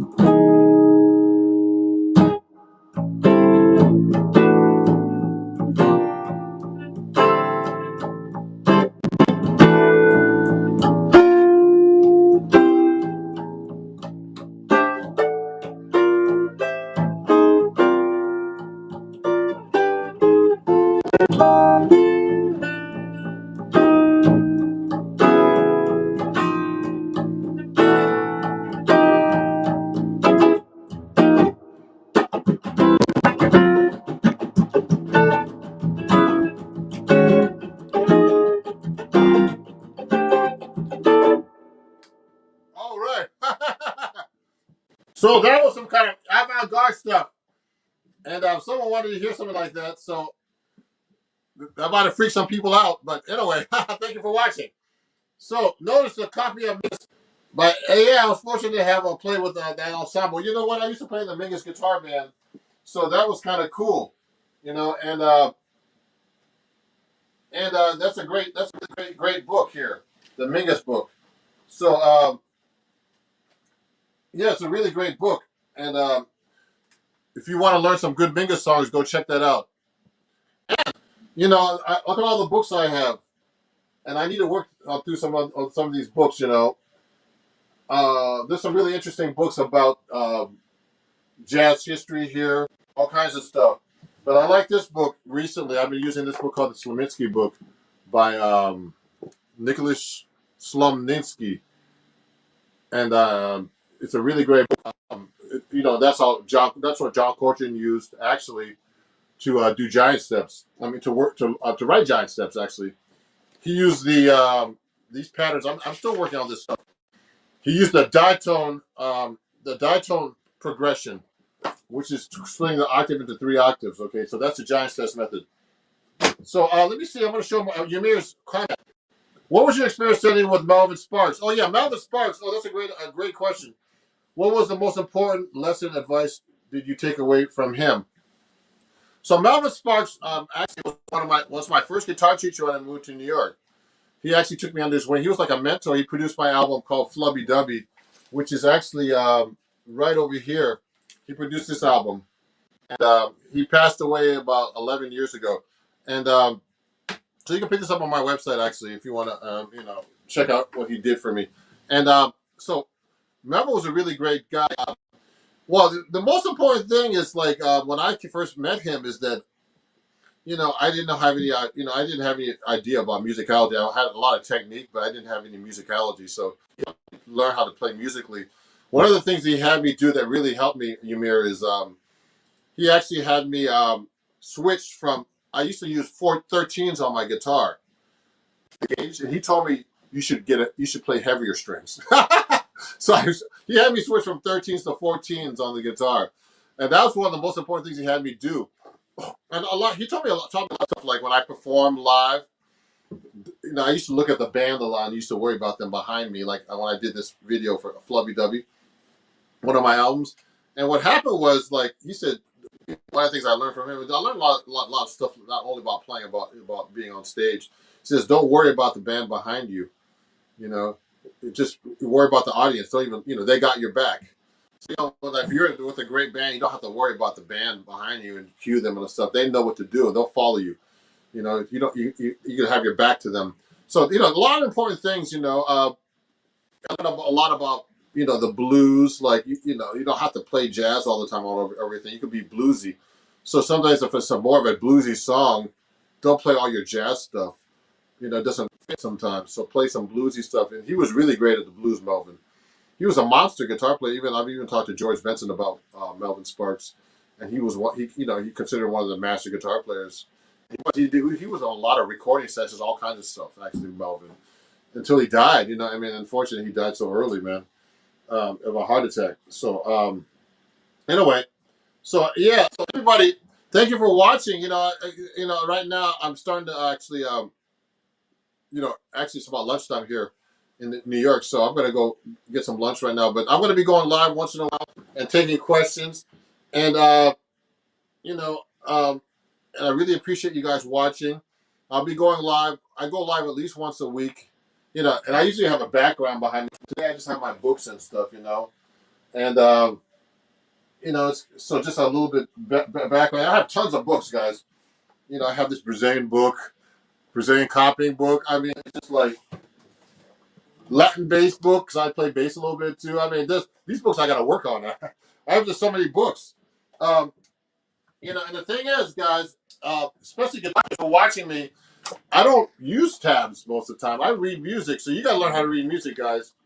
And it's really important to learn how to read music, sheet music, and and really not tablature, okay, and a lot, like the classical method.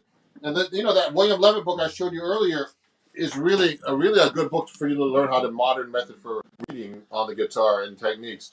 I mean, you don't want to get too into this because there's a lot of people that told me. One of my friends that told me he's a great guitar player. Told me a lot of guitar players sound generic when they come out of Berkeley because they use the same method. So just try to find your own way of playing this stuff if you use this kind of book, okay? But it's a really great book called A Modern Method of Guitar. I have tons of books and that I need to work out of myself. So don't get too bogged down with books. Play your gigs and actually get a good teacher, and they'll tell you what to do. And you can't really tell how you play unless someone tells you and listens to your playing. Okay? So does anybody use jazz? Of course. Yes, someone said to me, I can't say your name. Shatanya Mehta. Yeah, no, of course. I use distortion in jazz myself. Actually, there's a video of me on TikTok, and I think it's even on here on YouTube and Instagram where I actually playing. I'm playing Moment's Notice with distortion pedal using my solid body guitar, and I don't do that on an art shop guitar because it's just hard to control. You know, it's funny. I've been taking lessons with Mike Stern, and he doesn't use a solid an art shop guitar just because of that. He wants to rock out at the end of during his solos too, and it's really hard to rock out on these kind of guitars. You know, I mean, unless it's like a semi hollow body. You know what I mean? But he uses a completely solid body, but then he plays jazz. He plays the crap out of jazz on that, and then he rocks out because he can do that. You know, on a solid body. So yes, you can do that. Yes, so yes, I like Dario. He said, Satire, it's just a color. Great. Oh, Albert, my friend Albert's there, and he has a comment, but he didn't say anything. So, hey, everybody, YouTube, Instagram, Facebook. If you like what I did on YouTube, please hit the $sign on the right-hand corner, and you can give me a donation if you want, or you can just go to it's already in my comments, in my description. You can just go to PayPal and donate $1 or more if you'd like to Ron Jackson Music and Zelle at ronjacksonmusic@gmail.com. And the same thing for you on Instagram. If you're enjoying the show, you could actually donate to me here at Ron Jackson Music at gmail.com or Ron Jackson Music to Cash App, Venmo, and PayPal. And just so you know, everybody on Instagram, I take badges now. So you can donate a badge to me if you're enjoying the show or you learned something new today. You could just donate a badge of $1, $2, and $5. Okay, thank you very much. I want to get going in a minute. What's your favorite exercise to improve bar chords? I'm going to show this real quick to Art. I can't even say your name. Just make sure you have your thumb behind the neck like this and your fingers straight, so you have support to be able to play a bar chord. Okay, so that's a big question. I actually have a TikTok and YouTube video about that already. Okay, so make sure you have support. You got to, when you're pressing a bar chord, your finger should be doing this. Okay, it's like this kind of motion, so you can hold that bar chord behind the neck. Okay, so hey, I'm new here. Can I ask you how many years have you been playing? I've been playing for quite a long time. Quite a long time, since I was 11, actually. So everybody, you know what? Please follow me. Please share this with your friends at Ron Jackson. My handles are everywhere. Are Ron Jackson Music. I'm actually streaming right now as well to what's it called? Twitch. I'm starting that channel now. So I only have a few people there, but I appreciate all the people watching. I've had I have like 30,000 subscribers now. It's catching up to my TikTok, which has about 31,000. So I'm getting really, really, a lot of, subscribers on Instagram. I mean, excuse me, and on this Instagram, of course, but on YouTube. And I really appreciate you guys, and thank you for all for all your support. And I'd love to answer your questions. Hey, Luca. Yeah, hi, Luca from Italy. It's good to see you. I think Luca was on my, it's the same Luca because, maybe there's a couple of Lucas, but he was on my, he actually won a contest to be on my Instagram, to my YouTube Live.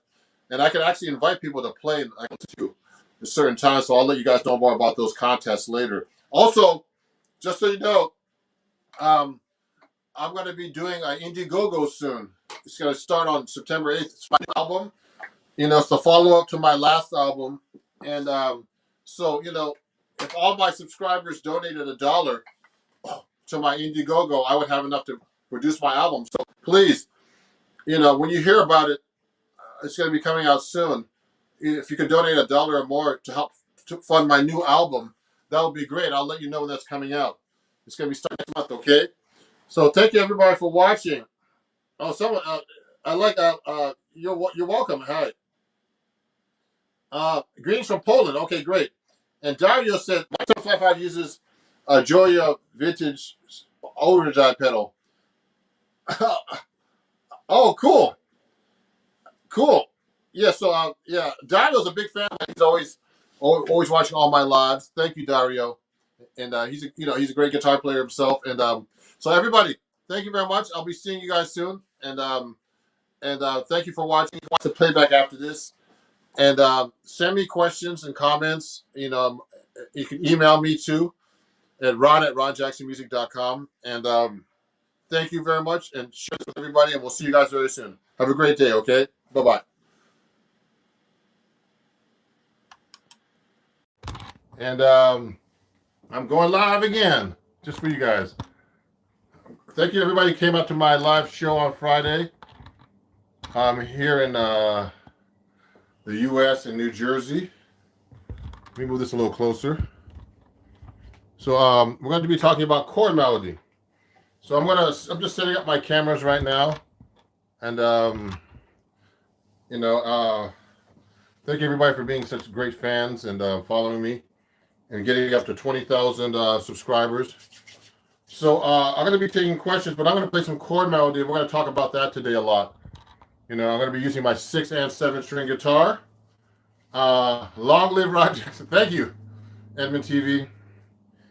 I'm going to be talking stuff about my book that I sell here too, called Chords at Your Fingertips on acoustic guitar. And, learn how to do chord melody and all that stuff with guide tones and all kinds of different things. Let me just make sure I'm watching on my other, so I can see your questions in another YouTube channel, okay? So let me see. Let me go to my YouTube channel. Thank you for the 21,400 subscribers. You're the man. Love listening to you. Thank you. You've given me a perspective and helped me improve so much. I'm glad to hear that. I'm live right now. Let me see something. I'm gonna just make sure I watch my own live so I can answer your questions. Here it is. So make sure the volume's down. Okay, good. Hey, Vikpal from India, great to see you guys. Let me take out my guitar. I'm gonna play first on my 7 string some chord melody for you. Okay, and then we'll talk about learning how to do chord melody. Let me see if I can move this camera up a little bit so you can see me. Let me take this guitar out right here, my 7 string. Ooh, there's something off this cable. I gotta fix this. So, yay! Hey, Montreal, how's it going? So let me fix this guitar real quick. We're gonna talk about chord melody. So if you have any questions, please let me know, and I'll answer them as best I can. So let me start by playing a song.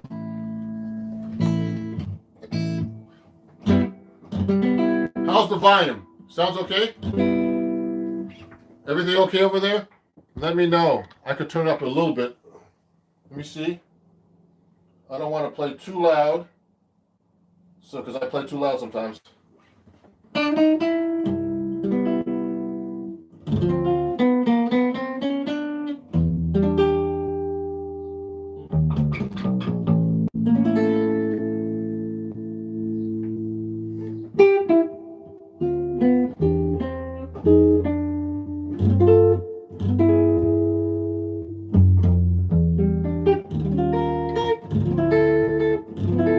Good. So we'll be talking about chord melody today, and let me play you something right now that one of my arrangements that I actually have here on YouTube, and it's going to be called Time After Time. And no, actually, let me do that one first. Ready?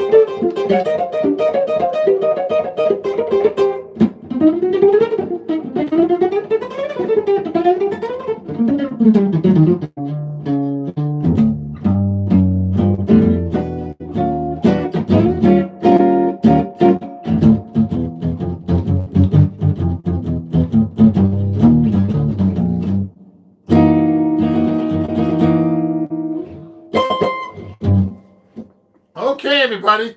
Oh, so we're talking about chord melody, and I'm going to take some questions today. So I just played a song called "Time After Time."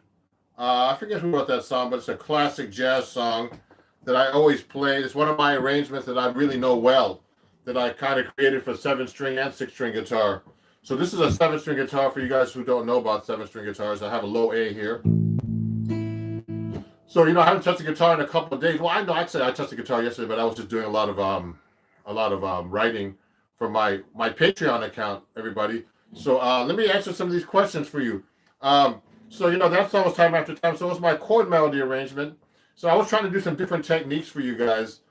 Walking bass lines, inner lines in the chords, seconds, fourths, whatever ideas that came up into my mind when I was doing improvising. So thank you, Henry and VPIL. So let me just answer a few questions here, if there's any. So Glenn from Canada. Oh yeah, great to see you. Alex, sounds great. Thank you. Edmund TV, thank you again. And good to see you live playing. Good. How do you do that? Lionel asked me how you do that with a lot of practice. So when I'm doing chord melody, you got to learn how to know what your melody note is against the chord. You have to know all your chord voicings. Okay, so that's very, very important when you're playing chord melody. So when I'm actually playing like a chord melody arrangement, it's actually I arranged it. That means I didn't make it up on the spot. I actually just worked it out. I learned first. You have to learn when you want to do chord melody arrangements. You have to really learn the melody correctly. You should be able to play the melody and the chords separately. So when I'm doing a melody like this, so there's so many ways to play the melody on the guitar.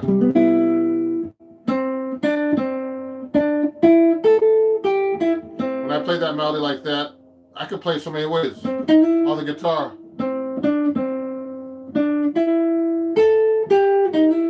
Look at this.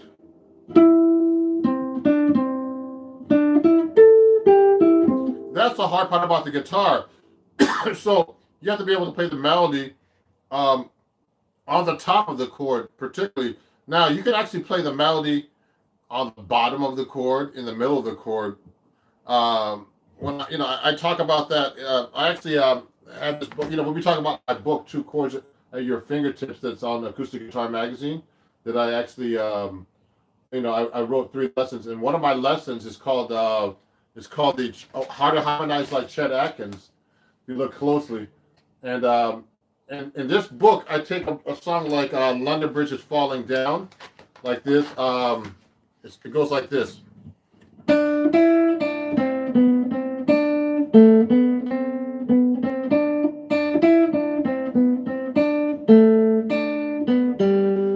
Now, in the book, I actually took that melody. I played it with chords on the bottom.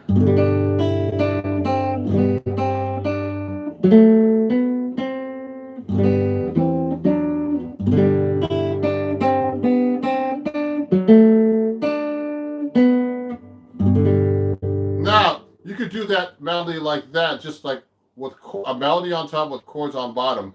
Now, it's very important. Most of the time you play the melody on top, you have to really know the melody. And then the next part I do in the book is I actually take the chords and I went like this. I went.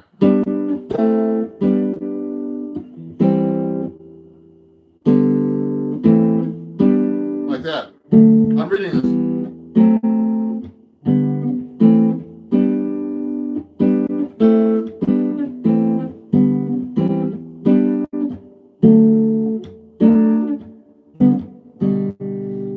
So this is actually, this is actually written here in my book, Chords at Your Fingertips, learning how to harmonize, do chord melody, what we're talking about today.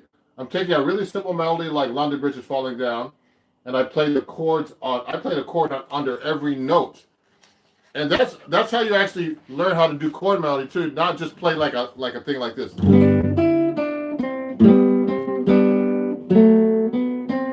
Just one note below it. You should be able to harmonize a melody with a chord under each note, actually. That's very important to learn. Let me see. Oh, thank you. Let me just look at some of the questions here. So I'm just going through this. I'll take questions while I'm trying to talk to you about doing chord melody. So thanks Roscoe for saying I'm amazing, and thank you Vipul from India. How much of what you're playing is arranged, and how much is at the top of your head? So when I'm doing a chord melody, everybody, most of the time it's pretty arranged. So what I do is I actually work it out where I actually it's really arranged actually most of the time. So what I'm trying to do is actually in the beginning you have to do arrangements, okay? So it's very important to have them really worked out. I mean, Joe Pass, all the great like solo guitar players, they had their stuff arranged. I went to see a Joe Pass workshop actually, and he was amazing. And he had everything worked out. Obviously, you have to have it worked out, and then after a while, it just becomes natural, and you don't have to think about what you're actually playing. So when I'm playing like a song like that arrangement I just played a minute ago, time after time, I actually played that so many times that I know it pretty good. And I have a bunch of solo guitar arrangements like that. So you have to really, the best way actually to learn these things is learn from the masters. If you go to my website, ronjacksonmusic.com, I have tons of, I have about 5 or 6 arrangements for guitar because you have to start learning arrangements from other people. So if you go to my website, ronjacksonmusic.com, and you'll be able to get, copies of my arrangements there for like $5-6, okay? And it's on my description here. You have to learn these chord melody arrangements by heart. Now let me see something here. I'm just gonna turn my other phone down so no one starts to disturb us, and put it on silent. So let me see. Let me look at some of these questions.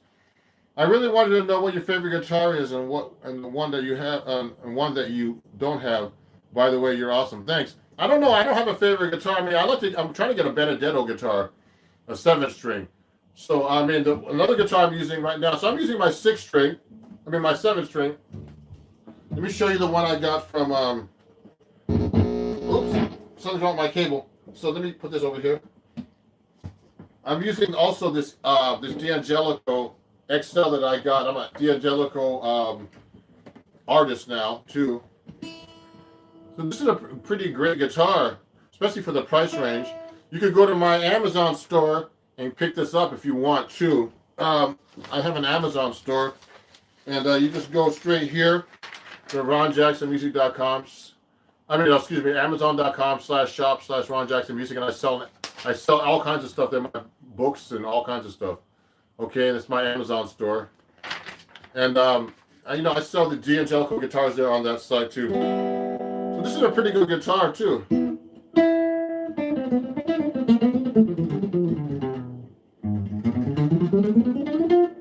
You turn it up a little bit.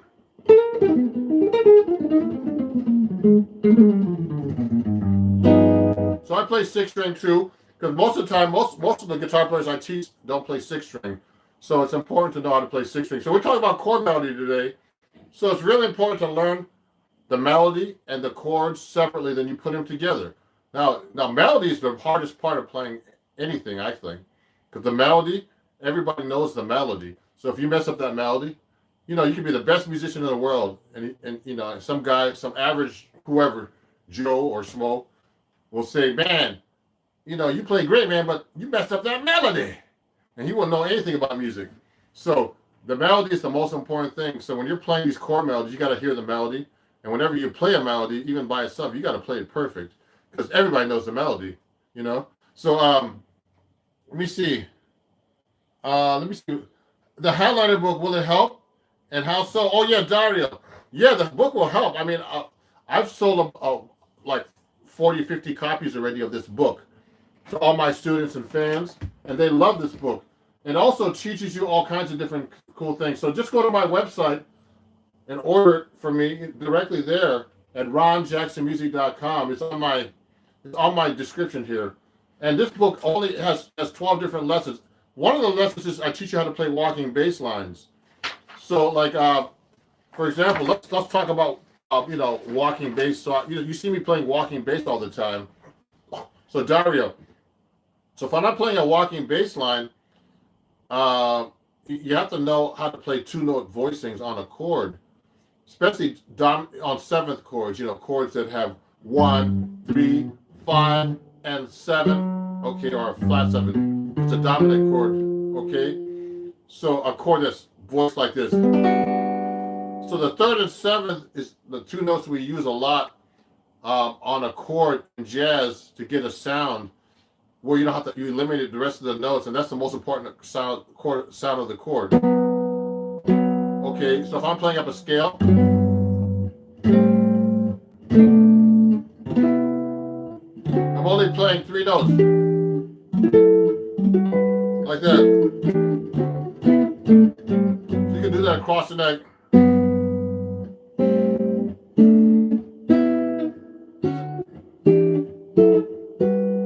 I could do it that way too. I can go this way too. Watch.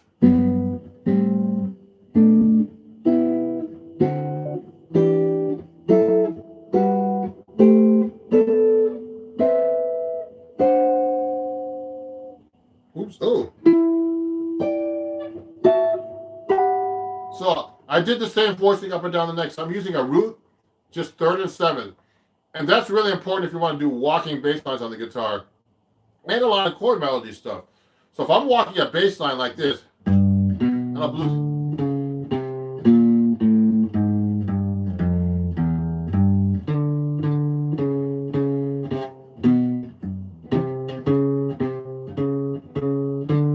Yeah, I'll answer that question. I'll answer that question in a minute. So when I'm actually doing a walking bass line like that in a blues, which is just like 1 in G to C7, G7, C7. That's an easy progression. Okay. Then C7, you know, just a regular blues. Everybody knows the blues, I hope. And so if I'm walking a bass line, I'm just using 2 notes.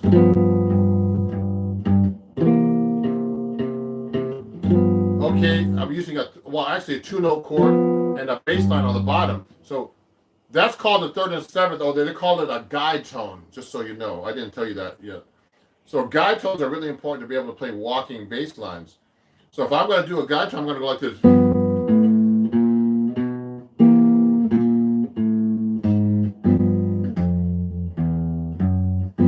Hear that?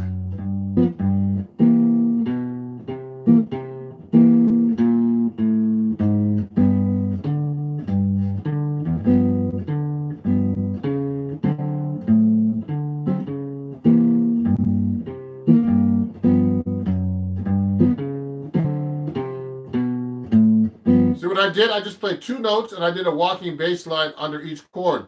And that's actually, you know, in this book, I do a whole chapter in this book about that whole thing called Chords at Your Fingertips. You can buy it on my website at ronjacksonmusic.com.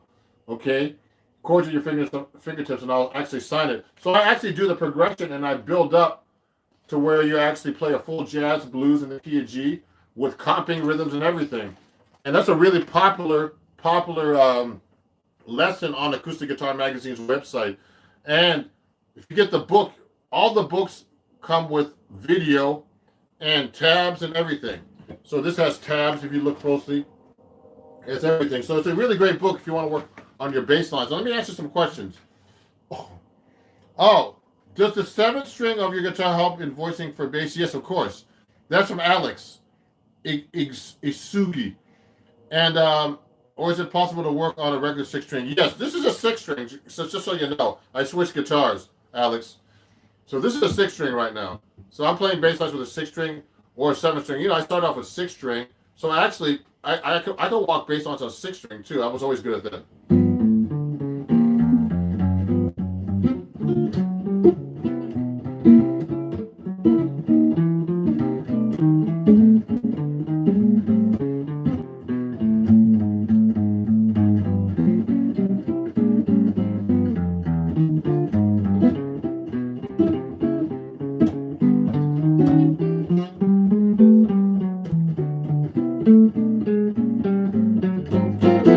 So basically, I can walk on 6 string and 7 string. I mean, 7 string sounds more like a bass because the 7th string on my guitar is really the 3rd string of a bass. I have a low A. So yes, I can walk on 7 string, and it's very important to walk on, you know, learn how to walk on 6 string first. So let me keep answering questions here. Thanks. Is it time to start learning? Okay, this is from Glenn Michael Thompson. Thanks for answering. It's time to start learning and making your own arrangements as well as some from other guitar players. I'll have to check your book out for sure. Thank you, Michael. Yeah, you know what? It's important to learn arrangements first because you don't really know how to do chord melody arrangements until you look at other people's arrangements. You know, so I used to transcribe Wes Montgomery arrangements. I forgot some of them. Like one of them was I've grown accustomed to your face. is a West Montgomery arrangement, but I haven't played it in a long time. It's called I've Grown Accustomed to Her Face. It's just a ballad. But, he does a lot of great stuff with block chords and drop two voicings, which you can learn from me in this book too, okay? And from other guitar students, a guitar teacher, excuse me. So he kind of goes like this. The melody goes like this. So the melody goes like that.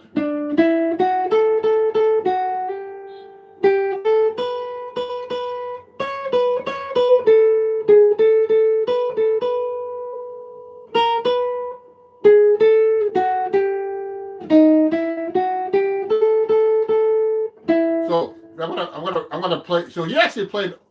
He played mostly of a chord over every melody note like this. He would go like this.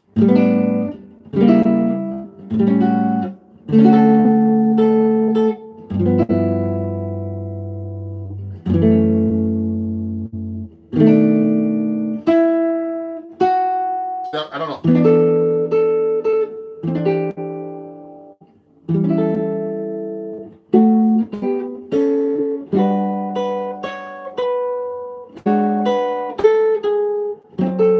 I'm guessing.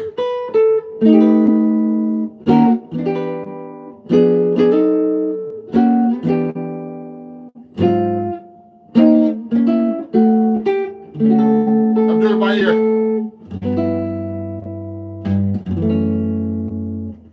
Thirds.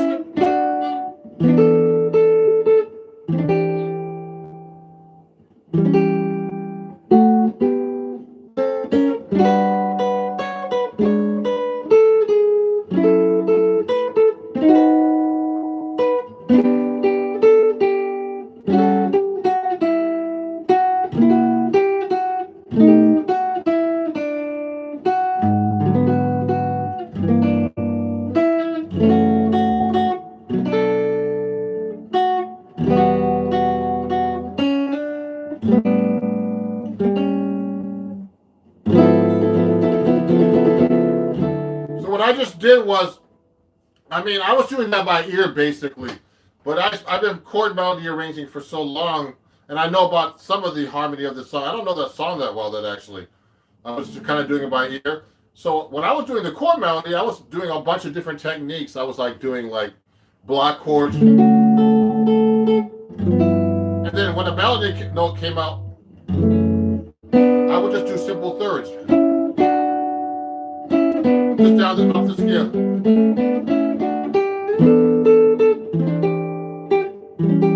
See, and I did chord melody, like inner alignment there. Hear that? I put that line in between. Then I went.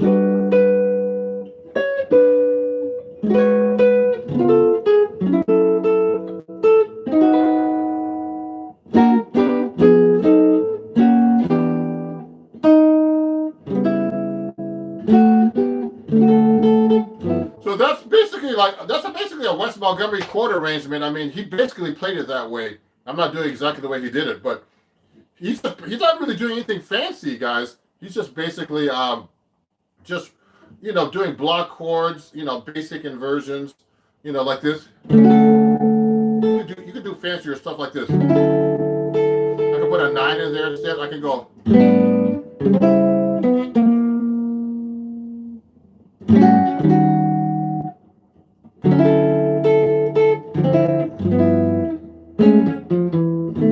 I can put all kinds of fancy stuff in there.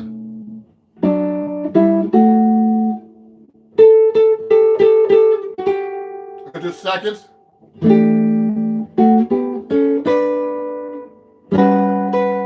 I can put a sharp 4.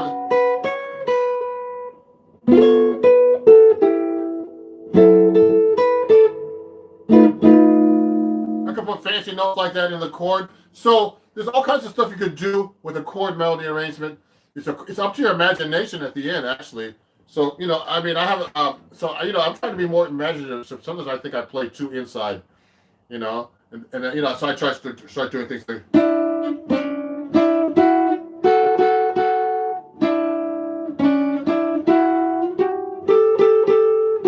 I could do seconds. It sounds more modern. things like that. You can do fancy techniques. So let me keep answering questions. What's a simple, fun chord progression? Let me answer this question here. What's a simple but fun chord progression for beginners? Blues is the most simple chord progression, but all the pop songs have another simple chord progression. Devin is like 1-6-2-5, like C major 7, A minor 7, D minor 7, G, just 1-4-5, C, F, G. I mean, if you're a beginner, those are you should know all these basic chord progressions. One important thing, everybody, you should know all your open string chords. So all your bar chords, everybody, someone mentioned the Cade system here. All your bar chords come from open string chords.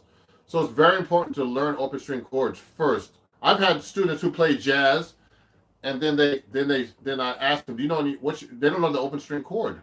I'm like, what? You don't know you got to know the basics, everybody. To be able to play all the stuff I'm doing, you need to know the basics. So it's very important. Hey, everybody from all over the world is watching. Thank you. Someone from Greece. Greece the musical. Just kidding. Yeah, so guys, if you're enjoying this, I'm talking about a lot of techniques I use in this book called Chords at Your Fingertips. So go to my website, ronjacksonmusic.com. It's all my details here. And you can pick up your own book and I'll sign it for you. And it teaches you about chord melody, all kinds of stuff, harmonizing melodies. And there's a chord melody arrangement in here. I might play it for you. It's at the end of the book. It's called Billy Boy. And I'll have to read it, but it's right here at the end here. And it's actually like a combination of the whole book. It's the very last lesson. If you look closely, that's my chord melody arrangement, where I use all kinds of great techniques about chord melody right here.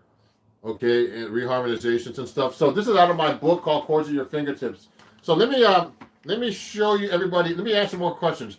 So what's the best way to learn scales across the fingerboard? Do you use the major scale and the relative minors if necessary? I know all the scales almost. So, Ruben. So if you go to my website, ronjacksonmusic.com, I have all the major scales written out the Berkeley method in one lesson. So let me just show you real quick, Ruben. So yeah, I mean, I'm using much more than major scales in general. So you got to be able to play you have to play all of them. There's 8 fingerings from the major scale from the Berkeley method, from the Berkeley College of Music method where I studied. So here's one. I'm going to play it for you real quick. Okay, this is a warm up for me. 1, 2.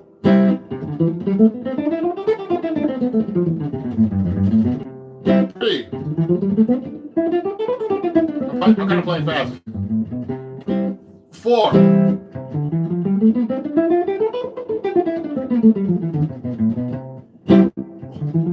5. 6.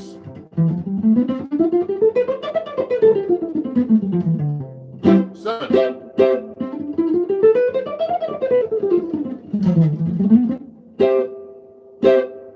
8.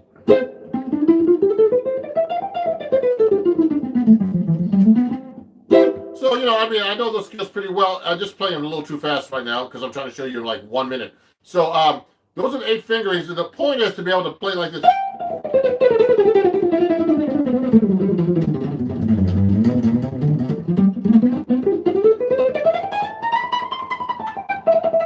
Without getting lost. I'm just messing around, but you should be able to play a C major scale or any scale, any key, up and down the fingerboard, across, this way and across without getting lost. E flat.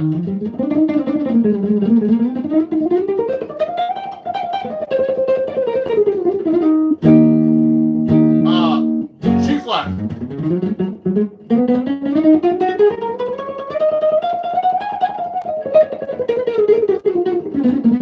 Any key. So you should be able to play all your scales. I'm just kind of playing a little fast, but just to show you, this is just a major scale. There's the diminished scale. There's the whole tone. There's all the modes of the harmonic and melodic minor, which we'll talk about soon. So actually, just so you know, Devin, I have this as a lesson already on my YouTube channel here. So just take a look at it. All the modes of the major scale.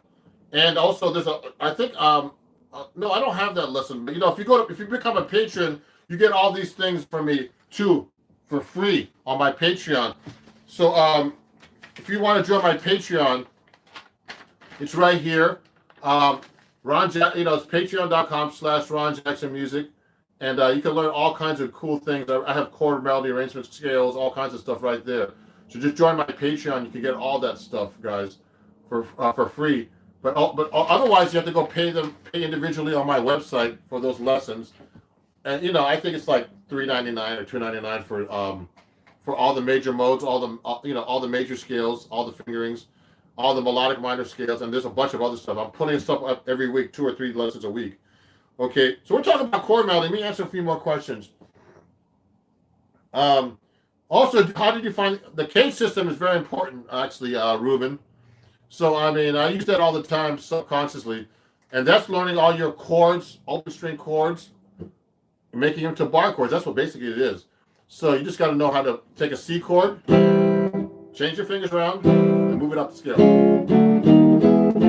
And you play the corresponding scale right under.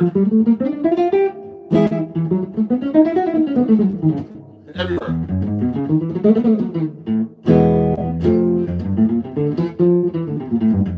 I'm just messing around, but you know what I'm saying? You should be able to play all through these scales like that from open string chords. Okay, now let me keep going.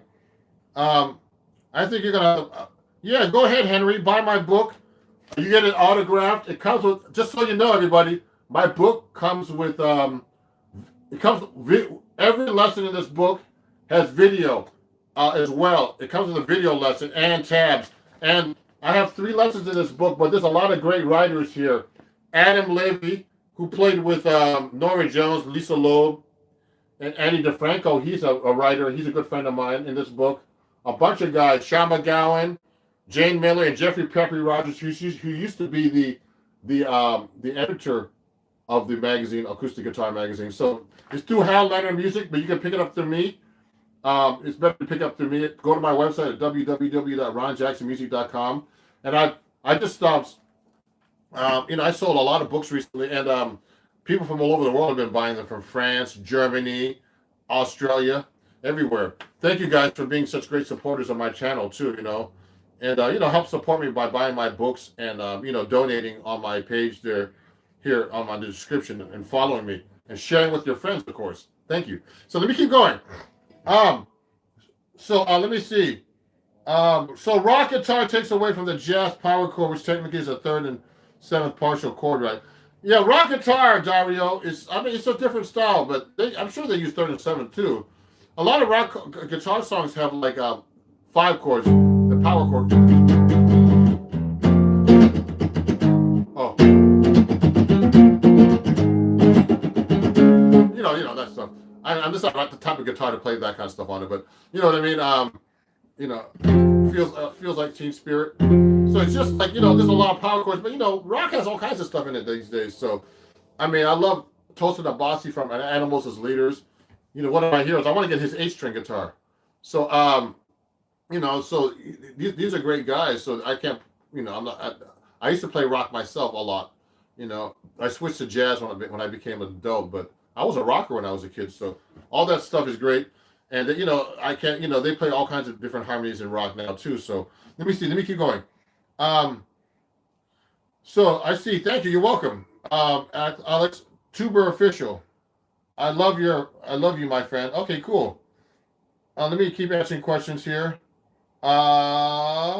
So thanks for the live show. I love it. Great, Anthony. Thanks for watching. Climate change. Yeah, I'm good. So you from the United States, right? Yeah. So you is from the United States. Well, what's from the United States? Me? I live in the United States, but if you were getting my book, I ship it all over the world, okay? So just so you know, and my stuff you can just download on my website. Hi, Greece. I love you, Ron Jackson. Thank you, Luis. Do you think playing very jazzy kills the emotion? No. You can play jazz with emotion. Just so you know, GC, GG. Okay, Louis. I've got guitar. Of course, I'll buy the book. Dario, buy the book. Yeah, go ahead. Devin, thanks. Hi from Italy, Silvio. Man, you basically taught me how to play jazz solos on guitar. Thanks so much for your video. So, excellent. Thank you. Thank you. Excellent says I basically taught him how to play jazz. So like, okay, let me show you another chord arrangement. So we're talking about chord arrangements. So this chord arrangement I'm going to play you for right now is called Loose Step. It's actually a blues in A, okay? And it's off my very first album that you can't find right now called Loose Step. Called A Guitar Thing that was on Muse Records. It's the same label that Pat Martino, my guitar teacher, was on. And a bunch of other guitar players. Kenny Burrell was on that label for a little while. You know, a bunch of people. And they got sold into my, I don't know where my masters are, but this is a song called Loose Steps. Basically a blues using block chords. And I really like this arrangement. And I actually I'm going to be putting it up on my website tonight to sell the arrangement, you know. And it goes like this. You'll like this. It's like, with a band, it sounds really cool. It sounds like this, though. Let me show if I can, see if I can play it for you. Ready?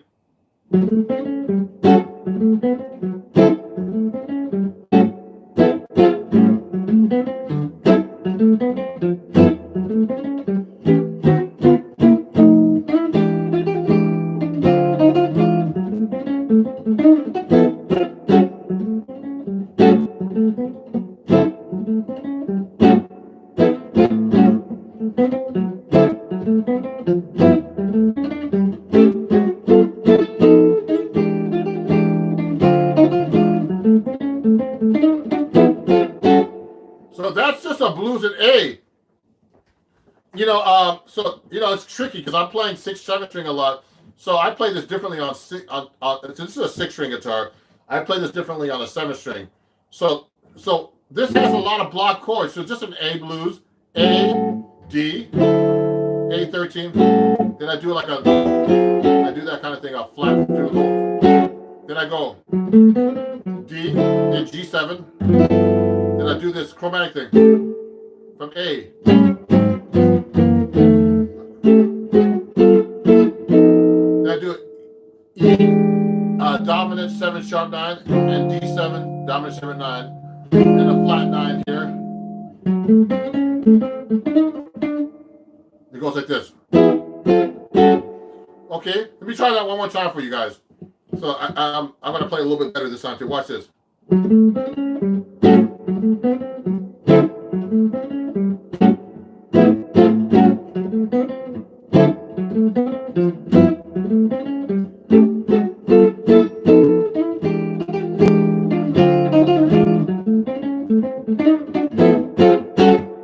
Okay, so that's how it sounds on 7-string guitar. I mean, on 6-string guitar. Let me show you how it sounds on 7-string guitar. So I do it a little bit differently. So I've only been playing 7-string guitar.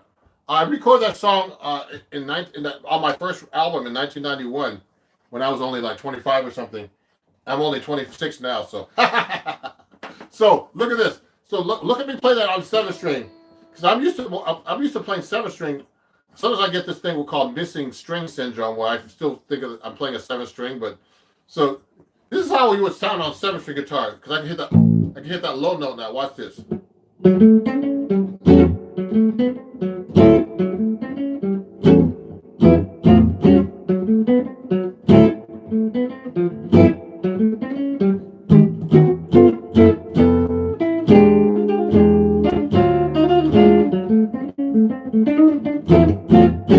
Hear that low note? So I got that note. So that's the really cool thing about the 7-string. You get those low notes. So sometimes when I play switch between the two guitars, it's confusing because you know sometimes I'll be thinking I'm hitting the 7th string, but I'm playing a 6-string. But that low note brings out the surface, brings it to the surface, doesn't it? Yes, doesn't it, Kyle? Yeah. It's tricky though, because you gotta miss. When I'm hitting all these strings on top, you gotta not hit all these other strings except the 7. Like that. You see that? Let me answer some more questions. Yeah. 4, 5, 6. Let me see. Oh, how do you use melodic minor with natural minor chords? Oh, you know what? That's a good question, Shadows. I just throw melodic minor on any kind of minor chord. See, when you're playing a minor chord, they tell you to play natural minor, but a jazz musician would would pick from any minor, actually, according to what they hear. So you could use all of them, any minor, actually. So, I mean, I use melodic minor, harmonic minor, Dorian, Phrygian, Aeolian, anything. Just so you, because, it depends on what your knowledge is. So if I'm playing A minor.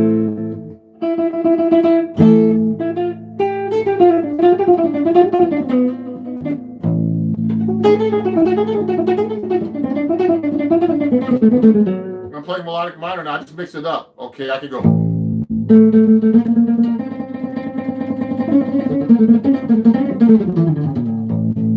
I just mix all kinds of minors in there. Okay.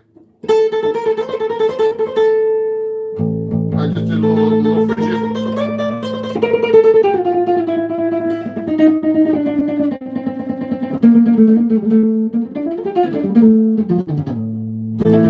So you can mix all kinds of minors over a minor chord, just so you know. When you mention using guide tones for the chord melody, this is close to using shell voicings.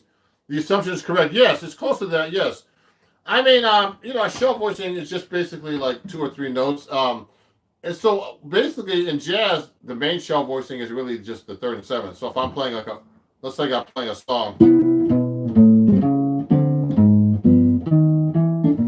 So I'm only doing, if I just play that without the bass line, it would sound like this.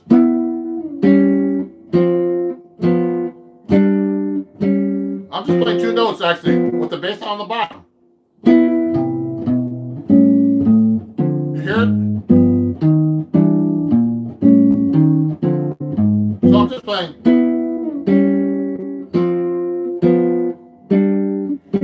That's all I'm playing on top. So, but that's really good if you're doing chord melody because you have all this room to throw other stuff on top. See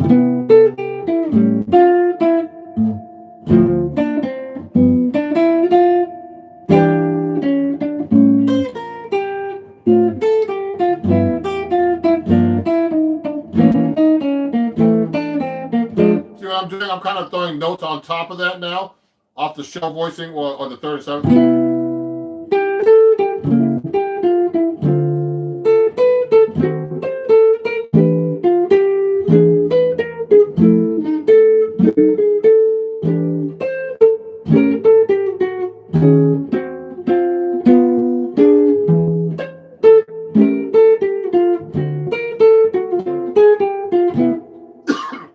Excuse me.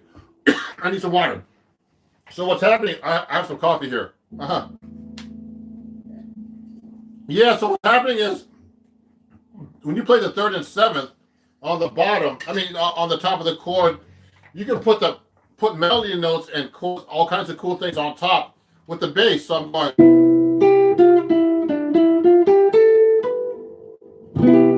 You don't have to keep the same voicing, but it's basically you can play that a little bit and play the rest.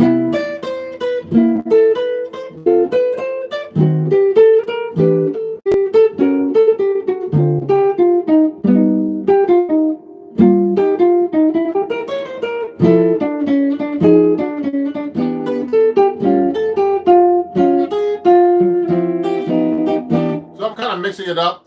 So I'm using that 3rd and 7th a lot just to get the sound of the chord that I'm throwing like melody notes on top. So there's a lot of techniques you can actually use, and we talk about these things in this book. Okay, so let me play you something out of the book so you can actually see something here. Let me see. You find Govan Guthrie jazz playing? I never heard that. You know what? I gotta check him out. I checked him out. Okay, Guthrie Govan's. I gotta check him out actually. I'll look after this. GG. The low note brings out the surface. Okay, good. Cool. It sounds like you're having a bass backing track with a 7th string. Really brings out everything above that. Yeah, Glenn, it does. Yes, lots of beautiful room. Official, good. Too well. Thank you. So tasty. Thank you, everybody.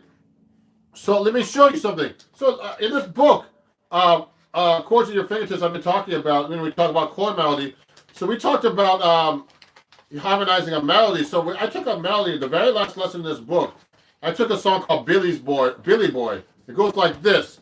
So I'm going to show you this. This is a chord melody, impromptu live. So we're talking mostly about chord melody. So I want you to get something out of this today. So let's take a melody like this. This is written down. I'm going to be reading this, okay? and I haven't played this in a while, really. But it goes like this, and it goes like this.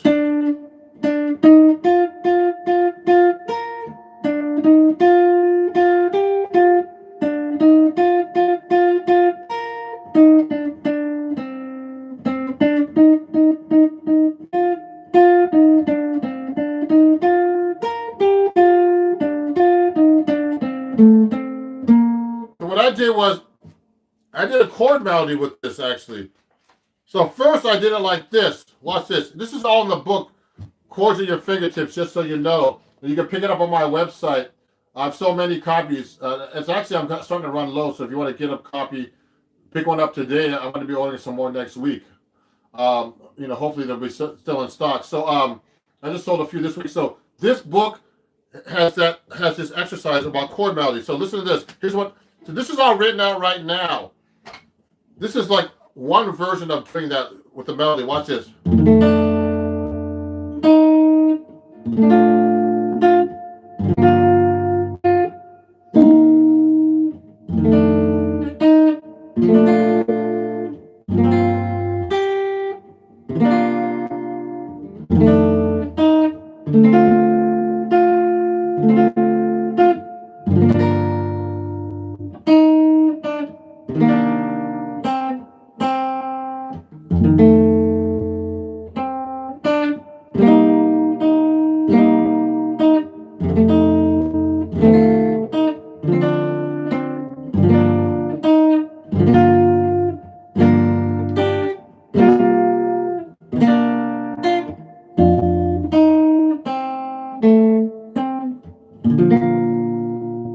You can do it that way, okay, or this way. Let me play it on 6-string for you. Hey, I'd say hi, Gage. So someone was asking me what gauge strings I use on this. So you guys know? Take a look. Don't hurt your fingers, guys. That's a 14 on top, 79 on the bottom of my 7-string. Okay, that's a 14 on top, just so you know. Oh, wow. Hey, Dovla, I have a student that's right now 67 who's studying jazz guitar right now. So, no, it's not too late. Okay? So, just so you know, everybody, I have 14s on this guitar too. This is a 14 gauge on top of my D'Angelico. Thank you, D'Angelico, for having me become a D'Angelico 6-string artist, because they don't make 7 strings. So they gave me this guitar as an artist. So you can pick up this guitar, go to Guitar Center. Also go to my website. No, it doesn't change it. Neck angle is a good guitar, so don't worry about that. If you want to pick up a guitar like this, go to my Amazon store. I have a page on D'Angelico guitars. Go to Ron Jackson. Go to Amazon.com/shop/Ron Jackson Music, and you can pick up your own D'Angelico guitar there. Okay, they're great guitars. They're not expensive. This one lists for $2,000. You can get them cheaper, a little bit cheaper on my store. So I just played that song on the 7-string, but I was playing the 6-string part. So let me play you the whole arrangement from the book. And there's a lot of chords in this arrangement. So watch this. See if I can play this. Watch this. Watch this.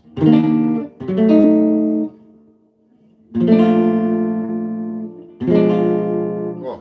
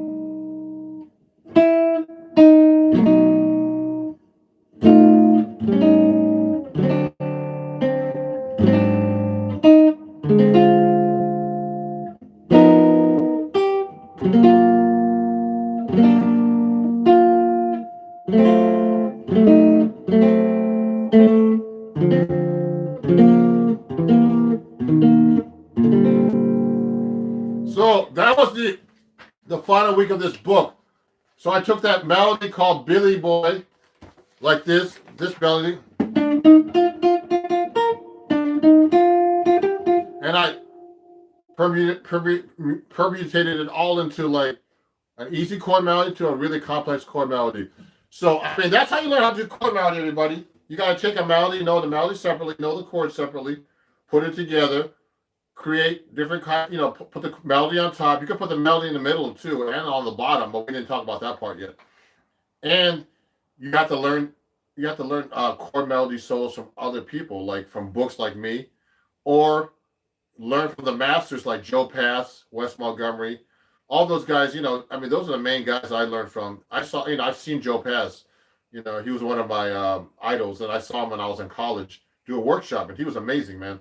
He was just a monster. He played the classical guitar and the electric guitar really great with his fingers and everything. I mean, just amazing, and his pick. And so anyway, so you know what, everybody, I'm gonna be packing up in a minute because I have to eat lunch and stuff. So yeah, do you recommend lubing the bridge with graphite? No, I don't do anything like that on my guitar. So someone was asking about the strings. I already showed you the strings. So everybody, please, email me at ronjacksonmusic@gmail.com. And, if you want to, what's the word?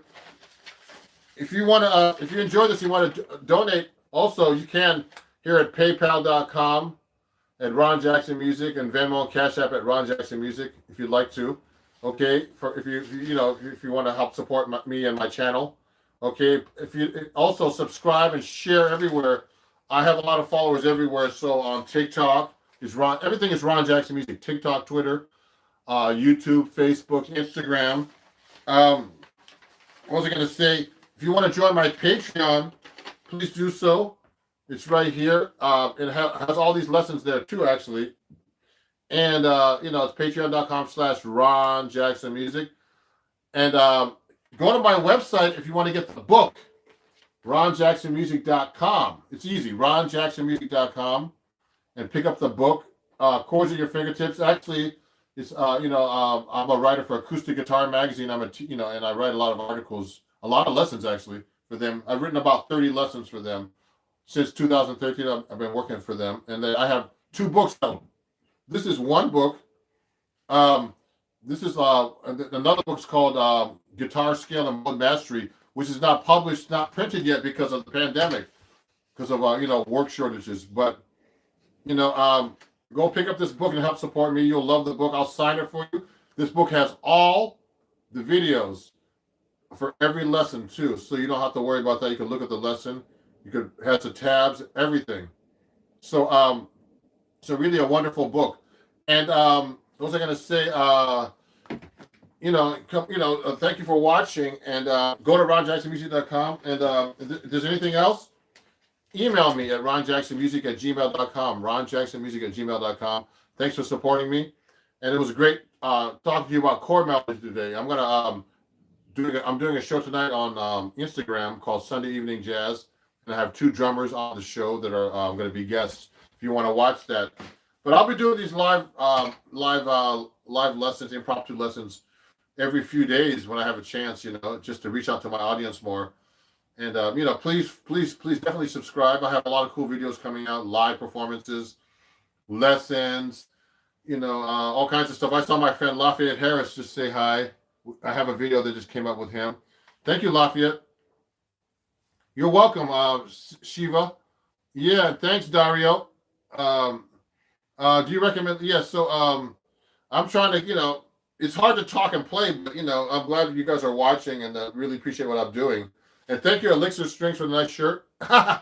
It's funny because I won a contest a couple years ago called the Performer Magazine Elixir String Contest, and they made a bunch of vinyls. My fans voted me for me, and I won with another band. One's a rock band. I'm a jazz guy with so they actually gave me about 70 vinyls. I'll be sending that on my website too.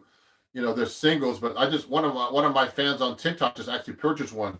So we'll talk more about this. I need to do like a real YouTube video about chord melody, the whole thing, the whole process. But I think this is a good way of doing it because, yeah, great. Someone's watching my YouTube shorts 5 times a day. That's great. So, who is that? Let me see who that said that. Brian Wood. Oh yeah, great, Brian. I'm glad you watched them. Yeah. So, everybody, thanks so much for watching. I really appreciate you guys. You know, and I'll try to do the best videos and try to do the best playing I can for you. Sometimes it's hard to do the best playing when you're talking all the time, but because you can't concentrate on playing. But it's fun, you know. And you know, I'm trying to reach my audience and grow my YouTube. So, you know, please share with everybody and subscribe if you don't already.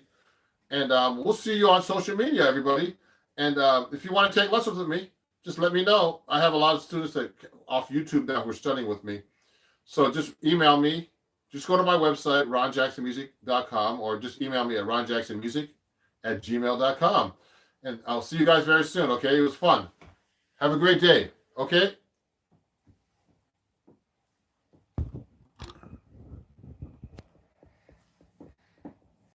I'm just trying to adjust my camera so you can see me pretty good. Uh-oh.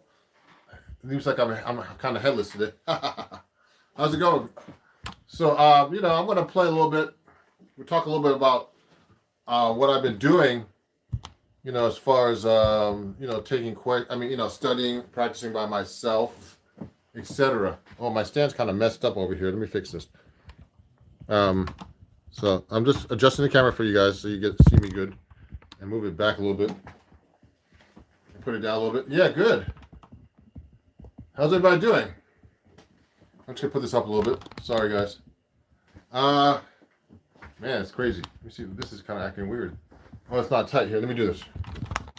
Yeah. So everybody, I'm here. Hey, Ron, how's your day? Good. I'm doing good, Angel. Just you know, gonna play for you guys a little bit. Take some questions. And I appreciate you guys. You know, I appreciate all the followers I have and subscribers. Please share my channel.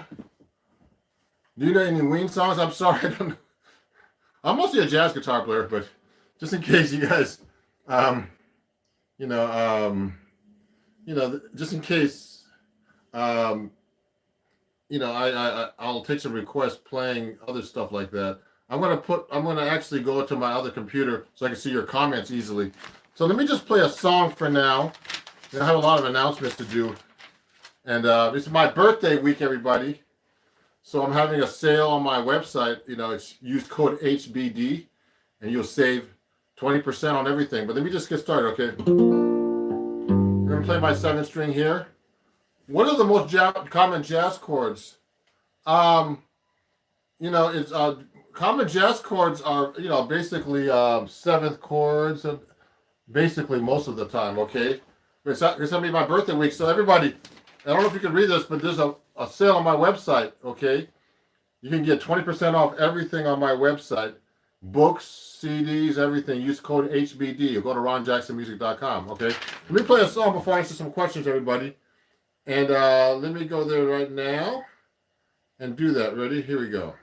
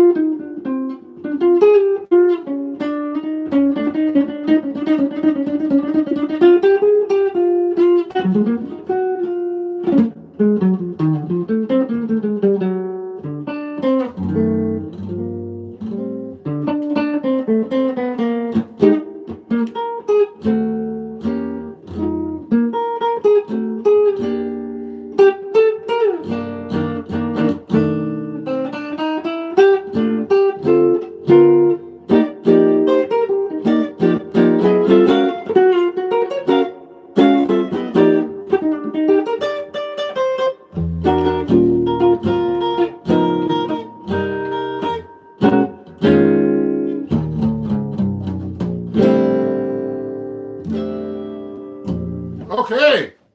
Hey, everybody. I'm going to take some questions now. So thank you for watching. Let me go look up and see what you guys are saying and see some of the questions here. It's really great to see you. So just so you know, it's going to be my birthday on Monday.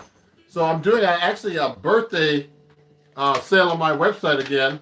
Just go to my website and you can buy books, CDs, everything, like my new book over here. Where did I put that book? Uh-oh. I'm in trouble. I got it right here. I got a new book, and uh-oh, I put it away. But anyway, I'll find it later. But I have a new book, and it's going to be a really cool. There's a lot of good things for sale up there, and I'm going to answer some questions right now. Now, let me see. There's a lot of questions already. Someone asked me to play Body and Soul. So I'll play that song for you a little bit. I haven't played that in a while. So that's a request. Let me play a little bit of that for you. And let me get that out for you right now.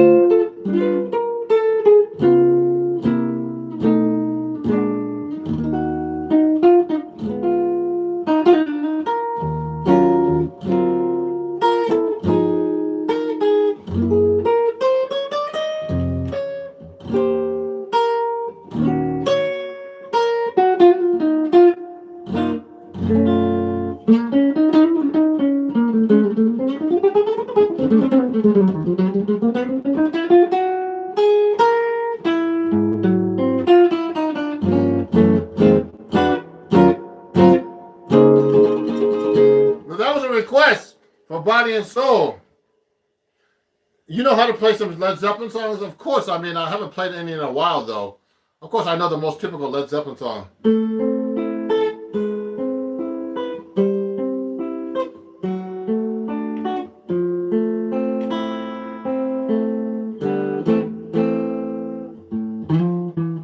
So this is a 7-string guitar. Also, Cashmere is a great song, actually. But I used to know those songs, but I can't remember all those songs. So I'm taking requests, but only if I know them, or kind of know them. I haven't played Body and Soul in a long time, and it's actually not an easy song to play. Let me grab something, so I can show you something, guys, real quick, so you can see something. Where is that? Oh, I guess I can't find it. Oh well. Anyway, guys, I wanted to show you something, but I can't find it. But anyway, so I'm back. Let me play you another song now. Let me answer some questions. You know how to play some Led Zeppelin. What's the most common jazz chords? I said seventh chords earlier. Can you give some tips and advice on learning how to practice arpeggios with a focus on using them on over chord changes? So if I'm playing chord changes, everybody, let's say if I'm playing like a 1-6-2-5. That's the easiest thing to do. Let's say I'm doing C major 7. Let me take my other guitar so you guys can understand what I'm doing a little better. I'm going to take out my 6-string D'Angelico guitar so you can see a little bit easier what I'm doing. And I'm playing here. Hold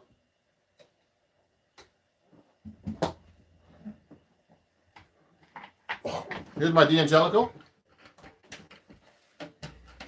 XL1. Thank you, D'Angelico, for this guitar.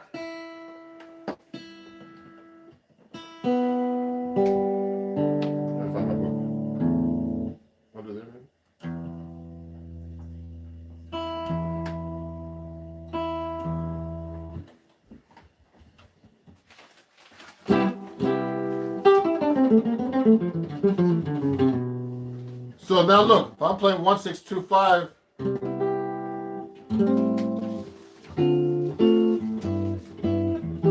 so I can do arpeggios like this. 7th arpeggios on the C major 7, then A minor 7, and then D minor 7 like this, and G7.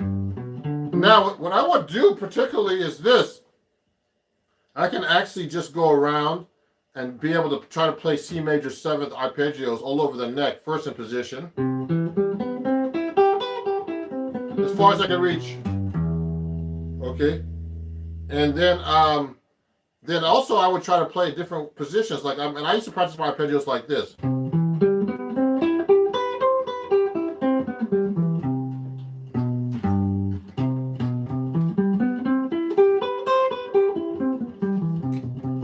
Etc. And every possible fingering.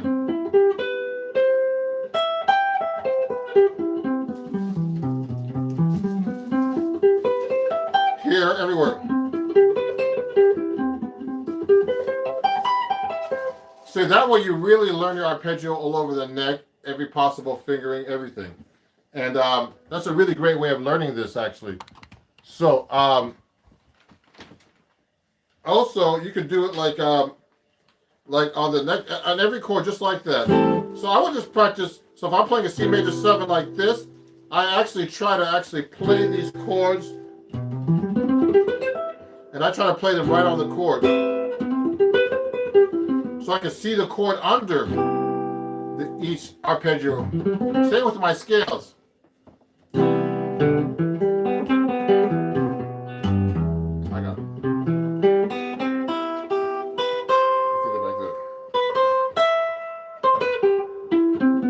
Etc. So that's how I practice my arpeggios, everybody. And and that's basically what I do a lot, when I'm practicing. So now let me see with the focus. So let me move this over here. Go back there. And let me close it. So look at this, everybody. What I'm going to do next is this. I'm going to answer another question. And it's a happy birthday. Thank you. Your birthday is on Tuesday. Yeah, my birthday's on Tuesday, actually, not Monday. So just so you know. Would you take a request to react to a song? Check out Satellite by Goose, amazing guitar playing, definitely inspired by jazz. I'll check it out later. Richard Django sounds like Goonies. Thank you. So the first song I played was actually If I Should Lose You. It's a really beautiful song. And if you have any questions about that, check it out. That's a great song. So now I'm going to play you another song right now. I've been working on Coltrane changes, and actually one of my I started recently with the great Mike Stern here in New York, and he has a lot of great ideas about Coltrane changes. So Coltrane changes are based on the song Giant Steps, for example. and it's 3 tonal systems. We could talk. I'm going to do a video about that. And so for example, if I'm in the key, Giant Steps is basically the key of E flat. So basically, he takes the John Coltrane took the Slominski book, which is this book, okay, and the stories of scales and melodic patterns like this. See this?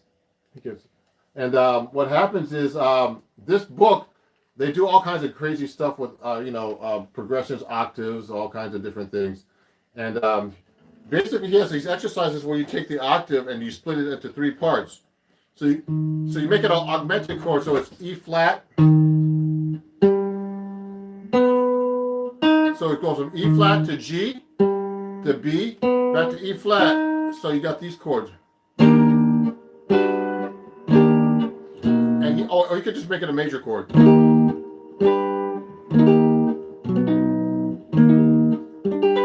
Etc. So Giant Steps is based on that progression. So you actually go from from the key of B, then you go to G, then to E flat, and then you go into the key of G, to E flat, back to B. Okay. Now back to G, then back to B. And then back to E flat. So, I've been working on patterns to play over that kind of song. So, so I'll do things like this, going through those chords instead of playing like arpeggios. You could play arpeggios to that song, for example, Giant Steps.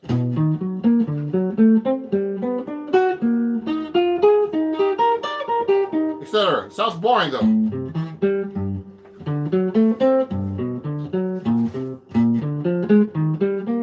Etc.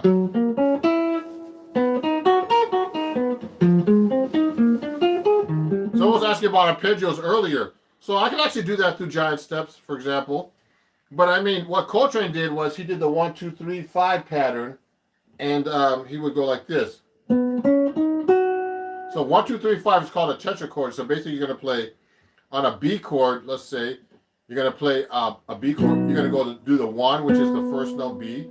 Then the second note, which is C sharp, and then D, which is the third,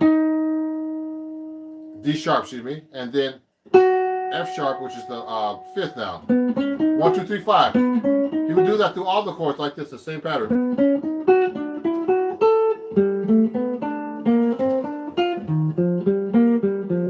All the way through each chord.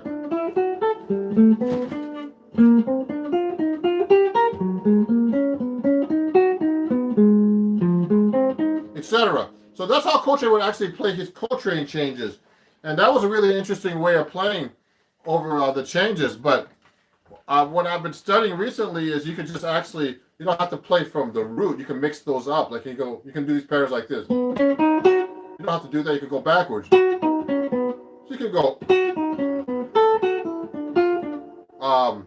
Let me see.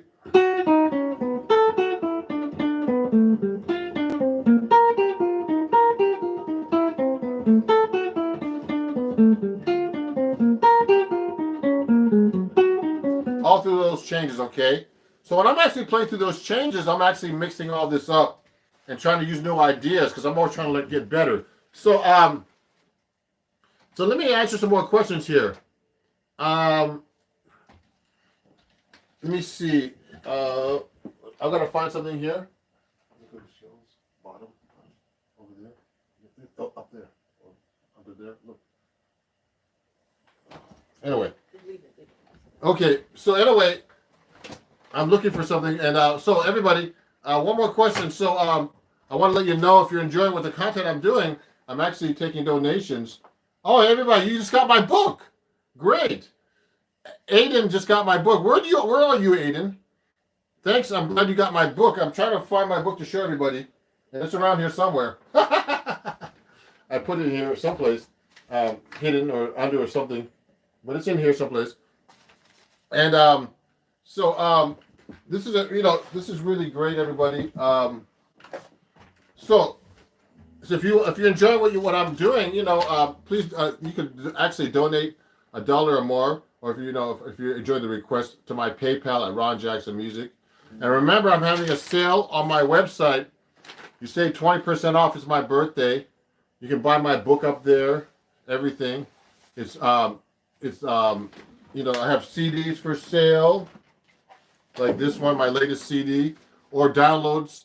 If you let me know, I have to put the downloads up there, okay? And I can send you the code. And just use code HBD, to celebrate my birthday. Okay, great. So now let me continue by answering some questions. Desafinado. Oh, I can do that a little bit. Let me see if I can play that for you guys. Desafinado by Rocky Chang. And so let me put that up here.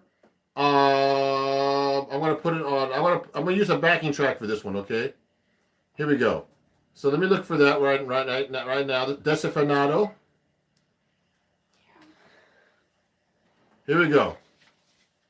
I'll do that a little bit.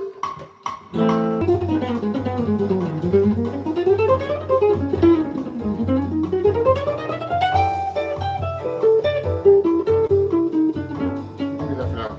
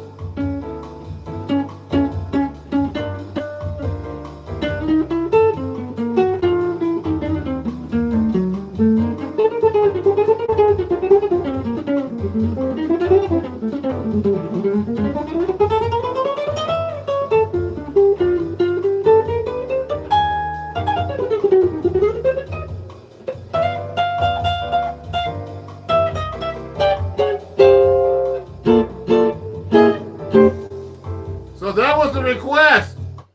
Thank you, everybody. Yeah.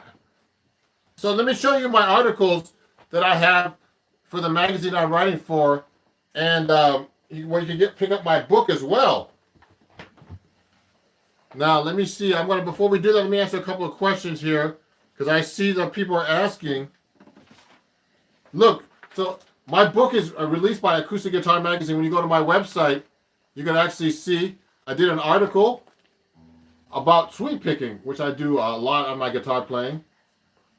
And the book is in that magazine, and and you can pick up my book on my website, and you can see all kinds of good things about chord melody over there. So this is one of the articles. So go check it out, and if there's any other questions, let me know. I'm going to actually see some more requests here online. I got to look right now. Oh, so There Is No Greater Love, B flat. Okay, yeah, someone's asking for There Is No Greater Love. That's a great song. So let me play you that song right now. Any Wayne Shorter tune. I love Fee Fi Fo Fum behind it. And so let me try Fee Fi Fo Fum for you.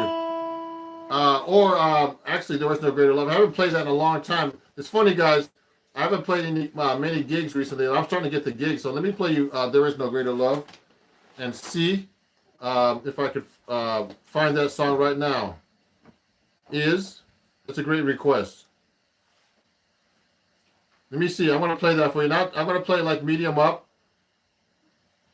And, it's a great song. Let me see.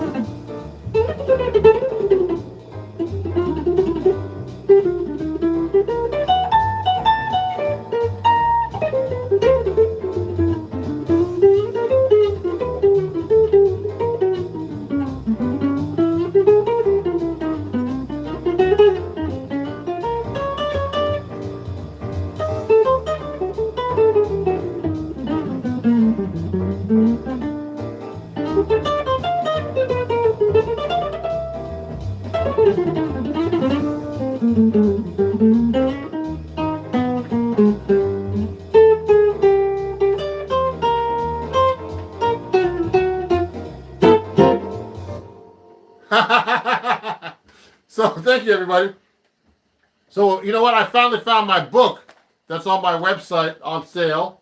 It's called Chords at Your Fingertips, and you can get 20% off this book signed. Go to ronjacksonmusic.com and pick up your own copy.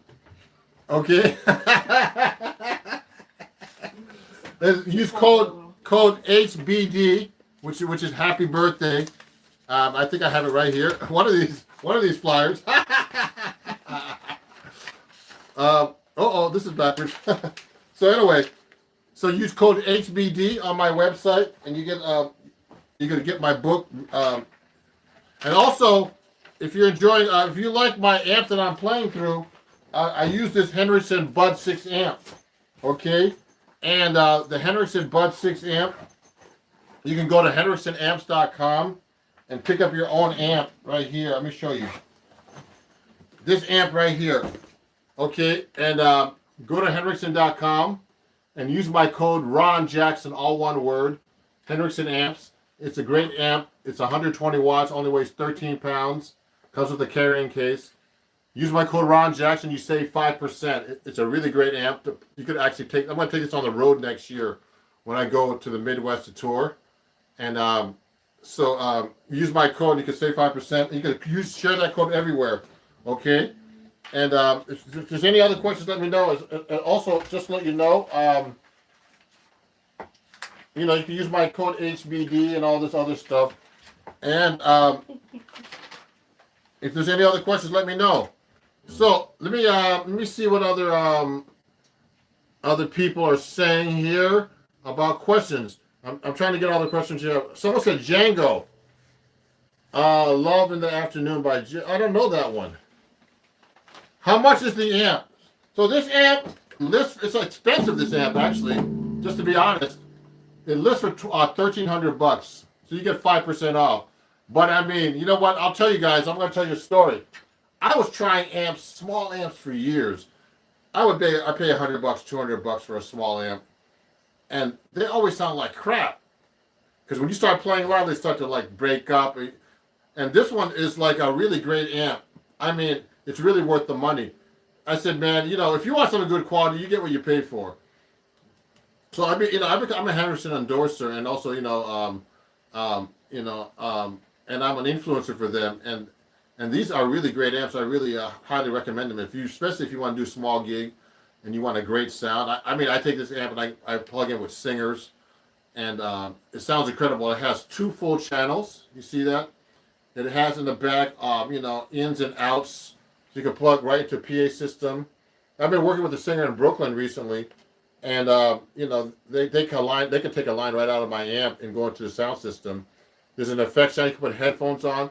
This sounds really great when you want to record directly into your digital audio workstation or your audio sound card on your computer. And it has 2 full channels. You can put a mic or a guitar jack in this thing. And it has reverb, everything on each channel. So if I work with a singer, they can just plug into this. I can plug into this at the same time, and it sounds wonderful. So it's really worth the money because I mean I was wasting a lot of money on these terrible amps and stuff plugging into them, and they never sound great. But this is a good quality. You get what you pay for. So use my code Ron Jackson. You save 5%, and it's really, I'm telling you, it's worth it. Everybody loves this amp for the size and everything. You know, I mean, if I'm playing a bigger gig, of course I'm going to use a bigger amp.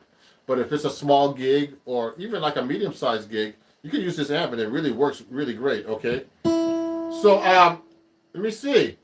So everybody got to look at my book and everything here, and let me see. Oh yeah, so go to my website as well. Use my code HBD and save 20% off everything. Okay, this new book, guitar picks, vinyls. I have vinyls as well. All kinds of great things. You know, I have a vinyl for sale that's through Elixir that I won through a contest. It's a limited edition vinyl. You can get a vinyl from me there. All kinds of stuff. But it's all weekend, and you know, come check it out. So let me see if there's any requests here. Let me see. Any Wayne Shorter tune. Let me do the song called Fee Fi Fo Fum by Wayne Shorter. So, and then let me look for the backing track, and so I can play along with it for you, and we can play that song a little bit. Fee. Here it is. Let me see how fast it is.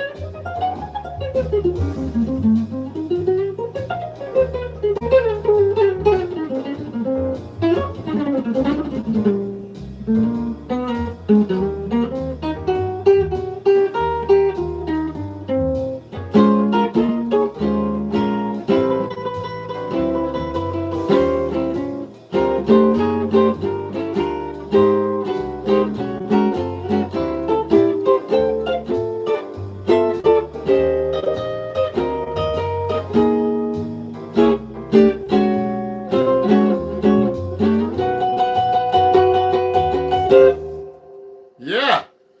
So that was Fee Fi Fo Fum, a request. Thank you, everybody. Yeah, for playing the tune, Ron. I have it. I'll add it to the list. Sounds great. Oh, thank you very much. Thank you, Glenn. And I'm glad you guys are enjoying the show. And I'm trying to answer your questions and requests as best I can. Some of these songs, since the pandemic, I haven't been playing this stuff, so it's like a good review for me.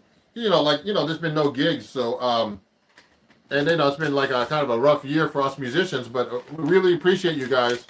And again, if you're enjoying the show, of course, if you'd like to donate, if I've taken some of your requests and you'd like to donate, not required, but if you would like to, please donate $1 or more to my PayPal at Ron Jackson Music. Okay, PayPal, Venmo, and Cash App is all Ron Jackson Music. And I really appreciate you guys watching. And I'll try to answer the questions as best I could. Hey Dario, it's good to see you, man. Everyone play Foo Fighters. I need to work on the Foo Fighters songs actually, but this is mostly a jazz kind of a live stream. So, and I like to go live on YouTube. I have a lot of subscribers now, and please everybody watch my videos. I try to put out some good, credible information, and I'm playing live. It's not pre-recorded, so it's all raw and there for you, and I try to answer your questions as best I can. So thank you. So yeah, these are my payment options. If you'd like to donate, it would be really great if you can to help me out during this pandemic. And I'm going to be getting back to gigs soon. I only have one gig this week, but in the spring I'm going to the Midwest for a tour. So Midwest, look out! Come by my gigs, okay? We're going to be advertising. I'm doing a tour. I'm doing a new album. And so my last album, Standards and Other Songs, did really well, and I'm going to be doing some stuff off that. But also I'm going to be doing a new record called Standards of My Songs, and it'll be a bunch of like standards I'm arranging, and also pop songs and all kinds of stuff. Okay, so let me play you another song. Oh, Cherokee, that's a good one. I'm going to do that one. Oh yeah, great, Dane, good. Dane found my YouTube shorts. Dane, good to hear you guys. I'd like to mention everybody by name too. There's also Let's Jam. Thank you, Let's Jam. I'm going to try to play Everlong Foo Fighters. I don't know that one. I'm sorry. I can only do requests I know if I can or kind of know. Let's Jam. Well, I can do Cherokee for you, Dane. And let me see. Midwest. Okay, Dane, you're in the Midwest. I'm going to be coming to. Just look at my website. I'm doing a tour. I know I'm going to Ohio. Minnesota, Kansas, Wisconsin, Madison. I'm going to be over there. So just take a look at my website. Did you study with Dunbar? I studied with Ted Dunbar. Yes, Shiva. Yes, and I did study with Ted Dunbar. He was great, man. He really helped me learn the fingerboard. Okay, let me play you Cherokee since someone was asking about that. Let me put it kind of up. I need to practice my up tempos today. Just so you guys know, I didn't touch the guitar till now, really. I've been busy, teaching and playing guitar. Also, I teach. So if you want to get to, you want to study with me, please let me know. I'll put Cherokee at 300 right now. Okay, which is kind of a fast tempo, but not too fast. Okay, so here we go. I'm gonna put in Cherokee at 300 for you guys. Here we go.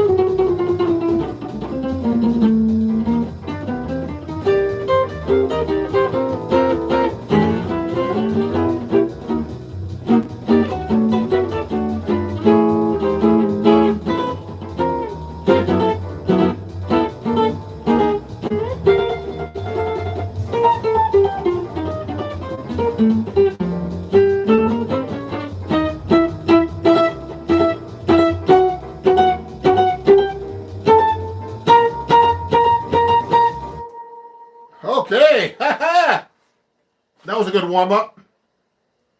Now, you know what's funny? I'm playing my 7-string right now. I mean, my 6-string, but I usually play my 7-string. And thank you. So, yeah, that was a Cherokee. That was a request. And thank you. You know, let me see. These are some of my favorite chord changes. Could you play 4 on 6, please? Thank you. So let me play that for you. I'm going to use my 7-string this time. Play Stairway. I played that earlier, actually. Dane, I can play a little bit of that for you. Hold on. Let me get my 7-string for you guys. I'm going to be going on just for a little bit more. I've been up here for like at least an hour now. No. 47 minutes. I see right here. So again, everybody, there's a sale. It's a birthday sale. I got to let people know. I'm having a birthday sale on my website. Save 20% off my website, everybody. Okay. Use code HBD at ronjacksonmusic.com. And you can get cool books like my book, Chords at Your Fingertips, all about cool chords that like you could do chord melody. Here's one of my exercises right here where you can learn a full chord melody of, I think it's called Billy Boy.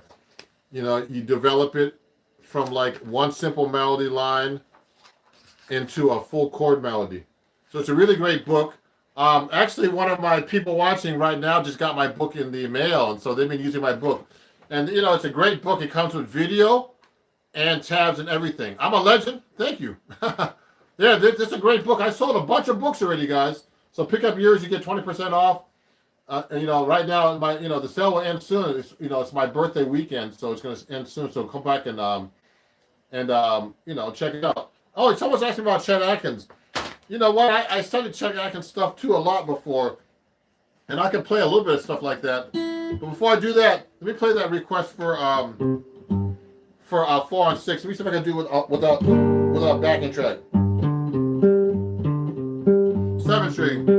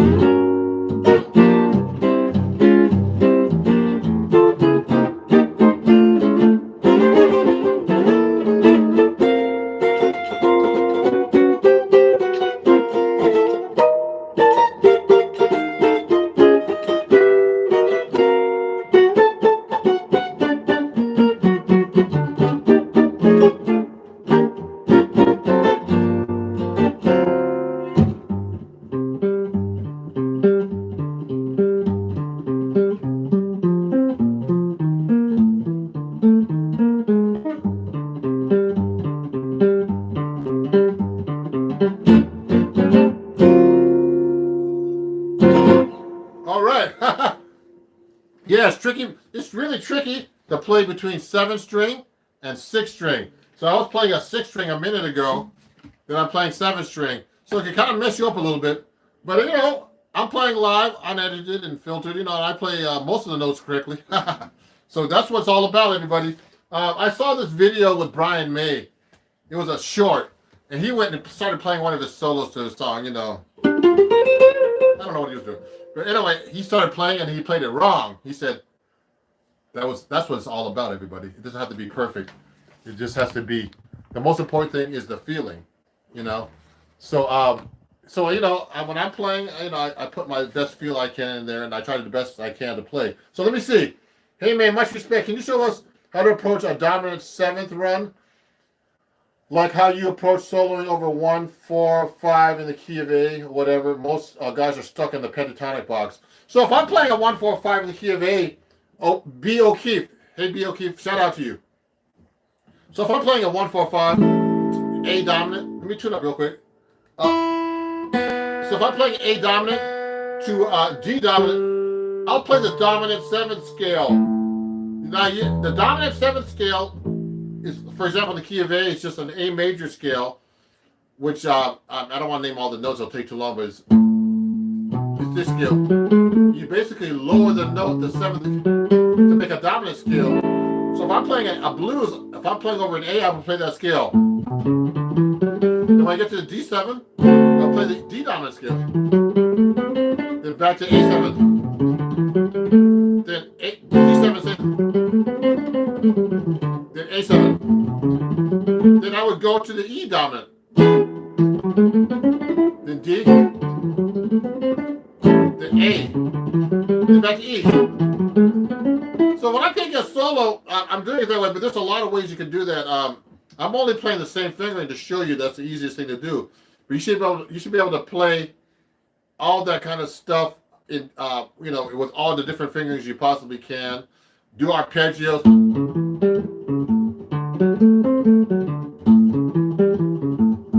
Etc.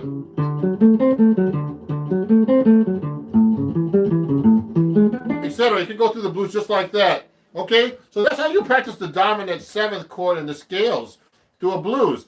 So you can get around that pentatonic run. You know, that's a very, you know, I don't want to knock guitar players for playing pentatonic. Actually, we all start playing pentatonic. And that's the easiest thing to play on the guitar is because of the way it's set up, the neck, the strings, excuse me, on how they're tuned. But, you know, if you want to get to jazz and stuff, that's when you have to really learn how to play your scale. So, you know, that takes a little time. It takes a lot of, you know, you have to get yourself to a different level. And, you know, I love pentatonic, you know, and, you know, I love playing changes. So you can mix them both up and make a real cool sound.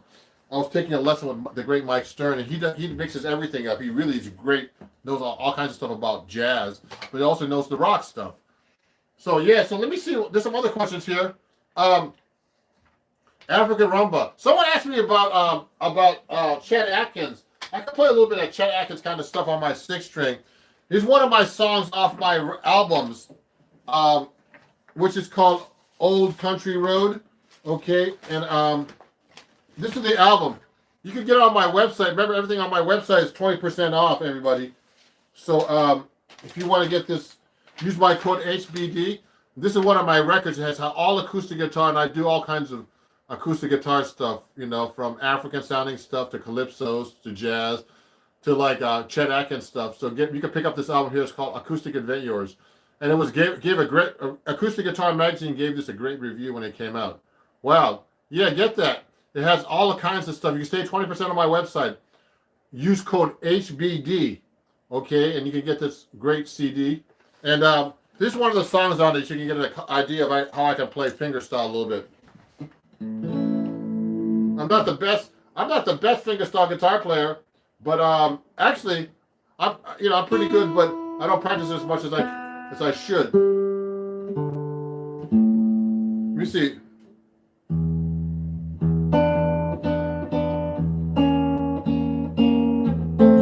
One of my songs.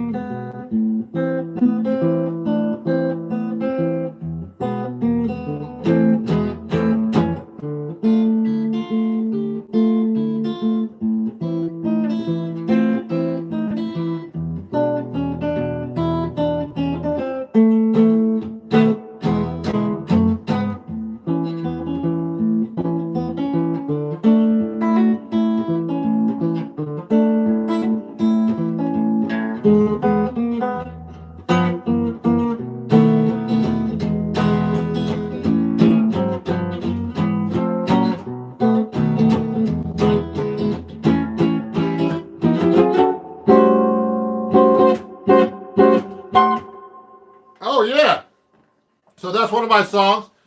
It's funny because YouTube will probably flag that song because they think, oh wow, that's not your song, but that's one of my songs actually.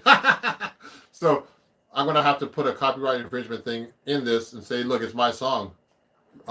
You'll see. Actually, when that happens, actually my copyright person will say, will let it go because it's my song. But thank you everybody for watching. So you know what? I had a great day today. I'm sorry I couldn't answer everybody's questions, but it's my birthday weekend, and it's good to go live on my YouTube. Please follow me. Thank you, Dario. Someone made some comments here. You should check out Cabby Dango and Adam Levy and Mason Stoops. It's got your name on it. Lots of luck. I'm a good friend with Adam. Actually, Adam, so you guys know, Adam Levy, he mentioned Adam Levy. He's one of the writers in the book I'm in. There's Adam right there. You see him? Adam Levy. So if you pick up this book, he has a couple of lessons. I have about 3. I have I think I have 3 or 4 in this book. And you can learn some cool things from Adam about about what he does and his specialty is. So please go to my website again, and it's my birthday. Go check out my books and everything. You get 20% off everything. Use my code HBD at ronjacksonmusic.com. Yeah, no way. It's true. Yeah, he's in the book. He's a friend of mine, and he just moved back to Brooklyn in my neighborhood over here. So, yeah, thank you guys. And also, guys, if you enjoyed the show, definitely, if you can, I'm trying to find that banner. I have so many banners and stuff. If you like to donate to my show, donate to to my PayPal or Venmo or Cash App, please go to Ron Jackson Music and do that, please. Okay, it's also on the description. If you'd like to donate, that would be great. And at Ron Jackson Music, and appreciate you guys. And I'll be back live. I'll go live at least once a week. So I'm going to go live. If I'm not out of town or touring or something, I'll be going live once a week on YouTube and answering your questions. And I appreciate you guys. And we'll talk soon, everybody. I mean, it was really fun. There's always issues when you go live with there's no editing. Like I'm trying to find stuff and it's crazy. Also just to remind you, I forgot to tell. I always have these things. I'm an influencer. If you want to get my code, I have a nice clean shave. If you want to go to skullshaver.com, use my code Ron Jackson. You save 10% over there.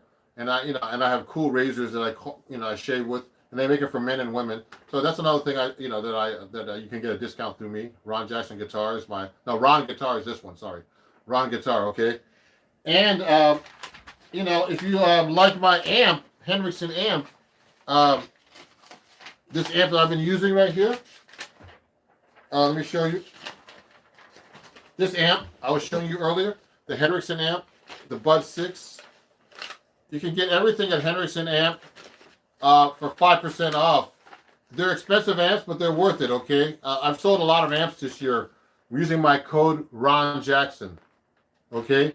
So use my code Ron Jackson. You can save 5% on Henriksen amps. And thank you, everybody.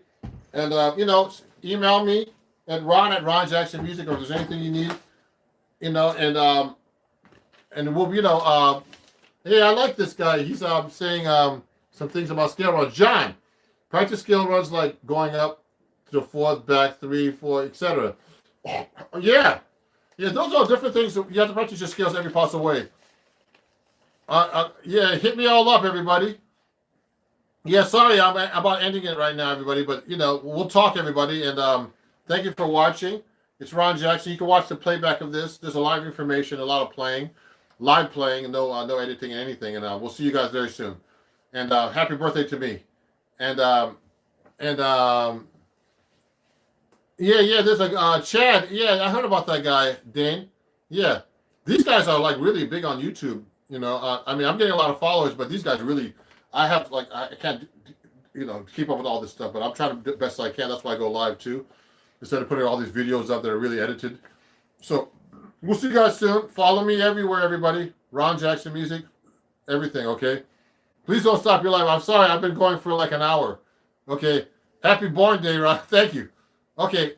Sorry. How do you say that? Abskip. Join Patreon. You can join Patreon too, everybody. If you really enjoy this too, and you want to learn about my stuff, I have a Patreon account, okay? And it's, it's very reasonable. You can get $3 a lesson. And you can go on my website and buy printables too, of course.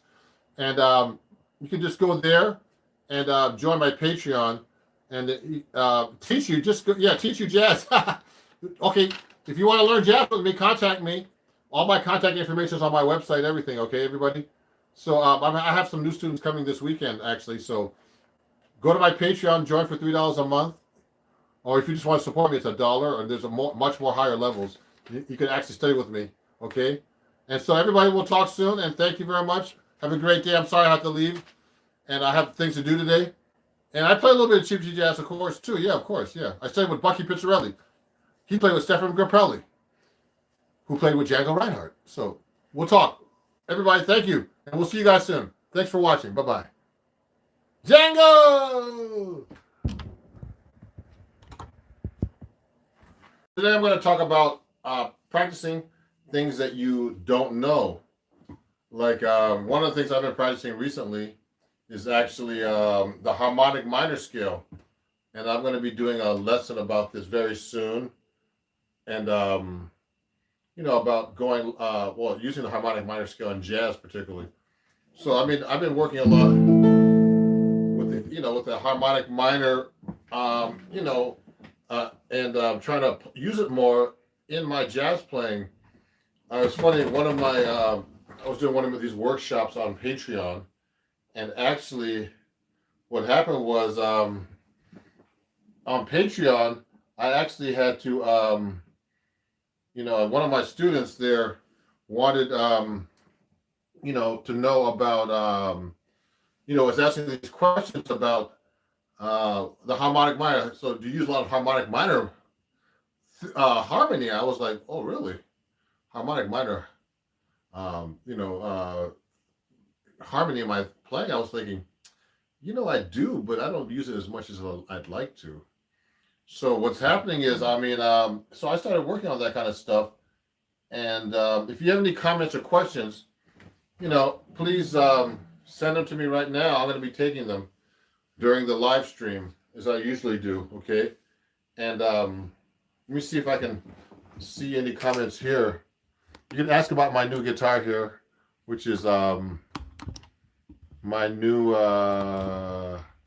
D'Angelico XL1, where I just actually got this from D'Angelico. I'm a D'Angelico ambassador now. And basically that means I promote the guitars. And hey, hello, Jose. How are you? So you know what? Let's get back. Let's get into this now. So I like to use the harmonic minor scale.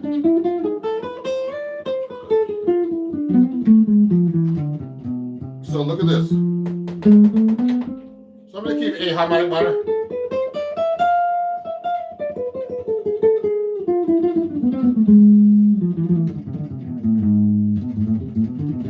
So you know what? I'm using the A harmonic minor scale, but it's just a scale. But if you want to use it in jazz, you have to really know how to use this scale. Hey, Kevin, how are you? Great to see everybody here. I'm going to be doing this live workshop right now because I'm practicing. So when I practice, basically, I only practice things I cannot do. Like if I forget a melody or I'm working on a scale or all kinds of stuff, I only practice things I don't know. So one thing I don't know is what's advanced scale in jazz, but I use a lot of scales. I know the melodic minor modes really well. Pretty good. And of course the major ones, but the harmonic minor modes, I'm going to be doing a video, like a real, lesson about it. But in general, I need to work on the harmonic minor. Hey, Reynold Alexander. So if you guys have any questions, please send them to me. I see a bunch of people showing up right now. And it's funny. What I wanted to say was I write for Acoustic Guitar magazine. And this magazine right here. And I actually did a whole lesson about a harmonic and melodic minor in the March-April issue of this magazine. And it was just mainly chords. I did some exercises and mixed up the harmonic and melodic minors, but only the harmony. So, the harmony is tricky on the harmonic minor. So if you start doing thirds, so I'm working on this as a practice thing. So I practice things I don't know. So if you have any questions about that, please send them to me. So I didn't know that like the harmonic minor harmony as well as I like to. So you have to know the triads, So the harmonic minor scale is basically 1, 2, 3, flat 3, 4, 5, flat 7, natural 7. So it's actually A, B, C, D, E, F, G sharp.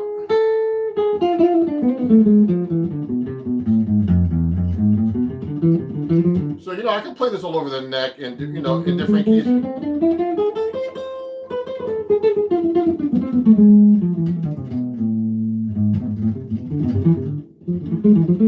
So, I practice that scale like that. But the thing is, the tricky part is actually, hey Dario, oh yeah, Dario, I always see you up here. How you doing?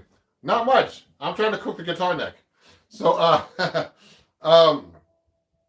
so what I'm trying to do actually is just try to make sure I know the chords of the harmonic minor. So if you play just the triads, I just practice these things. So I try to play them through like this without naming them.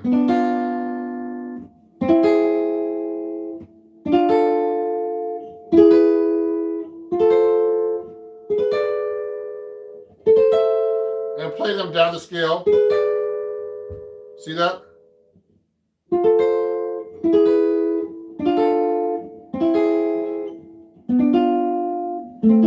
So that's the harmonic minor in triads. Okay, now if I'm playing this, we're only in the K in A. Yeah, very good, Grant. Very good. So yeah, you would go 1, 2, flat 3, 4, 5, 6. Flat 6, 7. Okay. The thing is to know the harmony about this on these chords. So what I've been doing is I've been practicing these things I don't know as well as I should. I can play these over. I use this on my jazz playing a lot, but to get really deep into this, I have to really practice this stuff. So now, thank you, Palmer. What it is like now I try to name the triads. So it's A minor. Now it's B diminished, and then now it's C augmented, D minor. Okay, then I have E triad, F triad, and then F diminished triad. So that's great. So I know how to play this. Now you have to be able to play this when you're actually taking a solo or doing chord melody. And play all over the neck, just like I'm doing. Now, when you're practicing the guitar, you should be able to play up and down the neck and across the neck. Things you cannot do, you should always practice. Don't practice the same stuff you do know. You have to practice things you don't know. So that's why I'm playing real slow, because I need to practice this. So I'm going up the strings now. Watch this.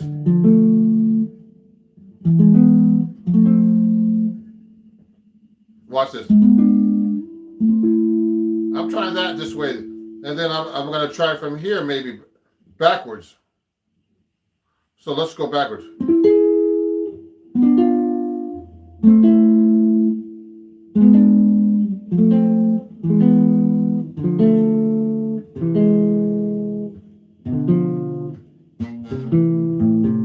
Yeah. What's this? Here's some cool comments here. Watching you made me want to buy a guitar. Oh, I'm so glad about that, everybody. That's great. Your gear has a lovely sound. Thank you very much. I'm playing soft too. Playing that descending diminished SpongeBob progression. Oh, that's what that is? Oh, cool. So I guess it's harmonic minor SpongeBob. Yeah, so I'm practicing these things like this. I'm only in the key of A minor, but I try to practice these things in keys I don't know. See what I'm doing right now? So you have to know if you're going to practice a scale really well, you're going to have to know how to harmonize the scale in thirds. Also, things you cannot do. So when I'm practicing this scale, I'll do things like this. I'll do triads now. So I went up the scale like this. Now what I'm gonna do now. Hope your night has been nice. Yeah, thank you, Tool. So what's happening is now let me go to a key of D minor instead. So I'll do a different key. So I practice everything in different keys. So I played all kinds of keys. I'm playing the D harmonic minor now in the key of D.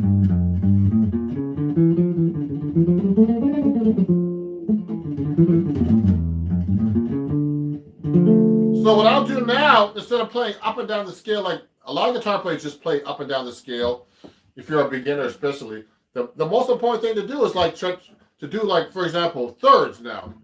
I'm doing the harmonic minor because that's practicing something I don't know as well. I know how to play the harmonic minor scale, but the thing I don't know how to do, and this lesson's all about doing things you can't do. That's what you're supposed to do in your practice, is playing the scale in a deeper level. So I'm going to go up like the harmonic minor scale now in thirds.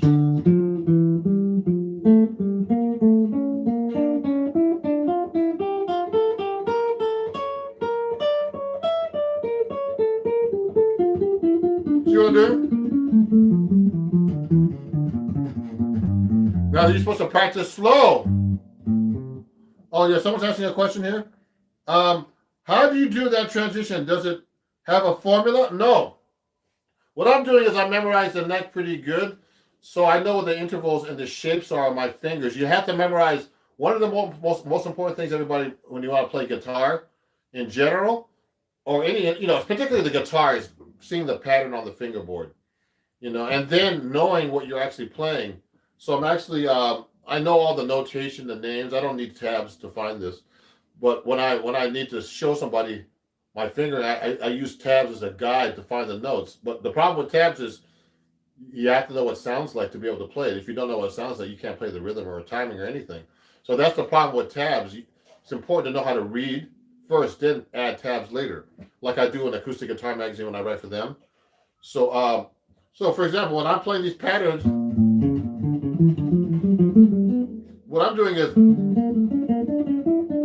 I practice much slower. When you practice something you don't know, you practice slow. I'm playing kind of fast. What I'm doing is I know the neck so well that I need to just basically just make sure I don't miss. What I'm doing is I'm playing up and down across the neck, and I make sure when you practice that you practice up the neck, like play, for example, on the same strings. Watch this.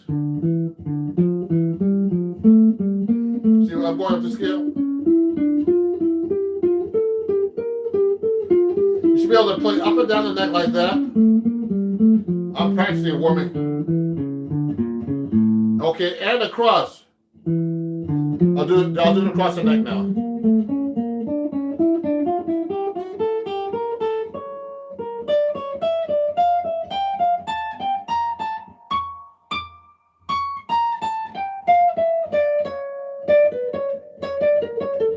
So I'm missing the notes. So that's what I'm actually doing when I practice the harmonic minor. So I'm just playing the scale in thirds. So you should be able to do any interval when you're practicing. You should be able to do fourths. It's much harder. Watch this.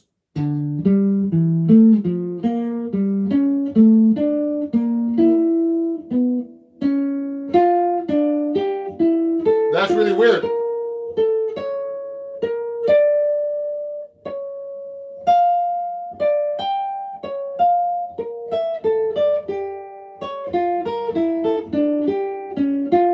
So I'm doing fourths now going down the scale. You should be able to do fifths. Oops, I dropped my pick. I dropped my pick of the guitar. Can you believe it? I'll get it out later. So watch this. I'm going to go up like this. Now you can do fifths. So that gets really weird on the harmonic minor.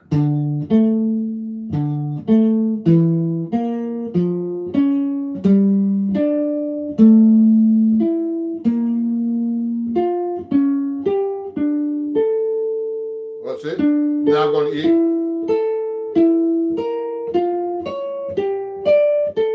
Now when I play something like this, everybody, just so you know, I'm trying to use my ear and find the fingering. But then if I have to think about it, I know what the notes are too. I just have to think about it and stop. So it's a lot of stuff. Yeah, you'll find all that stuff in drills with G. Oh yeah, you know what? G. Bruce is a great guitar player. Thank you, Grant Harris. Are you related to Grant Green? I'm just kidding. So yeah. So what do you mean the harmonic minor scale sounds like the blues mixed in? How would it sound? Would it sound more like a chromatic scale? The harmonic minor scale, everybody, is just basically, it's a regular minor scale, the natural minor. So I'm playing a D nat. Let's say I'm playing a D natural minor. So that has 1, 2, flat 3, 4, 5, flat 6, flat 7, 1. All you do is raise the 7. There's a real exotic sound. Okay? I use it a lot in jazz for certain chords, particularly altered chords. You'll hear Wes Montgomery, Barry Harris was showing me when I studied with him a lot, where you use it on like a dominant 7, flat 9 chord like this. So let's say I'm playing A7 chord with a flat 9 and flat 13 like this. If I want, I could, before, when I play over that chord, I'm going to a D minor chord. So it's a 5, 1, D, A7, flat 13, flat 9 to a D minor 7. I'll use harmonic minor here, but a D harmonic minor. Watch this.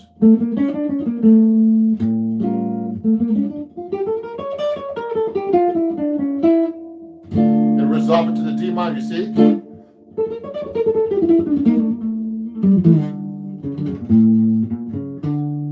So when I play that A7 like this, I'll go to that chord just like this, okay?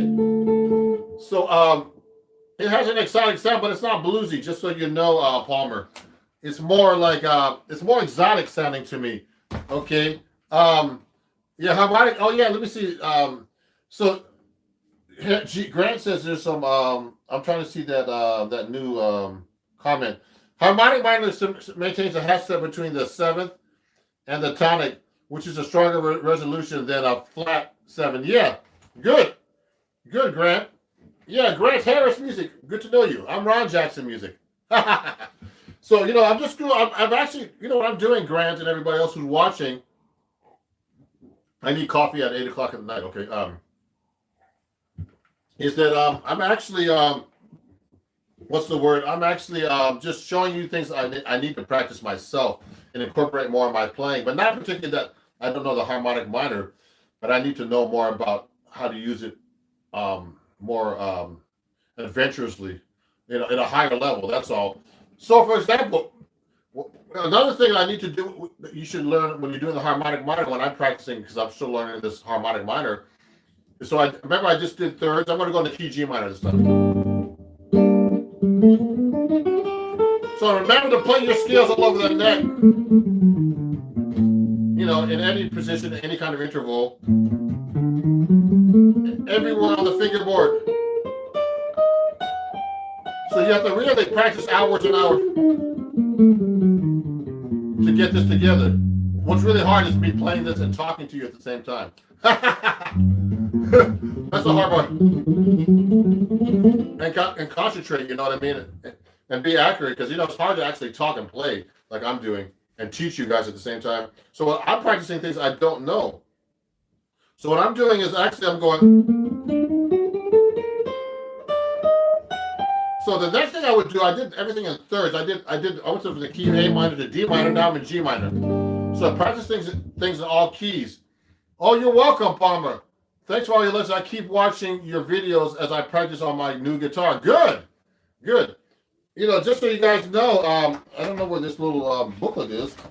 Of course, when I'm doing the live stream, I can't find anything. but oh yeah, here it is. Let me get you something, guys. Let me show you something.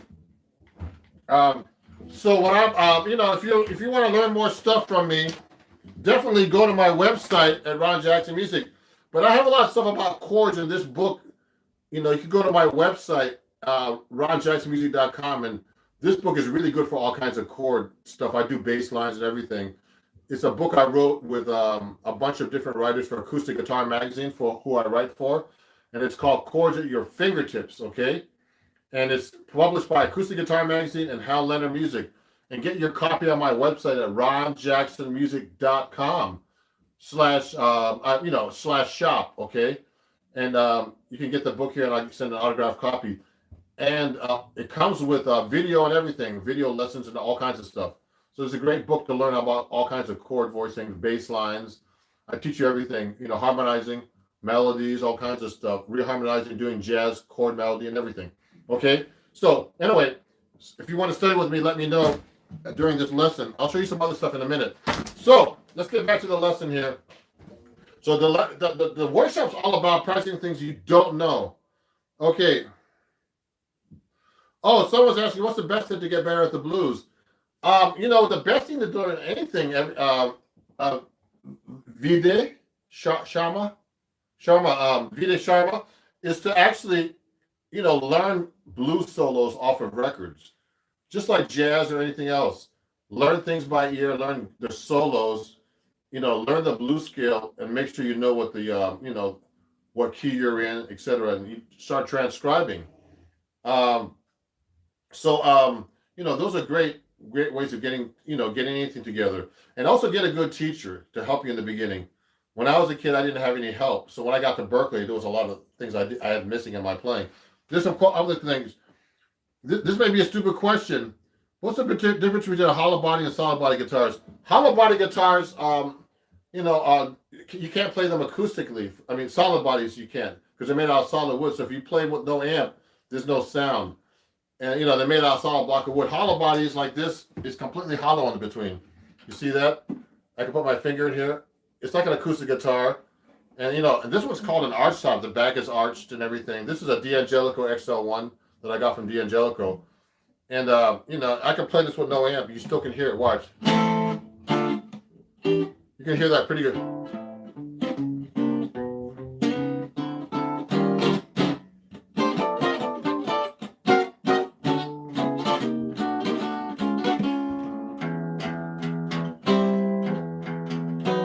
So it sounds acoustic. You see that? So that's the difference. With a solid body, I have a solid body over there, but I'm not going to take it out right now because it's too much work. So that's the difference. Have you ever heard of Christian Van Hammer? He's a very controversial jazz guitar method, which you don't play to scales or modes or anything like that. No, I don't know him, but that's cool too. I used to hang out with so Pablo Cordano said, have you heard of Christian Van Helmer? No, I never heard of him, but you know what? I'll tell you something. Another person that's like that, Pablo, is James Blood Ulmer. And, he played with Ornette Coleman, and I used to hang out with him. His whole thing was not that either. So I'm kind of used to hearing that. How are you playing Coltrane changes? I'm okay at that,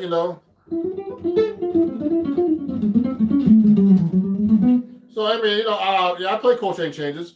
I could do all those.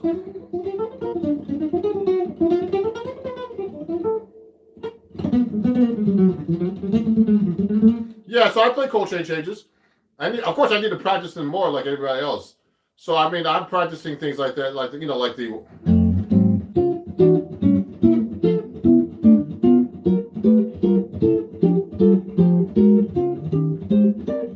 So I'm doing a bunch of Coltrane changes right now. So I use Coltrane reharmonizations in my soloing sometimes. So if I'm playing, let's say I'm playing an F, I'll go through the cycles of the Coltrane changes. I'll go like this. And I use that in my solo. I'll go.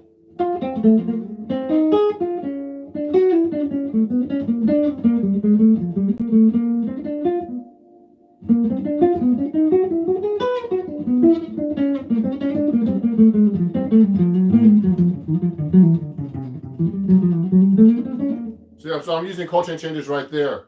Okay, so I practice them somewhat. What's this? So that was beant. Okay, good. Coach just learns phrases from good solos and moves them around the fretboard to apply the different chordal changes.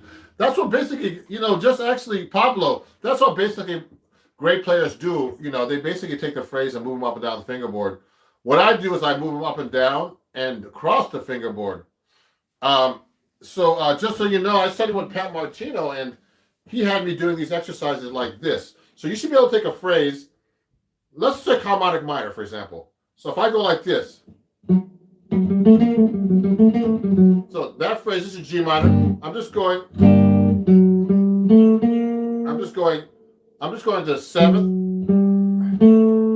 I'm going 7, 1, 2, flat 3. Now, your goal, one of the things you have to learn as a guitar player to master the guitar is to be able to take that phrase and play it so many ways. That's what Pat Martino had me do. See what I'm doing?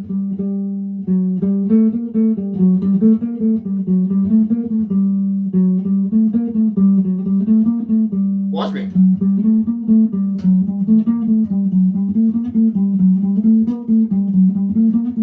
See what I just did, everybody? I basically played the same phrase. How many times did I do that? I mean, I could do it so many different. I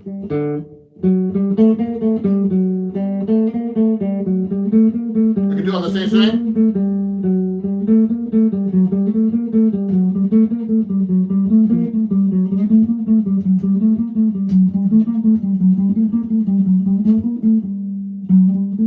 I can only get up to there now in that register. Then if I put it up an octave, you have to be able to do that too. So let me do it.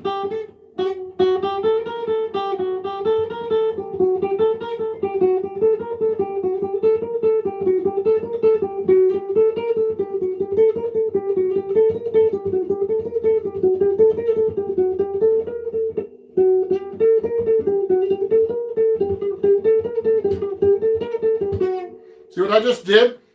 So you have to be able to do that with any phrase, though. So like you have to be able to find every possible fingering in the same register to really master the guitar neck. That's one thing to do. Hold on. Let me see some of these questions. Yeah, Pablo. The timbre changes, but it's not only the timbre that changes when you do these different phrases. It's also you really master the fingerboard when you practice this way.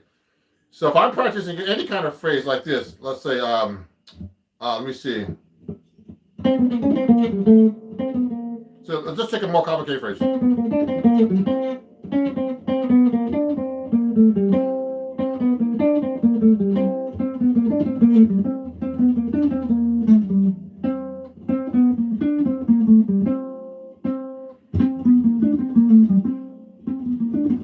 There's more ways, I'm sure, to do that phrase. So when I was studying with Pat Martino, he would make me he would just take a phrase like this. He would do that phrase, for example. That's a very common Pat Martino phrase.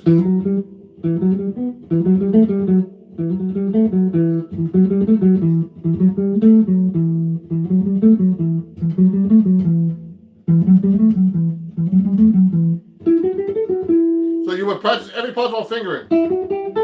Now, you could do it actually on the guitar. You could do it. You can do it on the same string. That's how hard the guitar is. You can go. Now, I did open strings that time.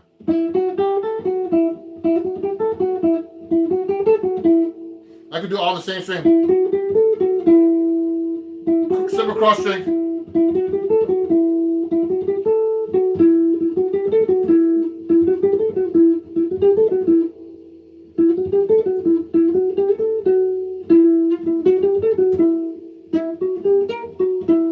What I did, I'm trying to reach all the. That's really hard to reach up there, but I'm reaching up there. So what I'm doing is I'm taking the same phrase, playing it every possible way. You can play it on the same string, across the strings, skip this. You don't skip the strings when you're playing the same phrase. So that's how you really master the fingerboard. Let me see. There's some questions here. Ron, I'm a kind of a beginner to jazz, but I really want to learn more, mainly chords, probably rhythm stuff. Maybe you would. You can play some rhythm guitar on Cantaloupe Island. I can play that a little bit. Oh, Mark, you're an inspiration to me. Thank you. So rhythm guitar. So if you're doing Cantaloupe Island, I'll do that real quick for you guys. So that if you want to learn like rhythm parts, listen to the original recordings of rhythm guitar. I've learned a lot of funk rhythm guitars for example. So like Cantaloupe Island is like this.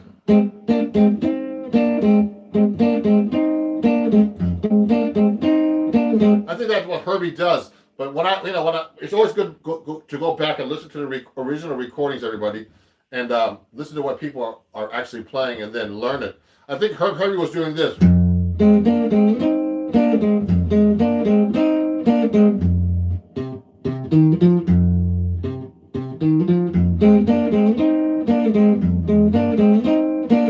That's the basic rhythm. So that he's playing on the record, you can also go like this. I mean, there's all kinds of rhythms you can do.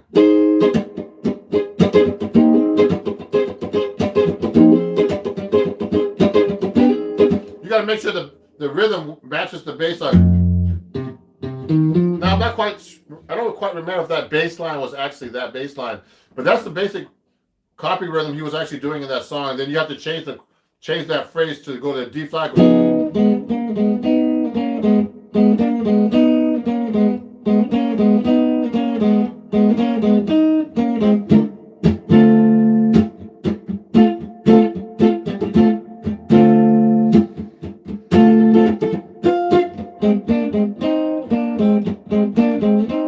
So that's the basic rhythm they were using, actually, everybody. So that's Cantaloupe Island by Herbie Hancock. Someone was asking about that. So this is an arch top right here, actually. Just Ruben, just making sure. Do you learn this by learning all the notes on the strings, all the frets by learning shapes, regardless of knowing which note you're playing or not? Oh, Pablo, really great question. Okay, so Pablo's asking. What I'm doing is I know the notes of the guitar neck already.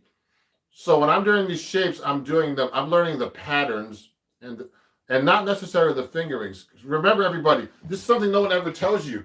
Whenever you're learning a song or anything, even chords, they lock you into these fingerings. Let's say play a C chord like this. This is a really important thing to learn about. Now remember, this C chord, you don't have to play with these three fingers. You can play with these three fingers. But they make you learn it like this. So it's not only the chord, it's the shape. Okay. Oh, someone's asked me if I ever studied with Howland Holdsworth. I wish I could have. When he came to Berkeley years ago and gave lessons, and I was stupid enough not to take a lesson with him. There's a lot of people I should study with. But anyway, it's a long story. But I studied with a lot of people, but I would have loved to study with Howland Holdsworth. Okay. So here's the thing. When you're playing, it's not only the notes. You have to know the notes, but you have to know the shapes and patterns. Because I could do everything with just one finger. A good example is Django Reinhardt. So let's say I'm playing. Remember this phrase I was doing earlier? Let me see. All the ways I can play that. I'll go like this. Now watch me.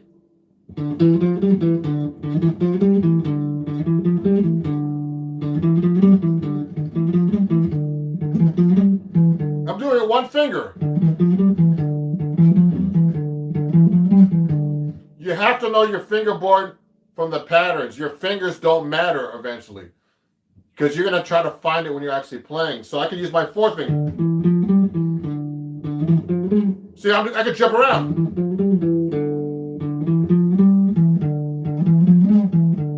It's kind of hard with your fourth finger, but anyway. You get the point? So your fingers don't matter. It's the patterns. You have to know how to find the notes. And I know the names of the notes, of course. I mean, to know the names of the fingerboard, notes on the fingerboard is tricky. B flat, B flat, E flat, A flat. Or it could be A flat or G sharp. There's all kinds of things. You have to learn your fingerboard, and you have to learn the basics of the guitar. So when I'm actually playing, and I'm going up the neck, when I get past the 12th fret, I know the notes double. Okay, but also I know I can read pretty good the notation above the 12th fret. It gets kind of weird when you get past the third ledger line above the staff. But you should know where the notes are on the guitar. If I'm up here, I know that's a B flat. I know it's a C. That's a D. So you see that? You should be able to find the note. See what I'm doing? You should know the neck that. Oh, tricky. You should be able to jump around the neck without getting lost like that, everybody. I mean, so your fingering is less important, and knowing the notes is not that important because when you're actually playing, there's no time to even think when you're actually executing. You just have to play. And a great example like that is George Benson, or I don't even think Django Reinhardt knew how to read. They knew how to play, and the most important thing is not knowing how to read; it's knowing how to play. At the end, if you're jamming with anybody, you have to know how to play, and it's really important to know where your notes are. And the fingerings don't matter at the end. It's your timing, your feel, finding the notes. Let me see. Oh wow, there's so much stuff here. Yeah, I would love to say any software to score guitar parts over every song. You know what? I use Sibelius. So Sibelius actually does. There's a guitar program I heard. I forget the name. If someone knows it, just send me a comment. There's a guitar program that scores, but I've been using Sibelius because I don't only score for guitar. I score for all instruments. Saxophone, guitars, pianos, basses, everything, drums. I use Sibelius, and there's good tabs there and everything. So but it's an expensive program. So all my lessons like this, I have a lesson like this that I put up on my website. If you go to my website, I have all kinds of lessons about all the stuff I'm talking about. I use this and I use tabs. Yeah, Guitar Tab Pro, that's the one. I don't use it, but I heard it's a good program. I don't just do guitar. So I do 6-string and my 7-string guitar stuff here, that I use because I play 7-string too. I'm actually known as a 7-string guitar player now. So if you want to get into 7-string, we can talk about that in a minute. So, what's the difference between A flat and G sharp? It's the same note, but I heard years ago it was slightly different because of tempered tuning. Equal tempered tuning had changed and they just named the notes the same. So that's what I heard. So it's the same note. It's called enharmonic spelling, okay, in music theory. So let me keep going here. Yeah. So yeah. Also, so if you're in the key of A flat, and A flat is an A flat. If you're in the key of G sharp is G sharp. It's the same note. Okay.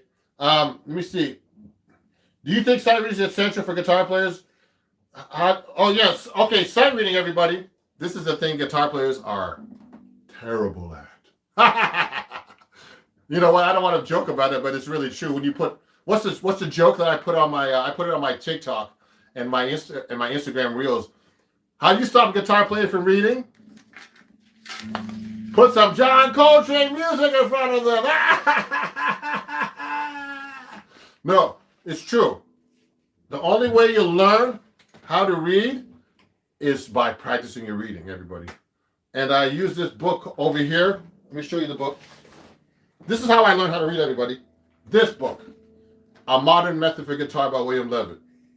It's a really great book to learn how to read out of. Starts you from the very top.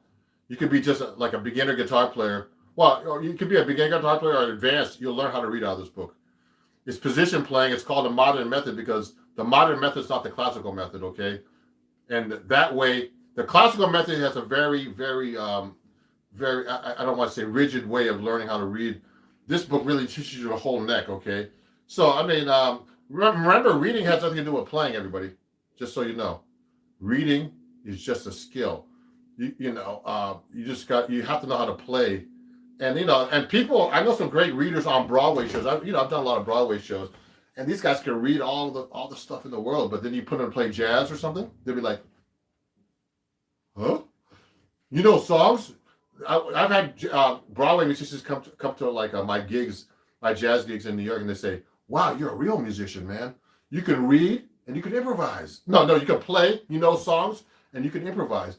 So reading is important, but it doesn't teach you how to play jazz or improvise or other things, other skills about guitar playing. So, but reading is great because you learn the notes on the guitar neck, which is very important. So let me keep answering some questions here. So how do you visualize the chords under your single note playing? Oh, that's a great question. Oh, you know what? Yeah. How do you practice sight reading? So sight reading, Pablo, just so you know, just start reading music. That's what you have to do. You got to practice reading music all the time to get into it. Okay. There's no no cutting corners. Just put some music in front of you. Start reading. It's gonna take time. You gotta study a little bit. You gotta get a teacher to help you. Maybe I'm a good teacher, so if you need anybody, I'll help you read. And you know what? I'll tell you something. I wasn't a good reader when I was 18 years old. When I went to Berkeley, I got my butt kicked. But I started practicing, and the only way you can get into good reading is to practice every day.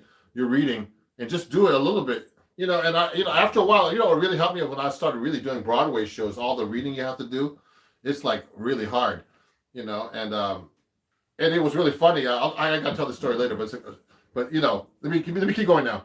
So, do you know how to do rhythm technique for a song, the Colcha? I don't know that one. We'll have to skip that one. So how do you visualize chords under singing or playing? So when I want to tell you, everybody, I have this lesson on my website. Go to my website, www.ronjacksonmusic.com, and I have printable lessons there. Okay, I'm going to show you the website in a minute. But what you have to do is if you want to really learn how to read notes and everything else, everybody, you have to actually, to be able to play chords under scales, you have to be able to go like this. C major.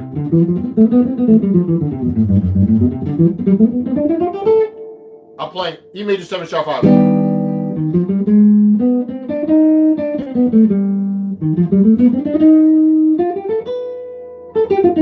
Play the chord. You have to be able to play the chord and then know the scale right on top of it. That's how you practice your chords. So when I'm actually improvising, I'll go.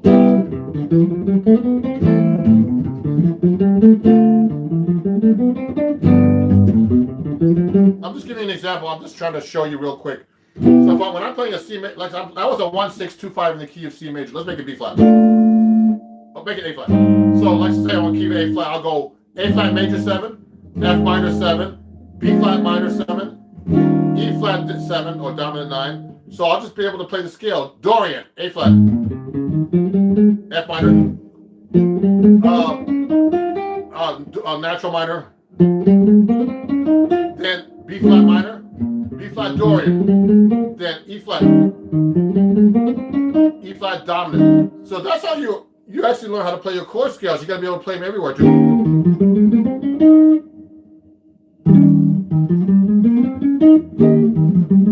See what I did? I did all possible fingering, and, for that scale particularly.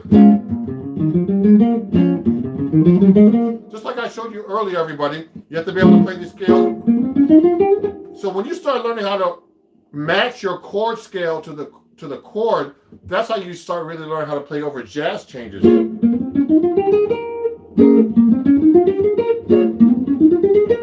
So right now I'm just practicing for you guys. That's how I would do it, okay? So this is all about practicing things you don't know, but I know how to do that. So, there's things I don't know, so I try to practice those things I don't know. So I have these kind of lessons on my website. If you go to my website right here, ronjacksonmusic.com. Let me show you. Oh, I have it here. Oh, I don't have it right here. It's okay. If you want to go to my Patreon and join, though, I have those lessons there too. So my Patreon is www.patreon.com/ronjacksonmusic. And you can get lessons there for $3 or less and become a patron at the same time. Help support me and my channel and everything I'm doing as a musician. Okay. And also on another announcement, I don't have it tonight. I'm playing a gig in New Jersey Friday. My first live performance as a leader in about a year, more than a year. It's going to be at, what was that place called? Oh my God. What's it called? Oh yeah, Brothers Smokehouse in what town? In Ramsey, New Jersey. Brothers Smokehouse in Ramsey, New Jersey. I'm playing my own first gig this Friday if you're in New Jersey. And it's going to be a great gig with one of the best drummers in New York City and bassists, and me on 7-string guitar. So come by this Friday. So I'm just going to make that announcement. You're going to see me announce this on YouTube tomorrow. Okay, you're going to come out and watch it. Okay, so let me keep going here. So here's some other questions. Hey, from Indonesia. Oh yeah, thank you. Someone from Indonesia, thank you for liking my method. Melody lines in pop music are typically harmonized in thirds. Are there any other intervals you think that are sounding good for harmonic lines? So I use thirds a lot. Watch this. So let's say I play a scale. Let's go to key of G flat. I can go fourths.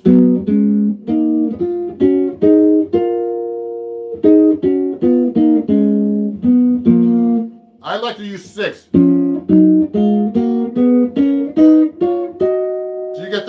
sixth chord. That's a very common sixth thing. I'm from Jersey. I would like to see you play if I can. I'm playing at Brothers Smokehouse on Friday, 8 p.m. to 11 p.m. Can someone put it in the comments for me? And I'm playing there this Friday. It's in Ramsey, New Jersey. This Friday, May 14th, with my jazz trio. Okay, I just got the gig this weekend. I'm actually doing a big emailing tomorrow, and I'll be posting it on YouTube. Actually, I'll put a little post on it so you can see me. Get like an ad for my gig on Friday. But come on out, everybody. I know people have been dying to go see music, so come out and come die and see me play. No, I'm just kidding. Come by and see me play with my trio this Friday. So let me keep going here. How do you explain the difference between Dorian and melodic minor? Oh, that's a big question. So let me keep going down the list. Oh, hold on here. I just skipped a couple things. So I did harmonic lines for everybody. William Levin has got me so many gigs over the years. Great recommendation. Oh, William Levin got Grant Harris a lot of gigs. Oh, really? I didn't know that. You knew William Levin? How old are you, man? He died a while ago. Now, you tell me about that later. Please drop the download. The link to download the book so I can start learning to read. Okay, what I'll do is I'll go to my Amazon store. Let me show you this. This is my Amazon store. You can get the book on my Amazon store. Okay, if someone could write that in, like my friend over here. You can go to Amazon.com/shop/Ron Jackson Music, and there you can get the book on my Amazon store. Just look for books, okay? Go to Amazon.com/shop/Ron Jackson Music and pick up that book, okay? And that's how you can start learning how to read. It's a great book, okay? And you can pick up guitars like this D'Angelico. I have a D'Angelico store on my Amazon store, okay? So you can go there. You can get guitar straps like Moody straps, all kinds of Seymour Duncan pickups, everything that I endorse. Okay, let me keep going. What do you think of George Harrison's guitars? I think he was great. George Harrison was great, Dave. Sebastian, how can you explain the difference between Dorian and melodic minor? So Dorian, let me just tell you. Dorian is basically, now Dorian has a 1, 2. So if you're playing D Dorian, it's E, D, E, F, G, A, B, C, okay, to D. So that's 1, 2, flat 3, 4, 5, 6, flat 7, 1. Now here's the difference. So harmonic minor or melodic minor is,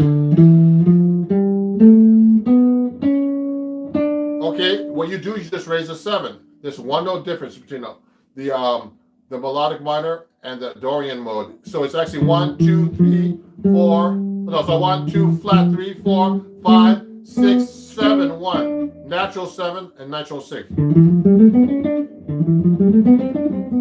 So I use this scales a lot. So you have to be able to play these everywhere on the neck. Go.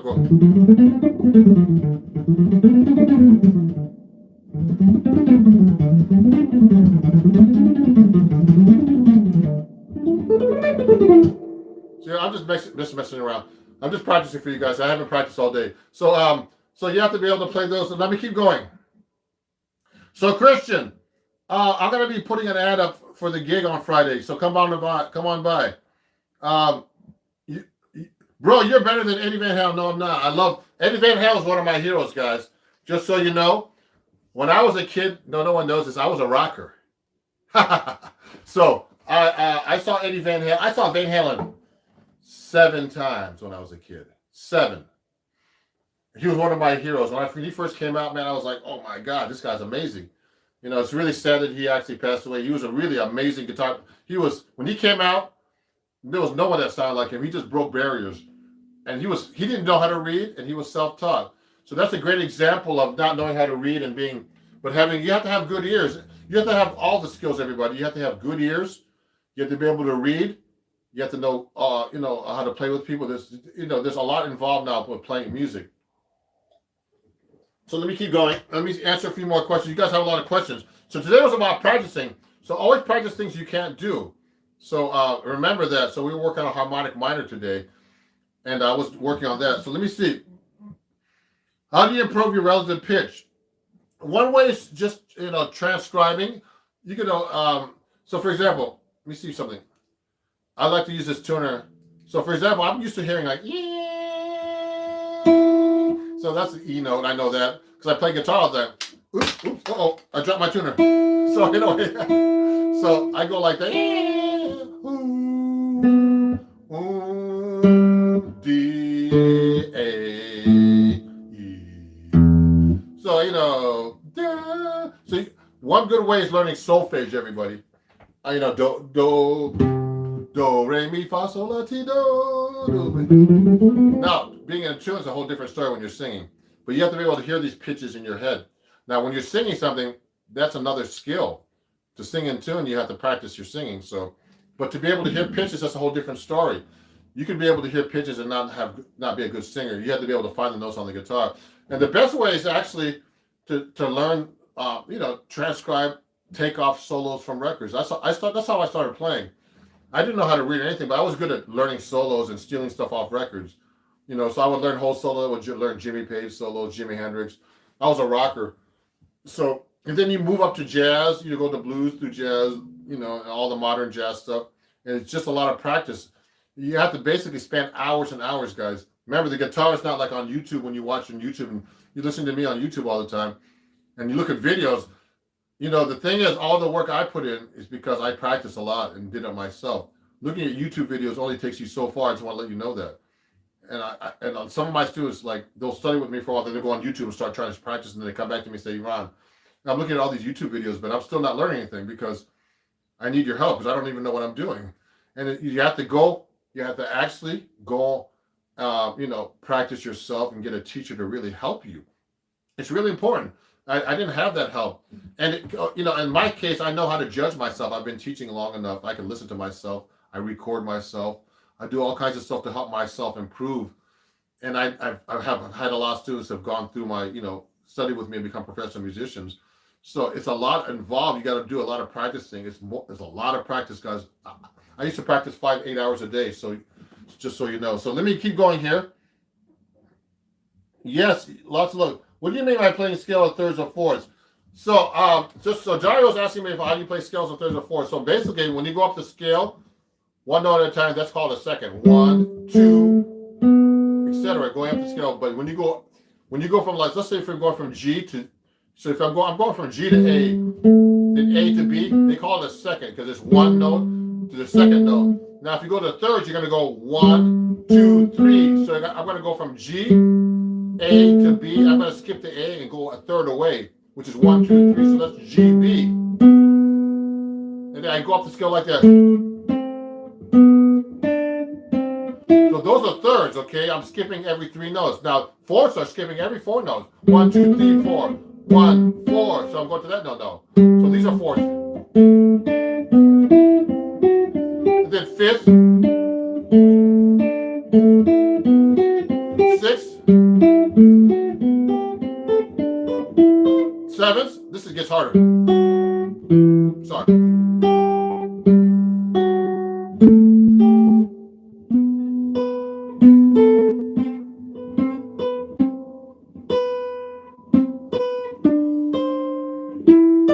Those are 7. We could do it this way. So you have different ways of playing notes like that. 7, 6. So you can practice your notes like that. You can practice your chords like that. You can go like this. Watch. It gets weird. Those are 7.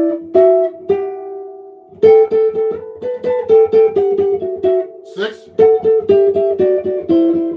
You hear that a lot in guitar playing now.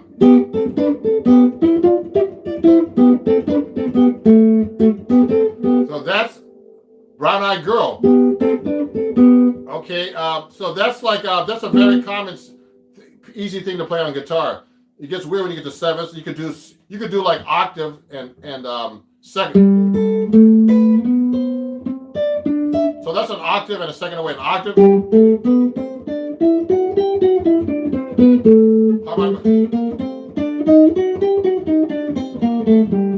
Okay, etc. So that's what I like to do. I like to mix them up like that. That's how you do little harmonies and stuff. So let me keep answering these questions. Dang, I was playing today and I wasn't feeling it. You know what I mean? Oh, that's too bad. Okay. What are some tips for connecting scales together when improvising? Oh, that's a great idea. That's a great question, Rocky. So when I'm playing through a song, you know, you got to be able to change your scale as soon as you get to the next chord, okay?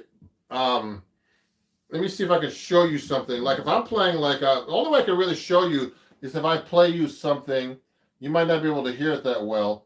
But if I play through some chord changes like of a song, I'm going to try to play this through my computer. Oh, yeah. I'm going to try to play this through my computer. The problem is it's going to be hard. It's going to be hard to do this. I can't do this really through my computer. So if, let's say I'm playing through a song like, let's say I'm playing from F major 7 to an E flat 7. So what I'm doing is, so that's four beats each. 1, 2, 3, 4. 1, 2, 3, 4. I should have a loop pedal, but anyway. So if I'm playing through that, if I'm going to play that, I'm going to play an F major scale through that. When I get to the E flat, it'll be here. E flat dominant scale. So if I'm playing a solo, I'm not going to jump to the root. I'm going to go like this. What I did was I just switched the scale without actually, you know, changing my position to go to the root. So I'm actually doing something else different. I need my other phone. And so what I did was you have to be able to play through the chord without switching the scale. That's called the continuous scale exercise. I actually have that as an exercise. I'm going to be putting it on my website for sale as a lesson. It's called the continuous scale exercise. Basically, when you play through a song, you should be able to change the scale without having to jump to the next note. Just go continuously through the scale. Like if I'm playing the Days of Wine and Roses, it'll be like this. Oh, I need a charger. I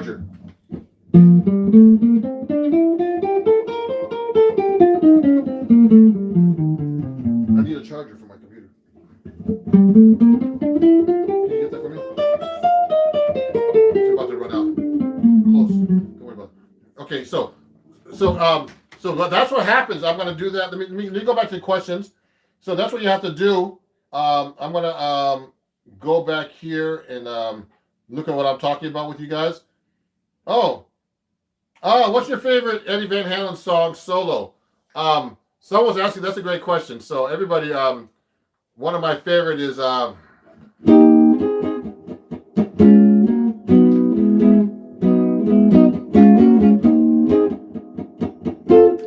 forgot it actually. Unchained, whatever you call that. Let me plug this in. Yeah, great. Is it? Oh yeah, great. My computer was about to die. So with all the comments, but there's so many songs. I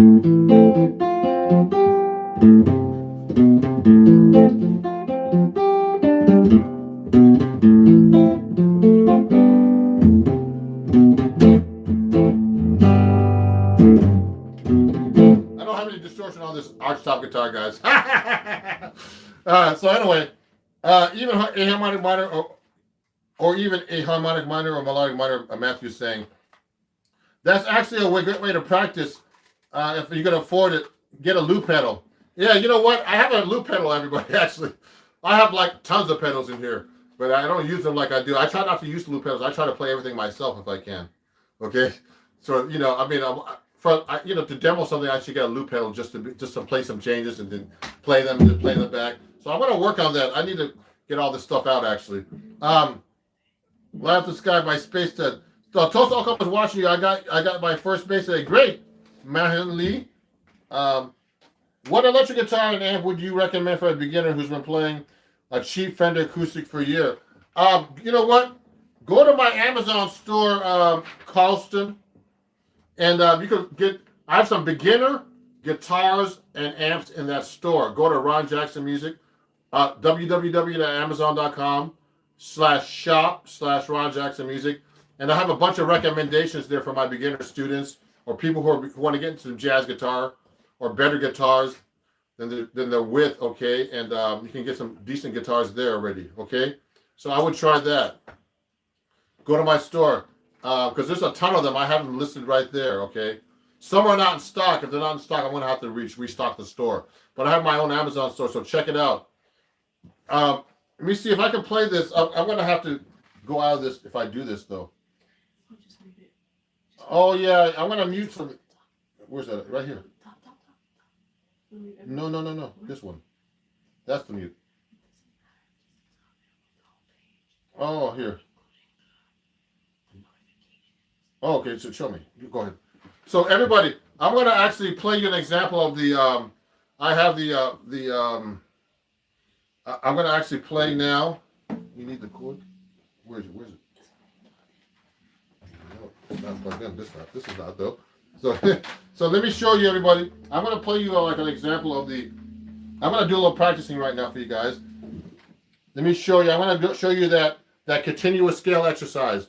Let me show you real quick. I'm going to put a song on. Is it on? It's not on, is it? It's not on. Okay, so I'm going to do this. I'm going to show you this continuous scale exercise with this song. Let me see if it's working. It's not on yet. Okay, so I'm going to show you this right now, everybody.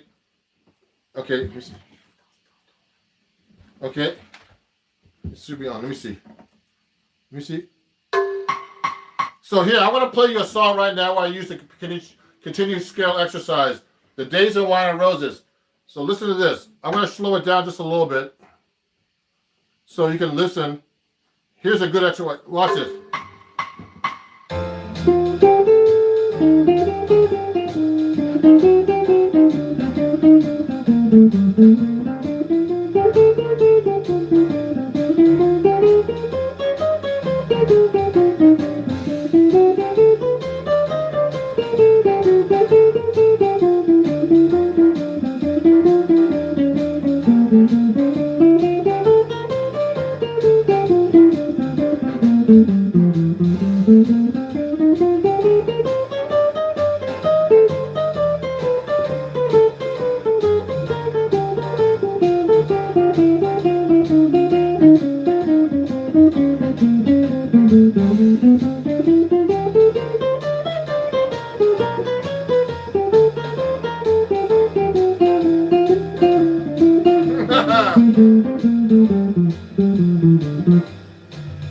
See what I just did? So I mean, it was kind of weird, but I'm not used to playing like that. But what I just tried to do, I was trying to play the scale all the way through the song. So you know, so what happens is, let's start from the top.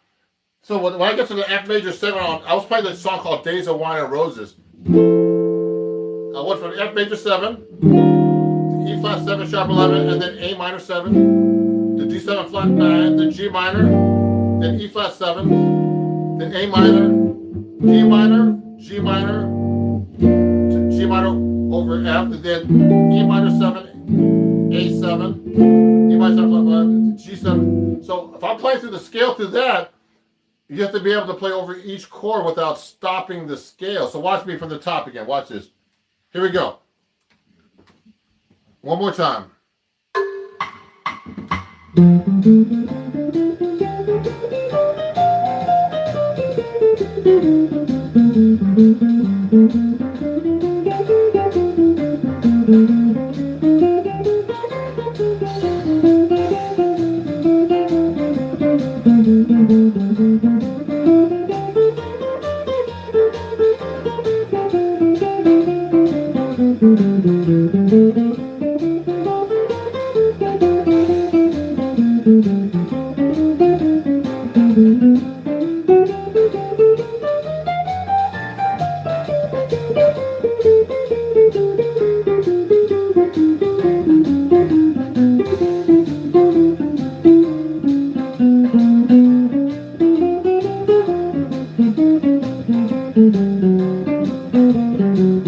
What I did was, so I started doing my jazz stuff there. So what I'm doing is actually, it's hard to play those scales all the way through and make them sound like musical. So what happens is I start resorting to my jazz guitar lines, which I'm much better at than just trying to play a scale all the way through. So let me see something here. Someone's making some comments. Let me go back to the comment stream here.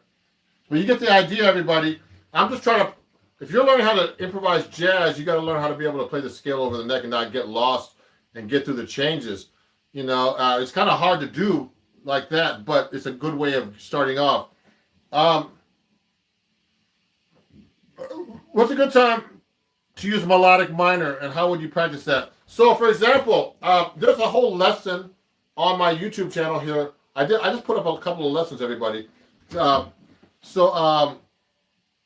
Jared Elks asked that question.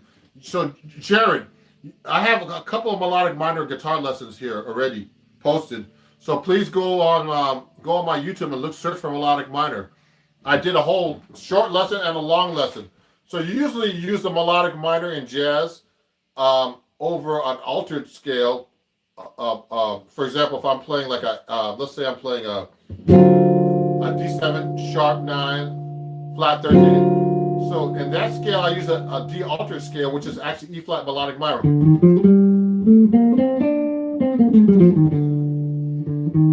So that's what it sounds like.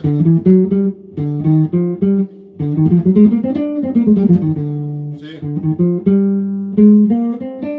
So that's an altered scale. So you have to play.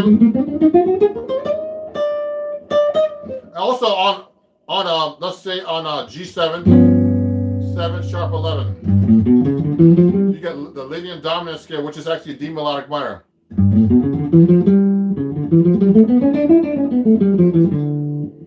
Also on the minor 7 flat 5.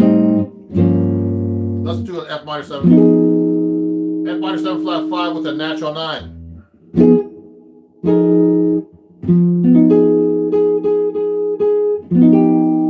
So you use a Locrian natural 9, which is actually A flat melodic minor in this case. So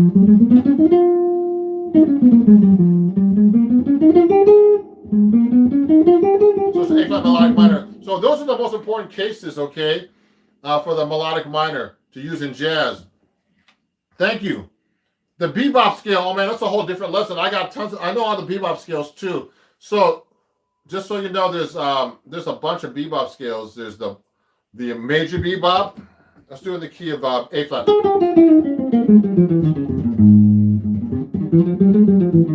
Okay, and then you have the Dorian bebop,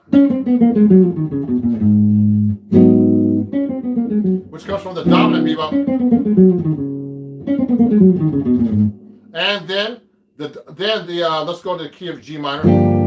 Then there's the melodic minor bebop, which is a melodic minor, and you have the passing tones. So there's different passing tones for each chord. The major bebop has a passing tone between the 6th and the 5th. And the melodic minor is like the major scale, like the major bebop scale, but with a flatted 3. So if I'm doing G minor, G major scale, for example, then put the passing tone between the 5 and 6. Then make it minor. So that's called the Dorian. That's called the melodic minor bebop. So that's a whole lesson. I have a lesson about that too on my YouTube channel. So everybody, there's a lot of questions, but I went through a lot of material tonight, and I'm getting tired and I have to eat dinner. So please, everybody, please follow me. Maybe you're doing this, but let me understand. You're playing a scale in thirds, for example, and fourths. Okay. Oh, let me see. Maybe you're doing this. Let me see, Dario. I'm going to answer a couple more questions, and I have to go eat dinner now. But of course, everybody, just in case, if you're enjoying this, please subscribe to me. And if you like my lessons and stuff, please go to my Patreon and join my Patreon. I have a lot of these lessons already on there. And you can start for $3 a month and become a patron, okay? And up to becoming like becoming a mentor to you. There's levels up to that high. And as little as $3 a month for one lesson, okay? And etc. on up. And also, if you're enjoying this and you learned a lot today, I'm also taking donations. You can just go to my PayPal, which is at Ron Jackson Music, and Venmo and Cash App are exactly the same. So just write this down if you'd like to. It's Ron Jackson Music. It's my PayPal, Venmo, and Cash App. If you'd like to donate, $1 or more, that would be great. Yeah. Yeah, someone's trying to help my friend Dario here. If you read, go back to the video, Dario, you'll understand it better. So if you want to donate $1 or more, that would be great. You know, you don't have to, but if you would like to, that'd be great. I'd be grateful. You know, to these things. And I have a gig coming up this Friday here in New Jersey, here in New York City area.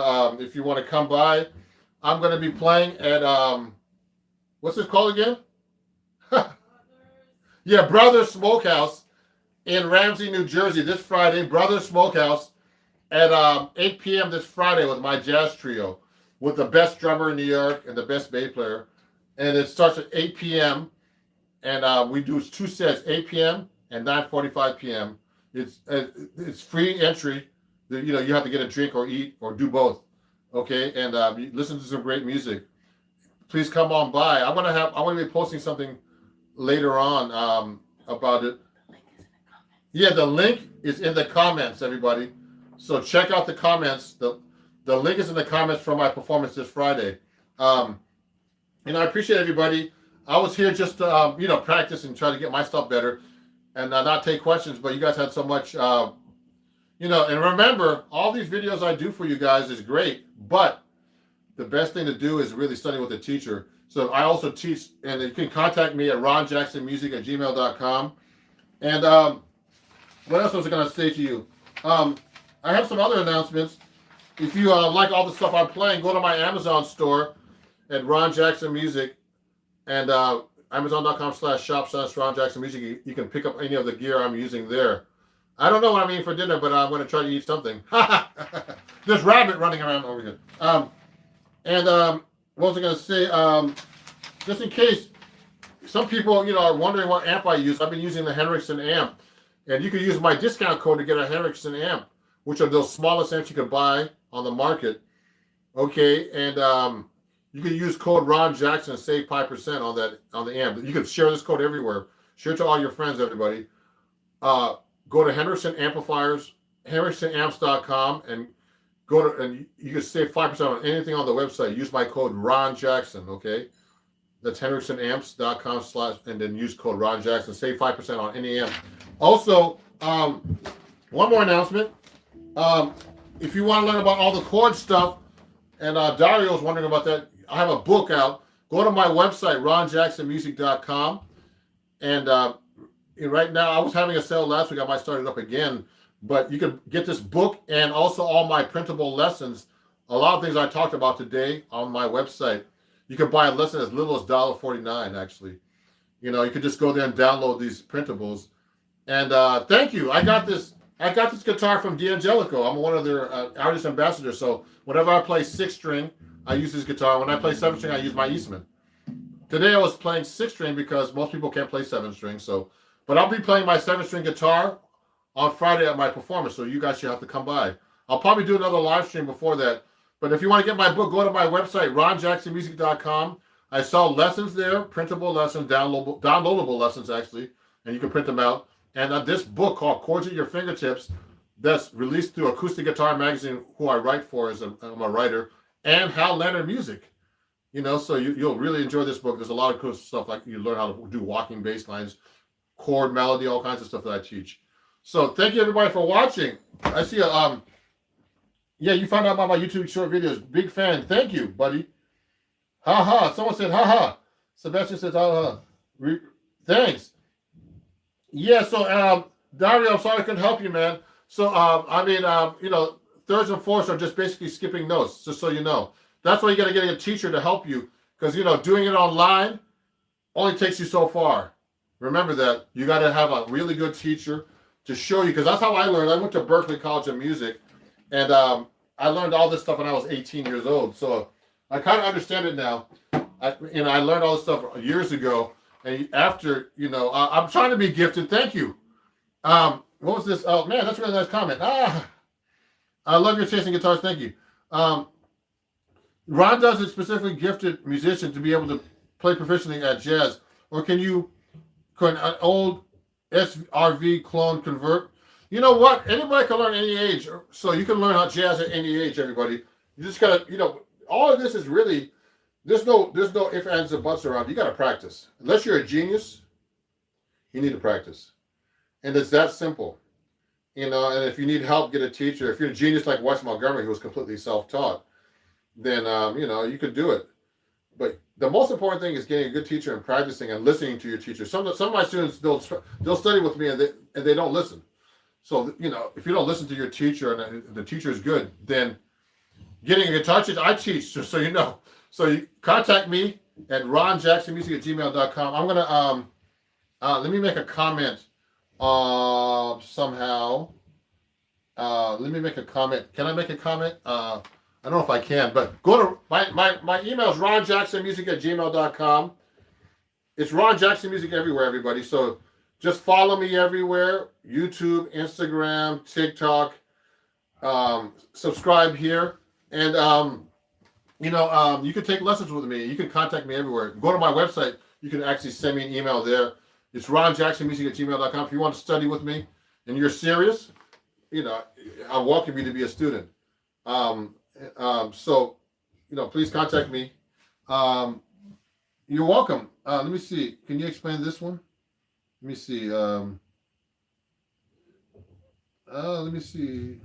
Yeah, so anyway, everybody, I'm going to get going. I'll just look at the questions.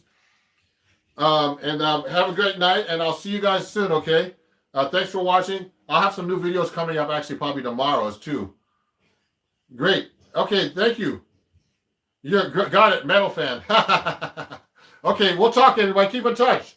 Go to my email, Ron Jackson Music. Thank you for you're welcome, Brazil. You know, Marcelo, you're welcome. And thank you for watching, everybody. It was a really great show.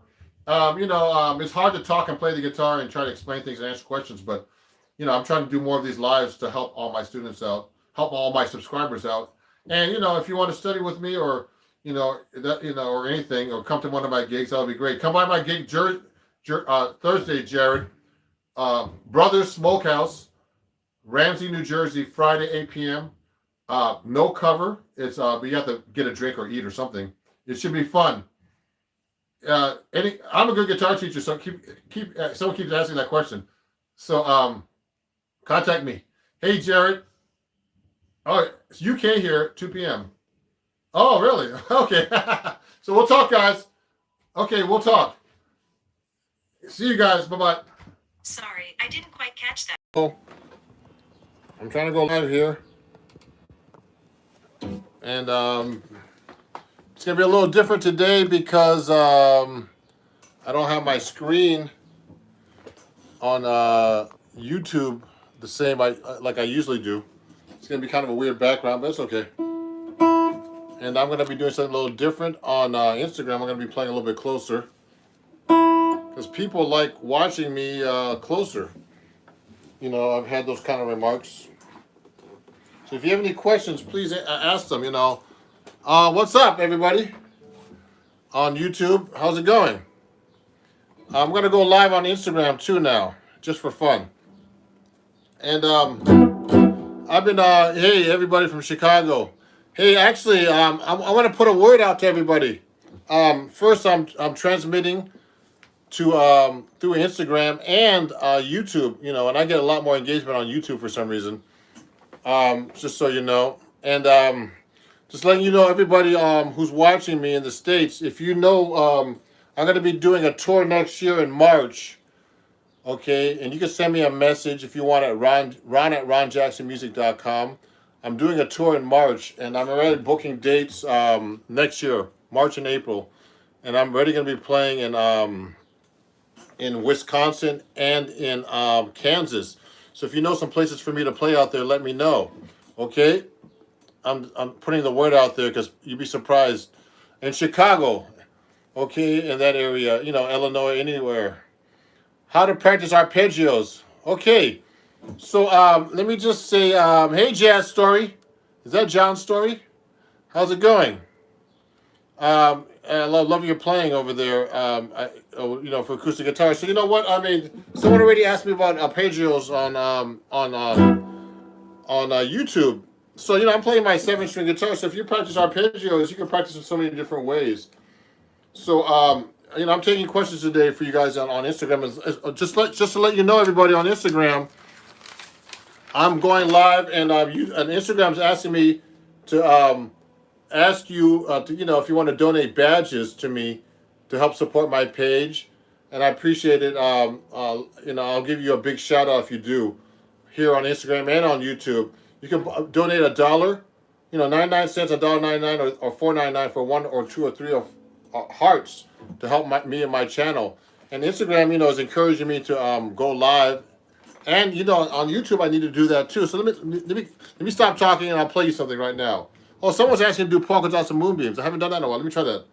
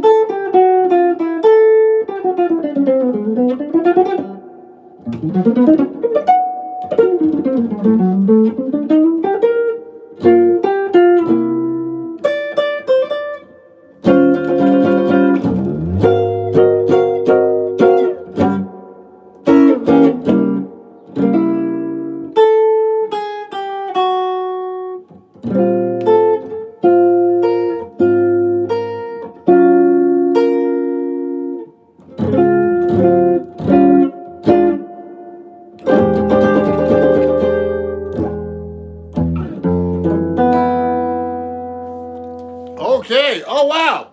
Hey, thank you for the badge on Instagram. I don't know who that is, but let me angle the camera a little bit lower so you can see me better. Thank you. Who was that? Let me see. Let me see the badge. Thank you, Mando. Mix this. Thank you for buying the badge for me to help support my channel here on Instagram. I appreciate you. Let me adjust the camera. Now, I'm going to take some questions. I see some questions here on YouTube. Let me see. I want to see what's going on here. Love you try to keep up with that bass string on the middle of your rhythm playing. Yeah, it's hard, man. It's hard to play with that 7th string, just so you guys know. And I haven't been playing much. I've been doing a lot of work like, booking and just other stuff that has nothing to do with music. It's kind of a drag. I'm doing a lot of stuff with social media, and it's like not easy, guys. And let me say hi to John. John's a great guitar player out of LA. I'm planning to go back over there in that area next year to perform with my band, unless I get something else, of course. Let me see some of the questions here. Do you ever play with distortion? Yes, I do. Actually, it's really funny. I actually had a recording. The Fool on a Hill is asking me on Instagram if I've ever played with distortion. Yes, I do play with distortion. Actually, my pedals are hidden back here, but yes, I have a distortion pedal and all kinds of pedals. Look, I'll show you. I mean, I have one lying over here right now, like a Boss compressor pedal, and I use and I have a bunch of pedals actually from Seymour Duncan that I use, and I actually was demoing them last week, and I had to do a filming with a friend of mine. We're doing like a film for like a grant we got that's going to be shown all over the country. His name is Greg Lewis Organ Monk, just in case you guys don't know him. And, we're going to have this film that's going to be released all over the country. So check it out. It's a great band. It's all original music. It's called The Breathe Suite. It's about all the people that were, black people of color that were killed by the police. It's sweet that he got a grant for a few years ago, and then we did some video for them. It's going to be great. It has like all these different angles, camera angles from the top of the organ, on the Leslie, all kinds of stuff. I need to get a noise gate pedal. Actually, a lot of my pedals are from Seymour Duncan. Just in case you guys don't know, let me show you this.